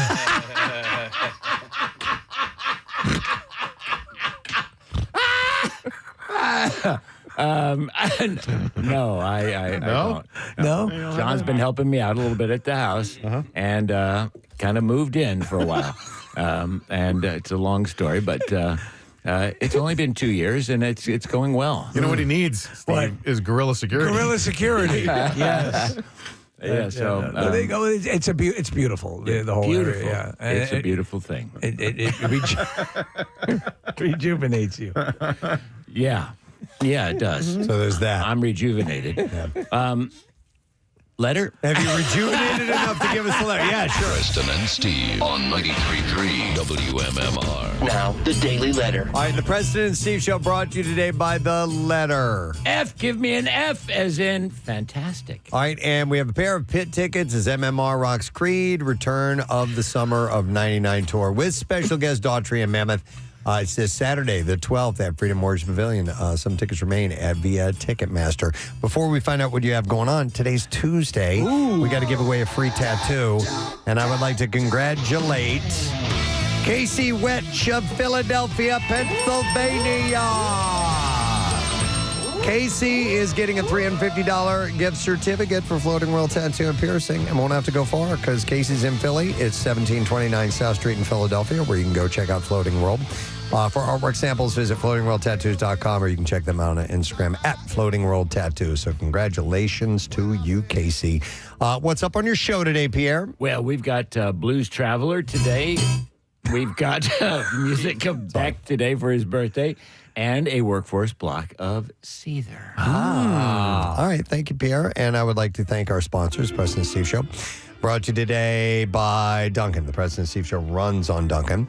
Also brought to you by Acme Markets, Fresh Foods, Local Flavors. As we are leaving, let me give away, I have one more pair of tickets, I think, to give away for the Philadelphia Zoo and the Summer Ale Fest. So let's take caller number 17, 610-660-9333. Tickets available at philadelphiazoo.org, and they include entry to the zoo with access to a variety of animal exhibits, souvenir tasting cup, unlimited samples of beer, hard cider, seltzers, iced teas, live music. All tickets support the care of the zoo's 1,900 animals. So good luck to you. We'll take that winner on the way out.